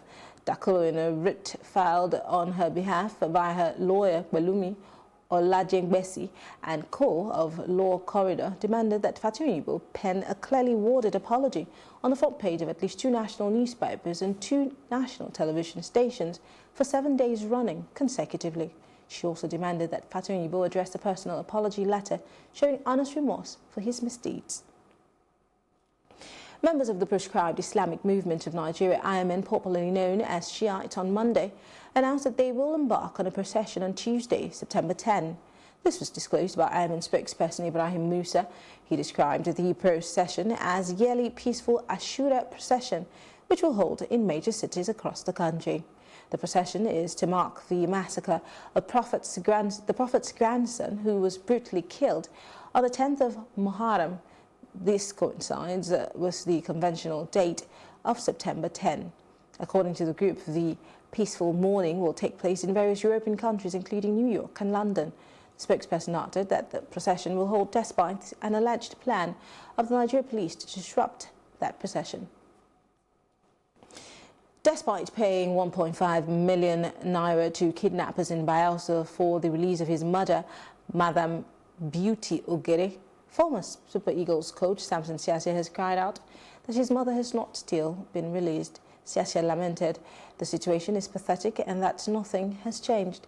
He narrated that a sum of 1.5 million was sent for her release, but instead of releasing his mother, the abductors released his cousin's mother-in-law, 66-year-old Florence Donana, and also captured the person that took the money to them. Samson, who was obviously tired of the situation, said he's frustrated and confused. Now, earlier on our Plus TV Africa, we spoke to the younger brother of Samson Siasia, Dennis Siasia, on the current situation. No, it has not been released. You know, initially there were 3 that was kidnapped. There was kidnapped, 3 of them. A mom, a lady with a daughter. So when the guy went, they only released the mother and kept the little girl with her mom there. Then took him, the person that brought the money for them. They held him. We tried to call them. You know, they are the only people that can call you. You can't get them. The police are doing their best. They are doing their best. We've given them the update and told them what happened when we went to give them the money that they demanded for. And they took the person, took the money, and also they didn't release her, the main culprit. They didn't release her mom. You know, they kept them there. The Election Petitions Tribunal sitting in Abeokuta, the Ogun State capital, on Monday nullified the election of a member of the House of Representatives, Kolakbo Osunsanya, representing Ijebu Central Federal Constituency. Osunsanya, a member of the All Progressive Congress APC, was sacked by the Justice Wakil Alkali Ghana-led Election Petition Tribunal. The tribunal cancelled the vote from Ward 5, Unit 5, Ijebu-Ode local government area, Ward 10, Unit 3 in Odogbolu local government area, and the entire Ward 8 in Ijebu North local government, all in the Ijebu Central Federal Constituency. The People's Democratic Party candidate Taiwo Shote had filed a petition challenging Osunsanya's declaration as the winner of the election by the Independent National Electoral Commission, INEC, in February 23, 2019 election. The tribunal, in its judgment, ordered that the rerun should be conducted within 90 days. And moving on, the Governorship Election Petition Tribunal, sitting in Kaduna State capital, has upheld the election of Nasser El-Rufai as duly elected governor of the state. Delivering judgment on Monday, chairman of the 3-man panel, Justice Ibrahim Bako, says the petitioner, the candidate of the People's Democratic Party PDP, Issa Ashiru, was unable to prove his allegations of massive rigging and other electoral irregularities against Governor El-Rufai, the candidate of the All Progressive Congress APC, before the tribunal. In the petition filed by the tribunal, the PDP candidate had alleged that irregularities trailed the conduct of the March 9 governorship elections and asked the tribunal to declare him winner of the election. But the tribunal ruled that the petitioner was unable to provide substantial evidence to prove any factual evidence to prove INEC wrong in returning El-Rufai of the APC as duly elected. It's time to take a quick break now. Stay tuned for more news when we return.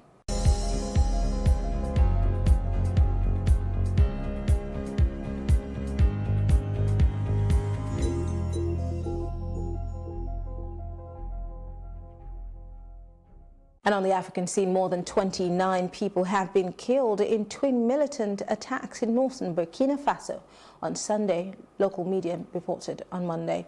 Both attacks occurred in northern Sangmatenga province. A van loaded with people and goods rode over a bomb on Sunday, resulting in the death of 15 civilians and the injury of 6 others. In the meantime, 14 people were killed and around 50 kilometers away where militants ambushed bicycle riders carrying food products. The government has vowed to take steps to avoid the recurrence of such incidents, saying that military reinforcements have been deployed. And the family of Zimbabwe founder Robert Mugabe is pushing back against the government's plan to bury him at the National Heroes Acre Monument in Harare and wants him to be buried in his home village instead, 3 relatives told Reuters.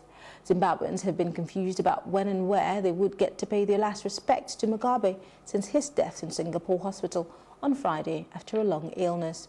Mugabe had dominated Zimbabwean politics for almost 4 decades, from independence in 1980 until he was removed by his own army in November 2017 coup. The Zimbabwean government said in a memo sent to embassies on Sunday that it planned to hold a state funeral for Mugabe in the National Sports Stadium on Saturday with a burial ceremony on Sunday, but did not say where the burial would hold. The Pope arrived in Mauritius on Monday for the last leg of his African tour that has already taken him to Mozambique and Madagascar. The Pope is scheduled to say Mass and meet with civil authorities and civil society at the presidential palace. Thousands of people gathered in front of the monument, Mary, Queen of Peace, where Francis is to celebrate a Mass, shouted with joy as Francis landed at the island's international airport. Mauritius, a small republic of 1.3 million inhabitants, is predominantly Hindu, 52% of them, but 30% Christians, mainly Catholics, and 18% Muslims. Mauritian Prime Minister Pravind Kumar Jugnauth already sees the visit as a showcase for Mauritius' economic and social success, but also a true model of pluralism. Up next is our foreign news.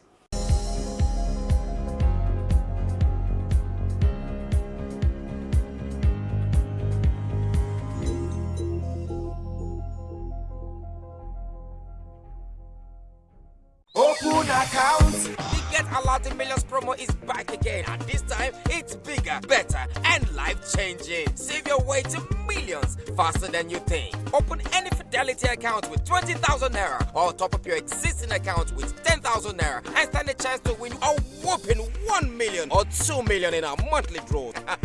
That's not even all. Listen, there's more. Guess what? Open an account with 50,000 naira, or top up an existing savings account with 50,000 naira, and you could win 3 million naira. Fidelity Bank definitely did not come to play at all. Maintain an average balance of 200,000 naira, and you could win the grand prize of 10 million naira. I'm now a millionaire. I love Fidelity. You too can save your way to millions. Hurry to any Fidelity Bank and start saving today, or simply scan the QR code on all promotional items to open an account and participate. Many consolation prizes and weekly cash prizes up for grabs. We are Fidelity. We keep our word. Welcome to The Advocate, a program that thrashes out all the topical issues of the day. When you are in government, you don't see nothing wrong with whatever is happening. The moment you are out there, everything is wrong. You can't even see many women now, and when they're there, they're not even really making a mark, and then they have an NYSC problem and this and that. One of the reasons why we don't have more women in politics in Nigeria is for as long as political meetings continue to take place in the middle of the night. Exactly. Really disastrous for a president to even say to be unaware of the chief It's justice. a ploy. It could be a strategy. That strategy was It's very backfired. terrible strategy. Because the buck stops at your table. Whether it's that we don't look after our cities, and quite frankly, Nigeria is becoming a very ugly place. When you are the only one feeding the people with this news, and there is nobody countering them, it becomes, the news.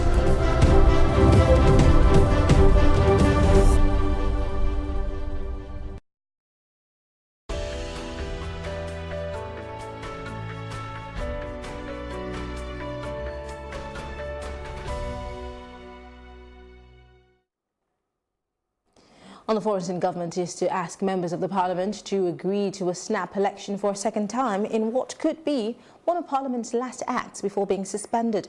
Monday's vote is billed as Labour's last chance to secure an early general election.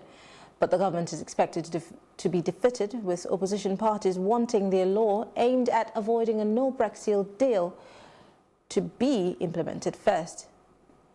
The Prime Minister first called for a snap election after MPs, including rebel Tories, voted in favour of a bill requiring him to seek an extension to the Brexit deadline of 31st October if a deal is not reached before 19th of October. That bill is set to gain royal assent and become law on Monday, but has been criticised by ministers as lousy and weakening the government's negotiating position with Brussels. Warplanes have struck positions of Iran-backed militias near Syria's border with Iraq, activists say. The Syrian Observatory for Human Rights, a UK-based monitoring group, had said that at least 18 Iranians and pro-Iranian fighters were killed. It was not clear who carried out the strikes early on Monday in Al-Hizam al-Qadir near the town of Abu Kamal. But Israel has carried out hundreds of attacks on Iranian-linked targets in Syria during the country's civil war. And then up next is our business news.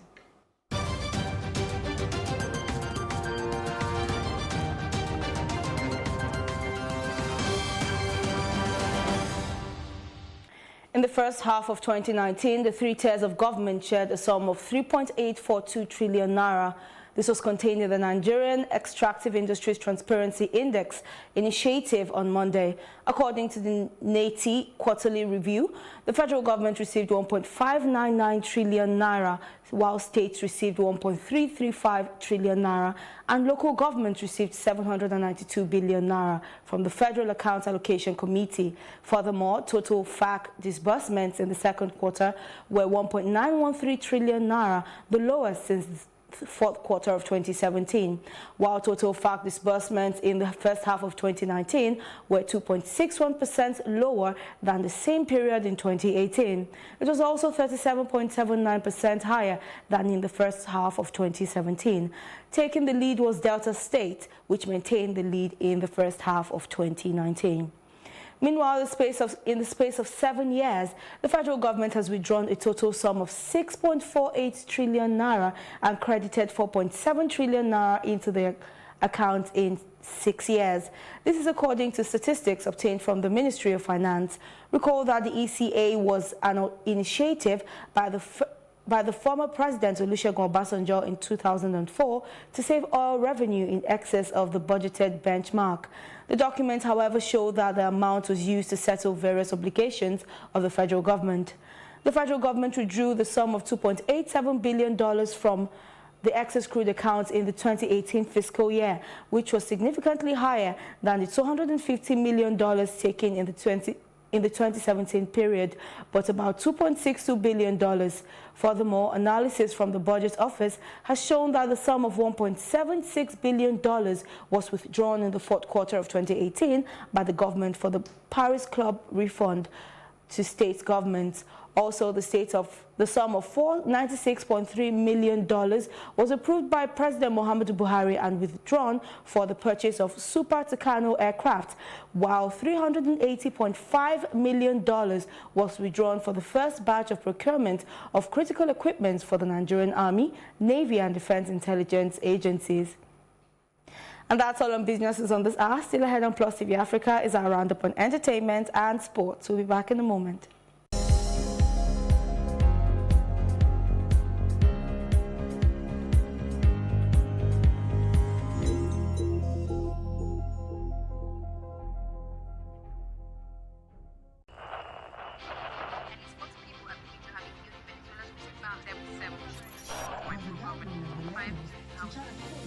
Politics has helped shape the decision of the polity, from conspiracy theories to good old-fashioned comic politics. These are the result of tomorrow's election. Okay, you have it already, have you? I think we've done very well in the very difficult circumstances in which we took over governance. Plus, politics will fill the polls of the country, from friends to frenemies, even strange bedfellows, to clones and stooges.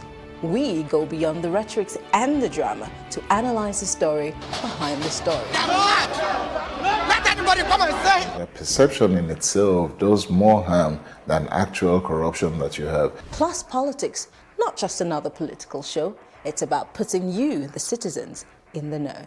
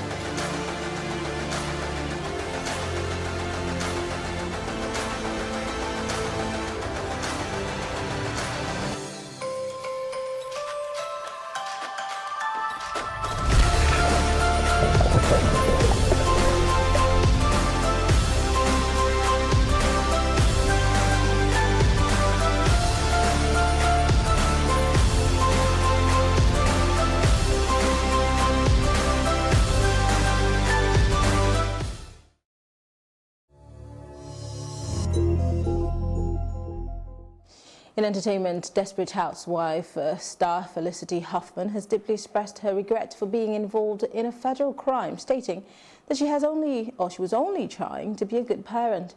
The award-winning actress was one of the defendants charged in the college admissions cheating scam that rocked the United States of America. She's expected to be sentenced on Friday, and prosecutors have requested that she spends 4 months in prison and pay $200,000 fine. In May 2019, the actress pleaded guilty to the crime of paying a whopping amount of $15,000 in order to rig her daughter's SAT scores. And that's it on entertainment. The very best in sports is coming up right after this.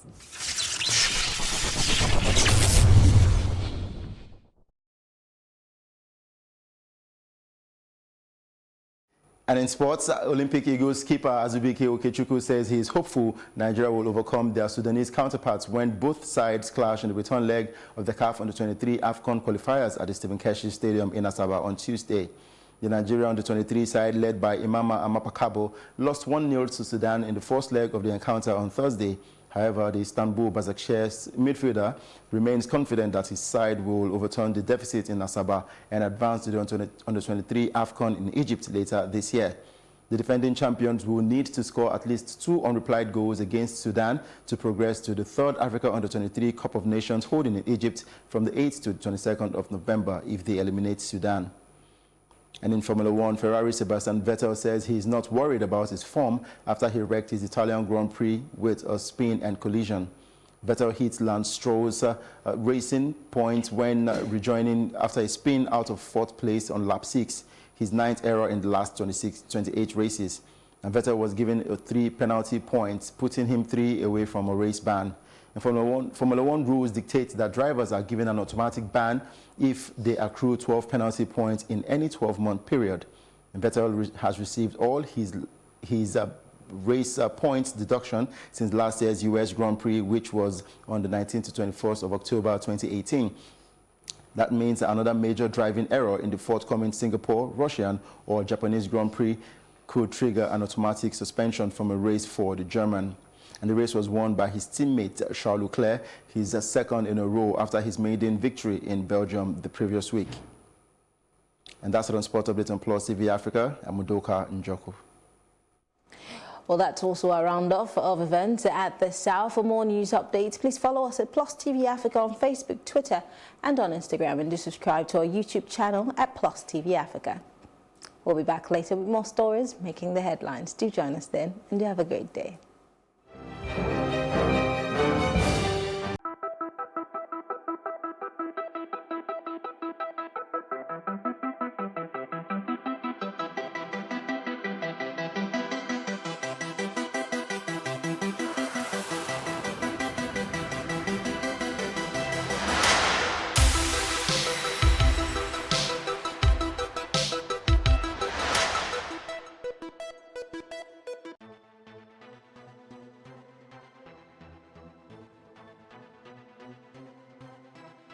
In recent times, getting employment is a major testimony.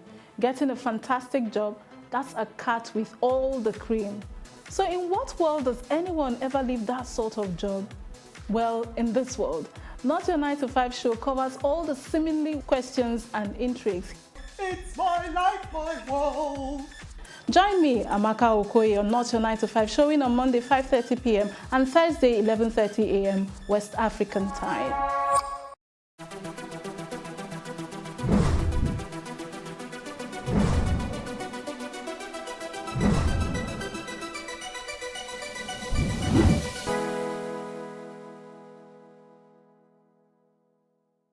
Street food, as they are generally known as, are very quick on-the-go meals people settle for, either to satisfy their immediate salivation or to take them through their very stressful day. Nwanwanya Abacha is a popular native delicacy food vendor who is sought after by many on the streets where she usually hawks her abacha. I bought the processed cassava, boiled the thing.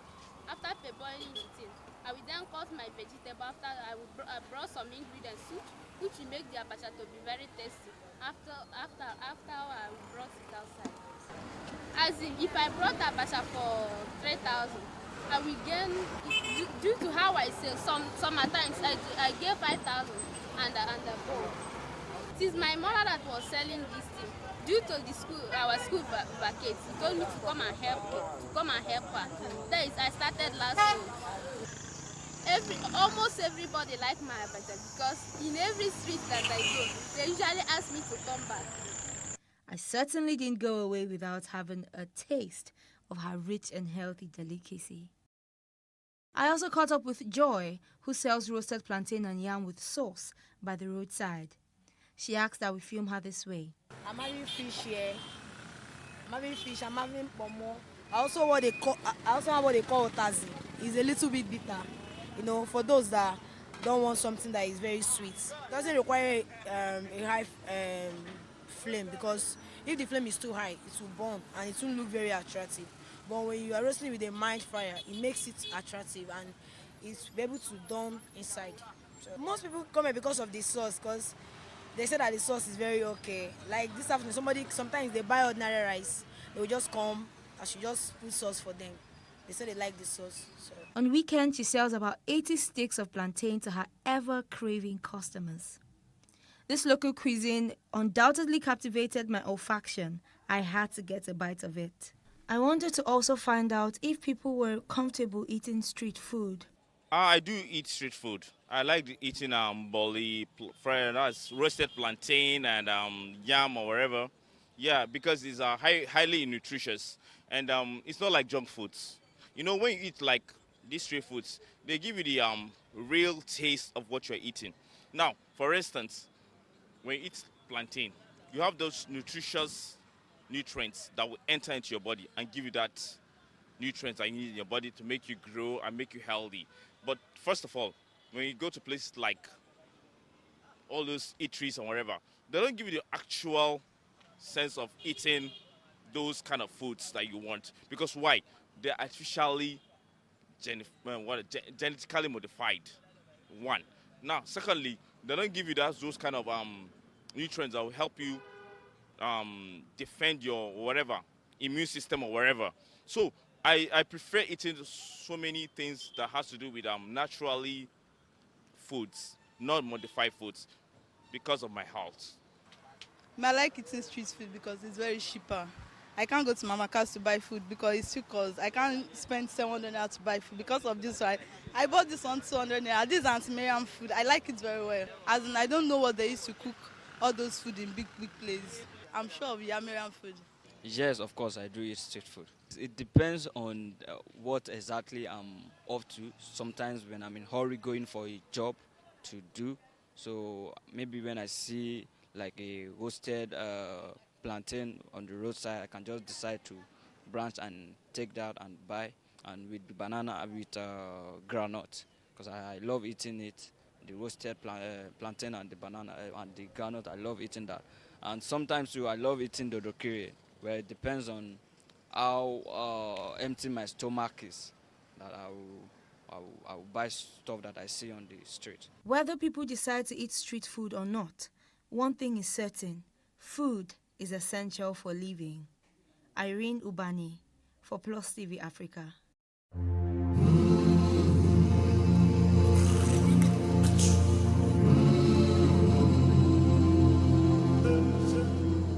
Fairness, justness, balance, and credibility, as well as integrity. That's what Plus TV Africa is. The way people are going to be able to trust anything that comes out of this continent is when those who are the storyteller about the continent are reliable, dependable, and credible.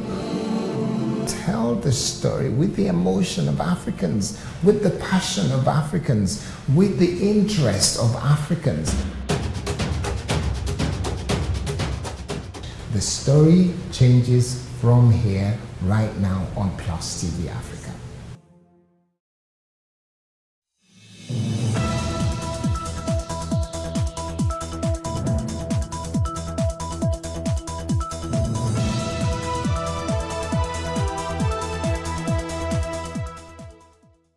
And you're live on Plus Sports and Plus TV Africa. I'm Udoka Njoku. Well, this show brings you the very best of information when it comes to the world of sports, the amazing world of sports. And for Nigeria, it's glory times again for the world of basketball, for both male and female, because we are officially going to Tokyo. That's for the male basketball team, the Tigers, and we are celebrating strong right here in Africa, Nigeria, to be precise. I've got Swo right here, who still owes me a one-on-one basketball game, and I'm still wondering when she's going to deliver for us to go to the court and make this happen. Welcome to the show. I'm still thank you. Thank you. A beautiful Monday to celebrate basketball and Nigerian sports. But dude, have you seen the muscles on you now? It's not about the muscles. It's not about muscles. If Andy Ruiz can defeat Joshua, then it's not about the muscles. That's boxing. When it comes, I'm not ready to run into you and then run into traffic. Thank you. I see. But in the world of basketball, there's always an advantage for the smaller men when they play against the bigger men, because the smaller men are actually faster. That's the ones that run the guard position. They are faster. But if they can shoot from outside, then they have a chance to win. Long hands, long hands. Exactly. You think I'm the Tigress. The Tigress faced it in USA, and then you want to change my story for me. Thank you. Exactly. But talking about basketball, it's a good one for the Tigers basketball as they qualified for the Olympics 2020. And that game against China, you know, I think we should stop this thing we do in the country, where we have to rest our chances on other countries to help us qualify for a particular tournament. Now, if we had lost to China, I mean, Tunisia won their game against Angola. Yep. Now, if Tunisia had lost that game, we would have actually qualified for the Olympics. But we needed Tunisia to lose against Angola, but they went on to win. And we had a tall mountain to climb against China. And most Nigerians, I was also part of those Nigerians that condemned the Tigers. I said, now, how can we win China, especially on their home ground, home court advantage? Everything worked in favor of China. I was actually condemned this and I said, no, we can't win this one, but the boys surprised us. Oh, yeah, definitely. It's not like they surprised us. I mean, just less You knew it was meant to happen. I mean, like, it's not like I knew, but they were toe-to-toe. They were equal to the task. I feel like for the oppositions they faced so far, the Russia game was one of the games that I felt like we had it in. And in fact, everything has been so close, but yet so far. But I didn't feel like a China game we're going to lose so massively. Yes, we dropped some points in the early stages of the game, and it almost felt like deja vu again. Exactly. And of course, there was the big, massive home crowd support. I don't know if you were able to check some of the videos out on the FIBA website, if you were not able to watch it live on the cable networks. But it was really like a bigger scale of what the girls in Senegal had to face when it came to the Afro-basket, because it was really paramount for the Chinese to secure their own ticket as well. So all things were there to play for. But credit to the boys, they kept their nerve. I liked the interplay from social media, where you saw that the Tigress players being like, yo, we were able to do it against Senegal. Hold your nerve, you'll be able to do it. I like the support from one team to the other for the basketball national team. And I feel like that is something that's different. I've never seen that in the recent rise of social media, that national teams, male and female. I mean, when these Falcons play, you don't see a Super Eagles player being like, oh, go there, you can do it, you can do it. I don't get to see that. But I got to see that for the basketballers. The girls were supporting their men. Before they left for the World Cup, they were supporting their men. And even when the men fell, they were giving them support. So I like the unity in the national team for the men and women, for the basketballers. Now, looking at things to look out for, I'm looking out for the people like Okogie, who plays for Timberwolves. He was the MVP. Yes, I mean, I like the way Timberwolves celebrated him right after, cheered him on throughout. That's a major NBA franchise, by the way. And you could see them coming out of their shell. Now, I feel like the Alex Wonra that we know, I still believe Otis Hughley is still a better strategist, probably because he has had a wider stage to play with, a wider bank of experience to draw from. But with this team that we have, Metu showed his worth. Eric showed his worth. I mean, the last Aminu. Okay, we already know Aminu. I take Aminu for granted, bros, no vex, but I take him for granted. But I feel like people like Ike Diogo can now slowly be eased out of the team. Exactly. And this new set of boys can slowly come up. Even Ike, the one we didn't carry, the one that we took Alex Wonra for, could actually come into the one we carried them, Jordan Wonra for. The one we took into the team because of he was dropped out, he can slowly ease into the team. And I feel like we could have a very solid squad going to Olympics. Now, drawing back on what we said when the World Cup was about to start, and you asked me, how far did I think they will go? You can say I was right. Yes, they are flash. But for now, they are not worth it yet. But give them Olympics, give them the squad, release the funds that they will need, not the flashy stuff that Sunday Dare, our new minister, is saying. I call him our minister of soundbite for now because I'm a worried woman. He's done a lot, yeah. You have to show working. If you don't do something, it's like Pamurege, like you have to show working. So if it shows working actually, and between now and November, funds, solid funds, start getting released into different federations in preparation, early preparation for the Olympics, I feel like we have a very, very, very good chance to exceed what we've been able to do as an African nation in basketball at the Olympics. Maybe even get into semi-finals if we have the luck of the draw. Very true. It's fine. Now, for Ike Diogu, that's captain of the side, the Tigers, before they left for China, we actually asked him if he was planning to quit anytime soon. And he said that he wants to get to a point where, like you also put it, he wants to get to a point where he knows that he can leave the team and he knows that the team will be in good hands.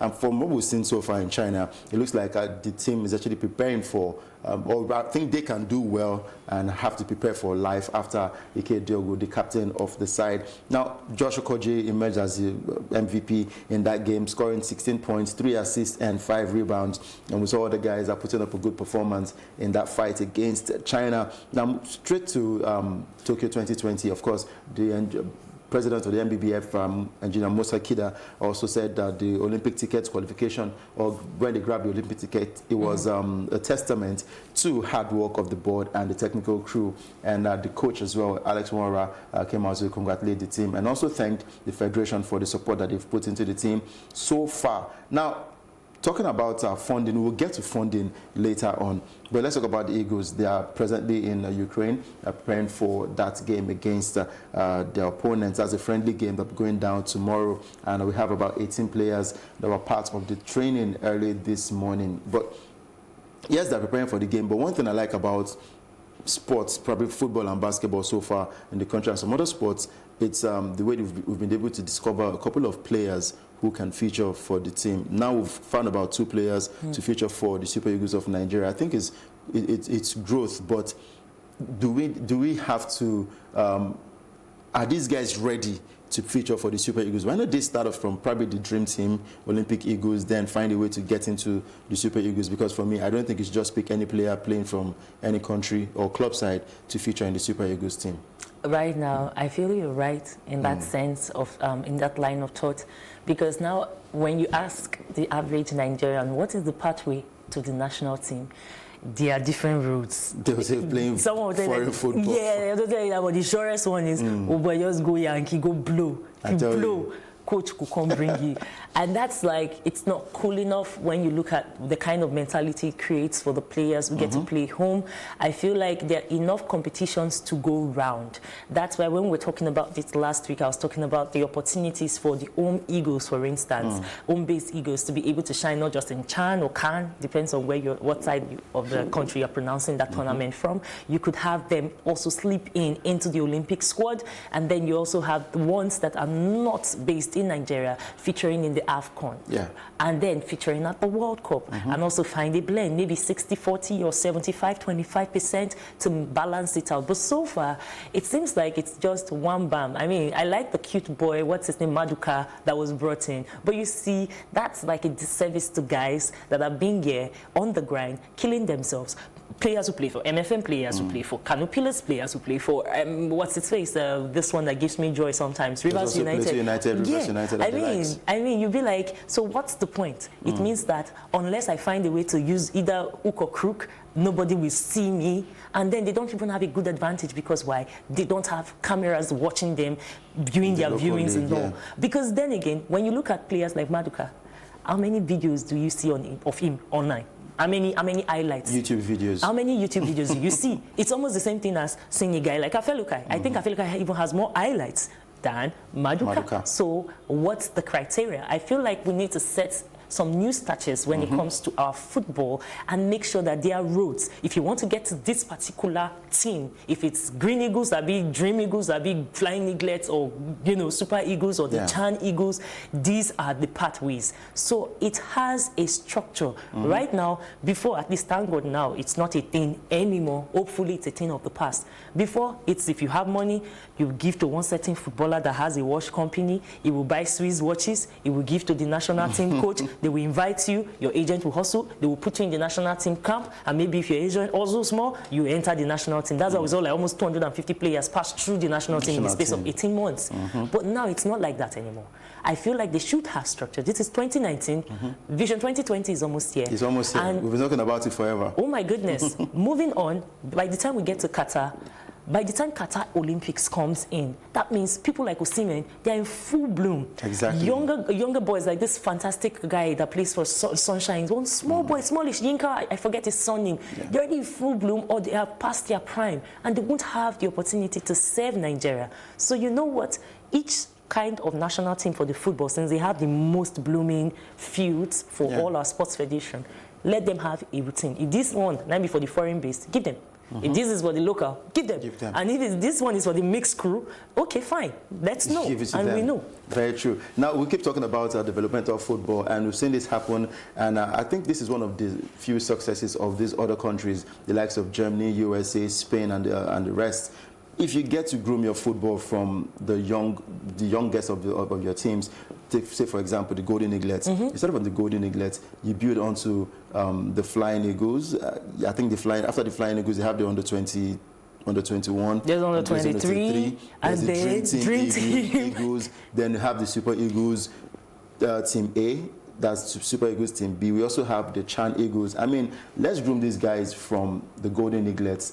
Then we can have the very best of football and we can become world beaters. But we keep on bringing these players from left, right, and center, and we're still not winning major tournaments. But I just hope that we'll get things right. And for the Super Eagles, yes, good one. The players are in camp and they're preparing for that game against Ukraine. That game goes down tomorrow, and we're wishing them well. Now, still talking about football, now let's go over to special football. They call it the Amputee Nations Cup, and funds have threatened the Special Eagles Nations Cup participation.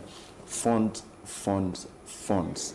Here we are again, the same old story about funding, and it's not good. And funny enough, this was about some weeks ago when we went to the National Stadium and we saw them training, and we asked them, okay, what tournament are they training for? They said they were training for the Tokyo 2020 Olympics. Now the Nations Cup is coming up, and these guys have no fund, and they are crying out to the Minister of Sports and Youth Development that they should actually take care of them. And we were, in their words, they were appealing to the Federal Ministry of Youth and Sports to assist the Amputee national football team with both financial and material resources to enable him make an appreciable appearance at the 5th Cup of Nations for amputee football in Angola. We know how they managed to go for the World Cup, and they achieved a huge feat. Yes, they scored a goal. Yes, it was big. It was very big. Give it to them. It was a good one for them. Now, we're still back to the same drawing board about funding. What can we even do to ensure things are done right? Unfortunately, it seems like we're always backing up the same tree again. But first off, they couldn't even have been able to achieve what they did when they went for the World Cup last year and got their lone victory in Group E against San Salvador. I think that was an Ezeji goal. I see him sometimes at the National Stadium at Surulere. You wouldn't want to say what he was doing. Yeah, I mean, the way you get to see them at the National Stadium, you'd be like, okay, these are the guys that go out there to represent the country well. Even the special athletes, the powerlifting, the Paralympians. You don't want to see the state at which and the thing is, the only reason they were able to even make it was because of veteran journalists like Fred Edure, who took the matter personally and he moved from one parastatal to another parastatal and started pleading and begging. And I feel like this is, again, 2019. We can't be pleading and begging because records have shown that the most medals we have managed to get as a sports federation comes from our Paralympians. We have the world record holders in several categories. I won't even start with the Loretta Onyes of the world or not. And you see, Brazil has a very thriving culture when it comes to Paralympic football. And I've seen some of our boys, you know, do small softball with the Brazilians. And I feel like they can go toe-to-toe because the same wood you they hold is the same wood I they hold. It's the same one-legged ball, it's the same one-legged. And we are more dogged. If you can hustle in the streets of Surulere and Ojo Elegba, I believe you can brush anything brushable. And these boys, every time they go, you see them, it's always maybe some secondary school students sometimes that even buy them pure water and snack to follow up. I feel like it is not good enough. If they're already preparing now, that thing that our soundbite guy keeps saying, Mr. Sani, our minister, see, these are the guys you should be dropping bar for, not going.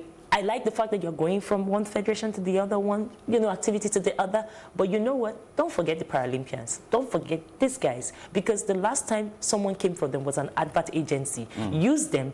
And in my opinion, the last time I actually investigated about this, didn't even give them money for the advert that we see on major cables, that you see them playing ball and be like, yo, I'm a great man. They didn't even pay them. So they keep using these guys and not giving them the attraction. So please, change the narrative. He has the opportunity now.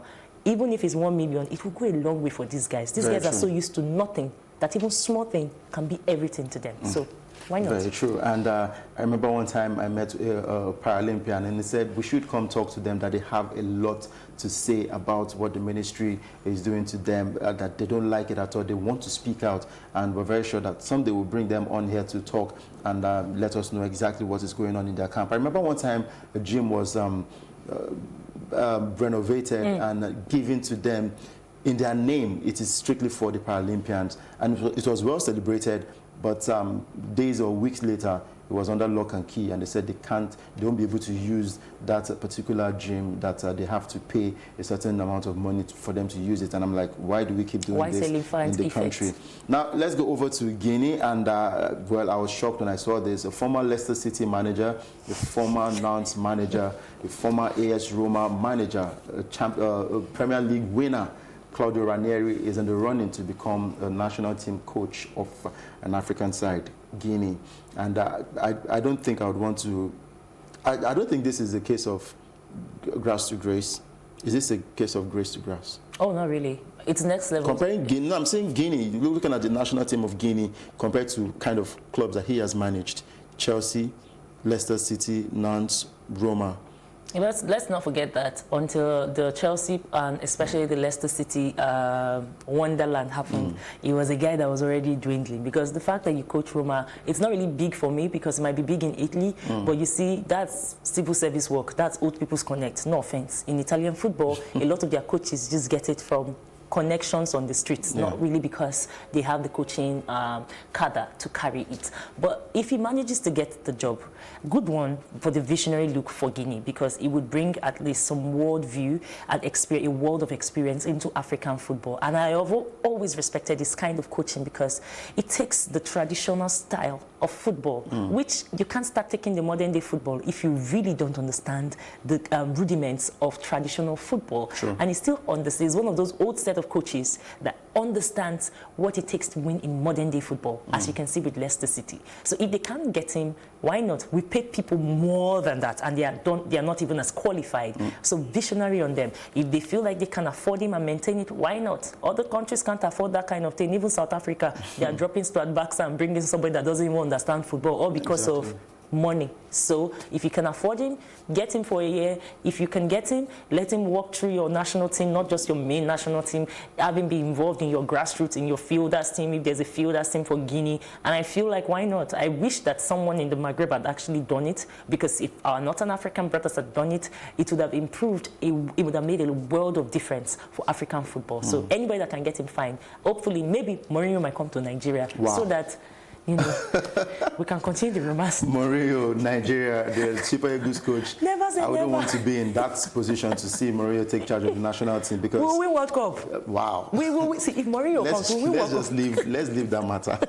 Like you say, leave the matter for Matthias. Let's leave it. Let's just go to tennis this morning and talk about the US Open, where it was a good one for Rafael Nadal, but it was a sad one for the female side, talking about Serena Williams. But let's start off with this man, Rafael Nadal. He won an epic battle against Medvedev. At some point, it looked like he was going to flush through this one, but Medvedev gave him a fight, but he ended up in a five-set thriller, and Nadal emerged victorious in this one. Yet again, he has proven himself a worthy champion, and I would always respect Rafael Nadal, not just on clay now. He has proven himself. That's how stars do. That's how Star do. But on a serious note, though, credit to his game. He's always elevating it. This is a guy that has been playing for the better part of a decade and some. And I know we'll talk about the Serena thing, but when you are at that top level, everyone gets to understudy every single flick of your hand, your forehands, your backhands, whether you're going to be making moves towards the, the net or not, your leg work. I'm not talking about Zanku. This was a guy that he had only played twice. And when he played him twice, the first time he beat him straight flush. He almost gave him a donut. Straight set, finished him. And then credit goes to Daniil Medvedev. He would have been able to do something that only one person has been able to do in almost like 10 years and some. Exactly. I'm talking about Juan Martin Potro, my Argentinian boyfriend that doesn't know that we are dating. But yeah, the last time a guy under 23 was able to reach a final and almost snatch it was when Juan Martin Potro took it away. And that was in New York, 2009. Then I was still, wow, that's a world away. So you can understand the high level of competition in this place. But credit to Daniil, he has been on a 14-match winning run, and he was able to drag himself up from going down 2 sets to Nadal. It was epic. Most of us were able to sleep and watch it. Some of us were not able to sleep until we finished it. It was 4.5 hours. Wow. But that tells you the quality of games that we see. The full career of that young man, he had only managed to get, what, 700 and something thousand, and today in just one match, he was able to get, what, almost $1 million. So that's how God has elevated him. I feel like we should be looking out for him. He approaches the game with respect. I like when players approach the game with respect and improve on their hands, because his flicks on his forehands were low-key Federer / Agassi. That boy has the speed and he has the grit. And he has the height. And he has the height. And he is very athletic. And if you can show that stuff of champions going down in that Otto Ashe Stadium and still manage, and you know that you are not the favorite. Exactly. Everybody was all for Nadal, and you were able to drag yourself. It was an epic battle, and I hope to see more of this, not just come as a flash in the pan. Exactly. I was rooting for Stan Wawrinka. I thought he was going to do it after I felt Djokovic, but then he just fell on the side like, I won't say a rapper of somebody, but... a pack of cards. Yeah, a pack of cards. Let's make it very non-generic. Yeah. Like a pack of cards. But this boy slipped through. All his competitors were heavy, and he did it. I would like to see him build on that, not just come and stop. Nishikori did that. What's his face? The one from Raonic, he did that. And then now, Kyrgios, please, that one just comes to give us, sound bites. I would like to see someone that's young, hungry, take it and take it away. So why not? Okay, and for Serena Williams, we might not be able to talk about that because we need to wrap up with Formula One, but Serena Williams lost to Bianca Andreescu in the finals of the US Open. That's a female category now. But let me give you the top 5 earnings, on-court earnings for the world of tennis. We have Novak Djokovic, who earns about $135 million. And Roger Federer, yes, don't even scream. Roger Federer earns about $126 million. Rafa Nadal is number 3 on that list. He earns about $115 million. Serena Williams, number 4 on that list, has about $92.5 million. And Andy Murray comes 5th with $61.2 million. Don't even comment on that. It's consistency. Consistency. When someone came out yesterday night after Serena had crashed out ingloriously and was like, she should just retire. I was like, would you retire if you're almost 40 and you can take 2 weeks and still make almost $2 million? Because she walked away with almost $2 million. Why would I retire? You have to kick me out of the game. You have to make me leave top 100. But credit to Andreescu. Teenager she is, another one that has beaten Serena at the final. I hope she gets to get it, but one cute story for you, and that's what I'll just leave you because that inspired me so much. She wrote a check, a fake check, of her winning and collecting the prize money for US Open 3 years ago when she was 16.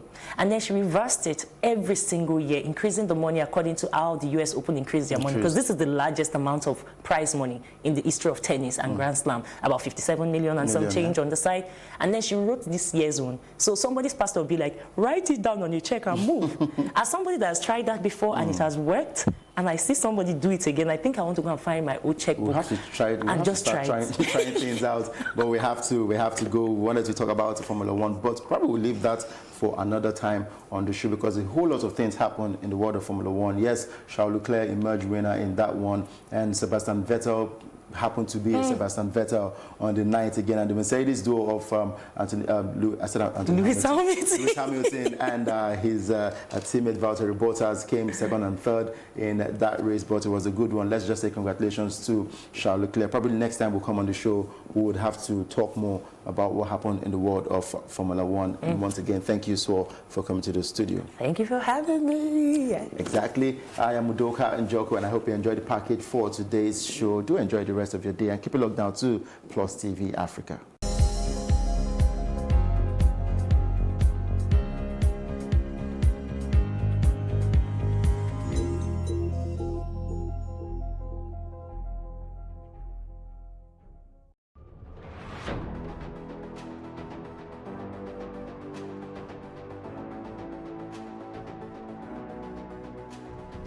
First point of accountability is asking questions. Hello and welcome to Plus Sports on Plus TV Africa. I am Udoka Njoko. Hi everyone, welcome to Plus Training.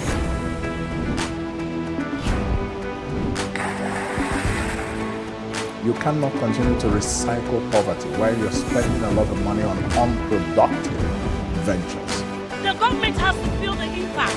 Honorable Commissioner, sir, welcome to the show.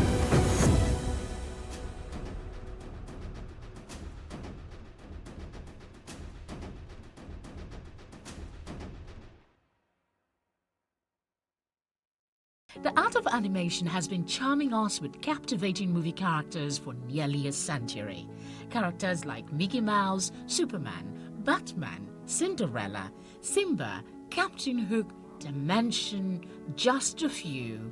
How much share does Africa have? What are the underlying potentials for animation in Nollywood industry? How can animators in Nigeria tell our indigenous stories through fictional characters? Joining the Tea Time crew this Wednesday at 10 a.m. for a special episode to discuss the animation industry in Nigeria and Africa is Harry Dunku, the founder of Scroll Entertainment, Fedi Adimefe, the founder of Magic Carpet Studios, and Moses Ikake, who is the chairman CEO of Born Winners Empire. Showing on Plus TV Africa on StarTimes channel 308 and 528 across Africa, and on our YouTube channel at Plus TV Africa.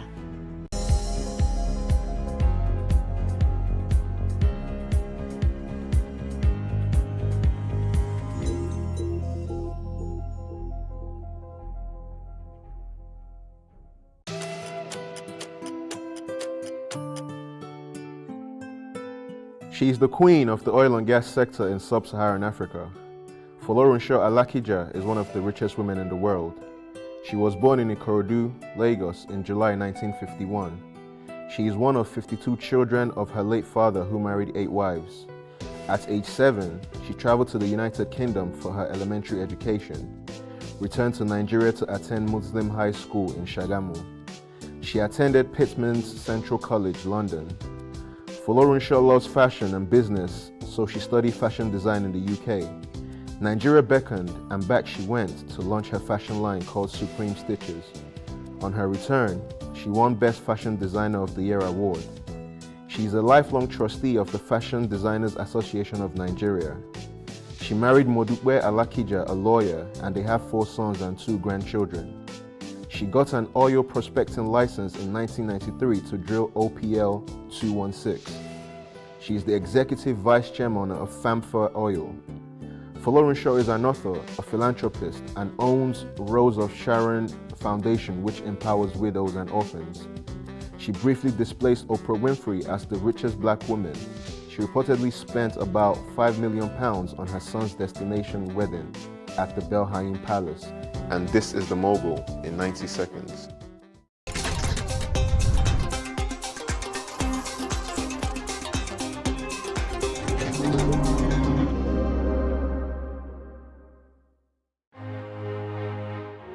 This TV station, Plus TV Africa, is designed to help to create a paradigm shift.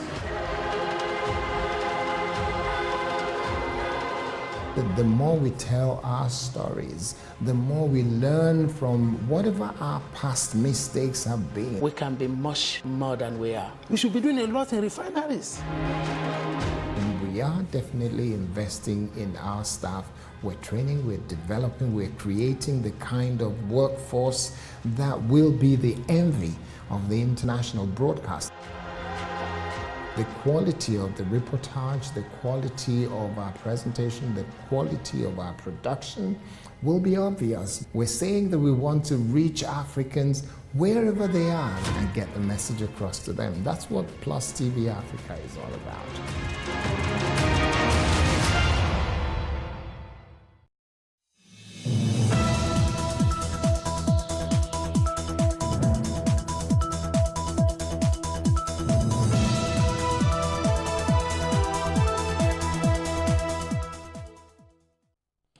Despite some African countries pulling out of World Economic Summit in South Africa and strong warnings across the continent, fresh xenophobic attacks occurred in Johannesburg City on Sunday. Will there ever be a lasting solution? Politicians are being blamed not just for security challenges, but for the religious crisis in Nigeria. This is Plus Politics, and I am Mary Anna Cohn.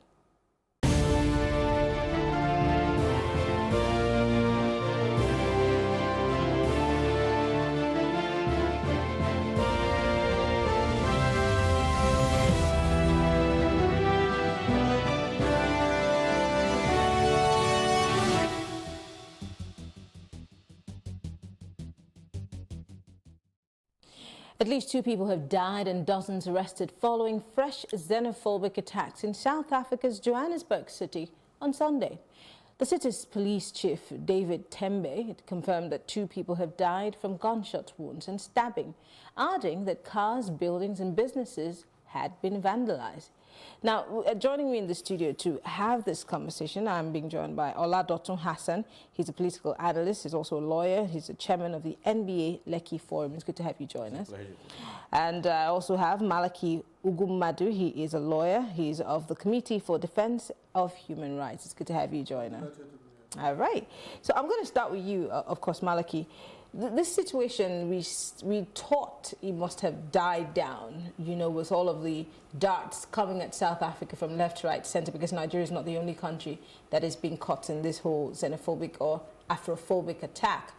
But it seems like it's a never-ending, you know, spree. Where do we go from here? Well, where we'll go will be dependent on a couple of factors that will conspire to give a direction. However, I do believe that not much has happened on the approaches adopted so far, fundamental enough to redirect the trend. If you take a look at the 2 leading African countries concerned, you will see that, in my view, there is serious disconnect from the leadership and the citizens. Otherwise, there won't be this case of xenophobic attack, considering the very profound role of Nigeria and its citizens towards the liberation of South Africa in 1994. Well, we keep making reference to these things, yes, and no disrespect to history. But if the people that you're making reference to these things for are ignorant and could not even be bothered about it, what's the essence of pointing in that direction? And that's why I said there's this disconnect. Usually, there is supposed to be sufficient information out there by the leadership of the same ANC, which is a political movement that has attained a centenary age, that was founded on the principle of Pan-Africanism, the African Brotherhood, and one that defined the existence of a movement that is anchored on a collective strength, a strength that reflects the possibility and potentials of Africa as a continent. And therefore, if we still have in the leadership of the political environment elements and cadres of the same ANC unable to impact, as it were, this very profound philosophical base of ANC, then I was right when I said there was this disconnect. Because come to think of it, we're talking of an era where students were taking out pocket money from, and making voluntary contribution. Nigeria rose to world powers, Great Britain in particular. Scholarship were awarded, shelter were provided. I have argued elsewhere that Thabo Mbeki, the past president of South Africa, took shelter here, was housed here, in known places for as long as those struggles continued. So if we could not handle, or if we cannot, as it has turned out to be, issues of xenophobia, then where would be the moral ground to challenge Trump and the American world over racism? Interesting. I'll put a pin there. I'm coming to you now, Dr.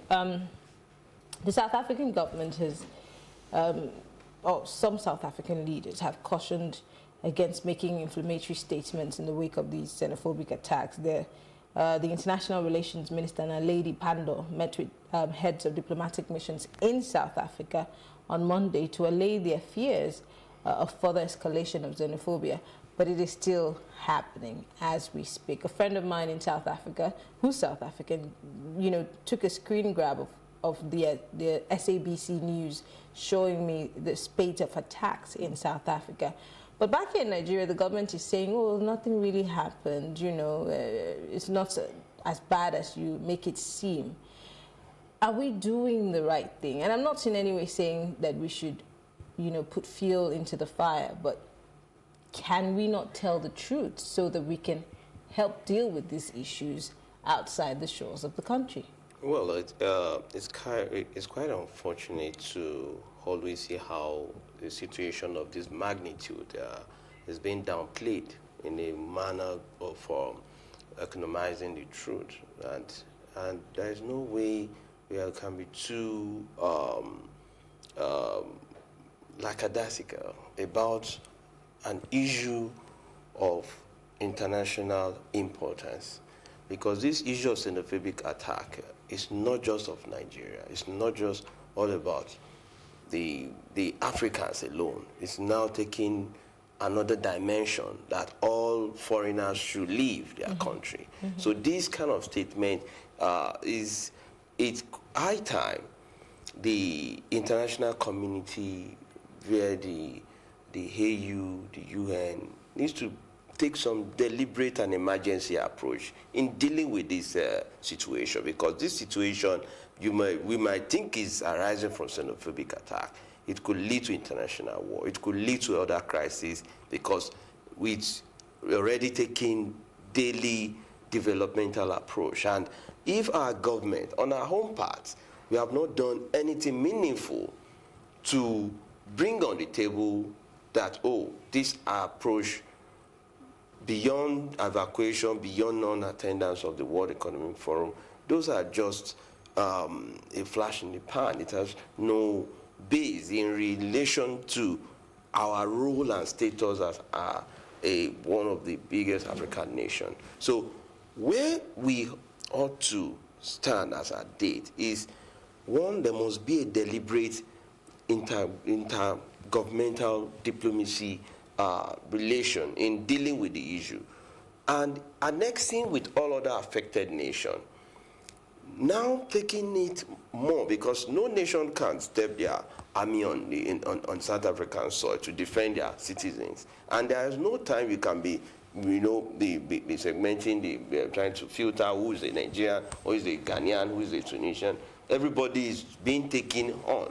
So it is imminent on UN or AU as a means of rescuing the situation. Evacuation will not resolve our case, because we have investors, we have people that are living, we have married people, we have people that have taken South Africa as their home. So there should be a more deliberate plan at the level of the AU in ensuring that a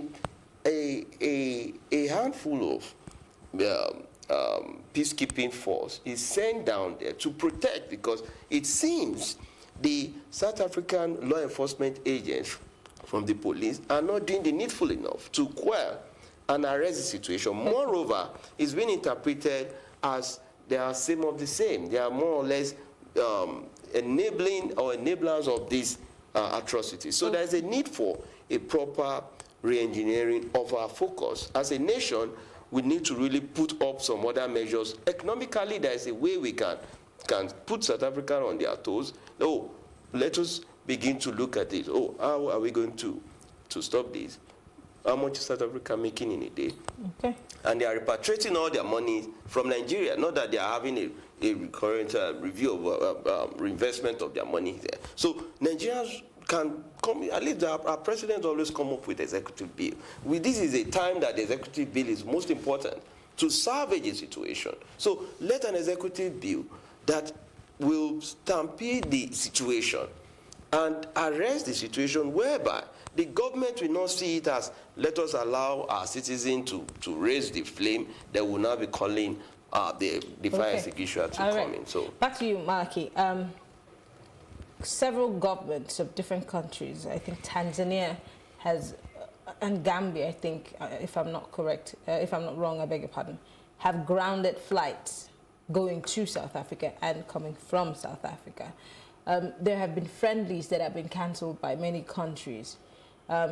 Nigeria has only issued a travel advisory. We've not necessarily taken any serious stern steps. Some people would say even Zimbabwe, which I would use the word loosely here, is a basket case in terms of its economy, has taken bold steps in addressing the issue of xenophobic attacks against their nationals. But Nigeria has not necessarily done such. And there are pundits who have also made the case that, you know, Nigeria is responsible for bringing every other country together, and so we should not be seen putting a bad foot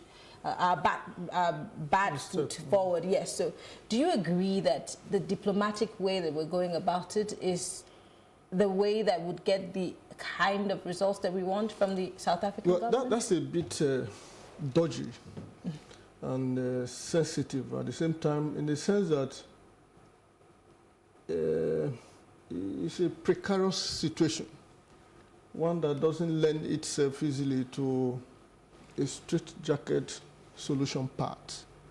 And what do I mean by that?